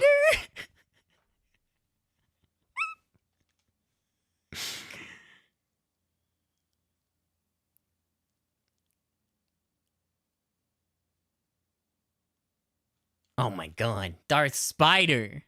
Wow!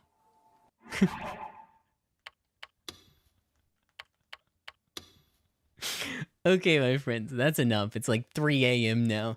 I kind of lost track of time. This is good, though. I really enjoyed this. When will we continue? Well, the last stream of Chaos Head was 264 days ago. So maybe somewhere between a week and a year will be the next one. So you just have to stick around, I guess, until it happens, huh? But it was good. It was good. I really enjoyed getting back into it. I know it's been a while, and there's like a lot to remember for this game. But I liked it. I thought it was fun. But that's it for me, gamers. That's all I got for you tonight. Thanks for hanging out with me. A big thank you to all the Ko-fi supporters. Thank you guys so much. That's really fucking loud. Thank you, Kofi supporters, for everything you do. If you enjoy the stream, consider checking out my Kofi, !Kofi will get you a link to it. It's the first, baby. I gotta update the list.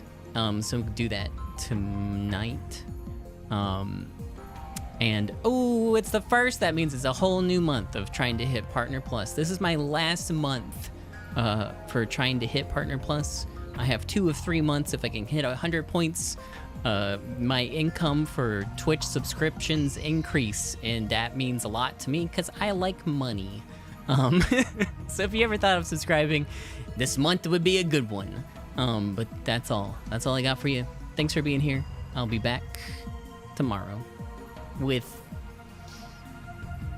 I think it's Conscript, maybe. Anyways, that's it for me. Bye, friends. See ya.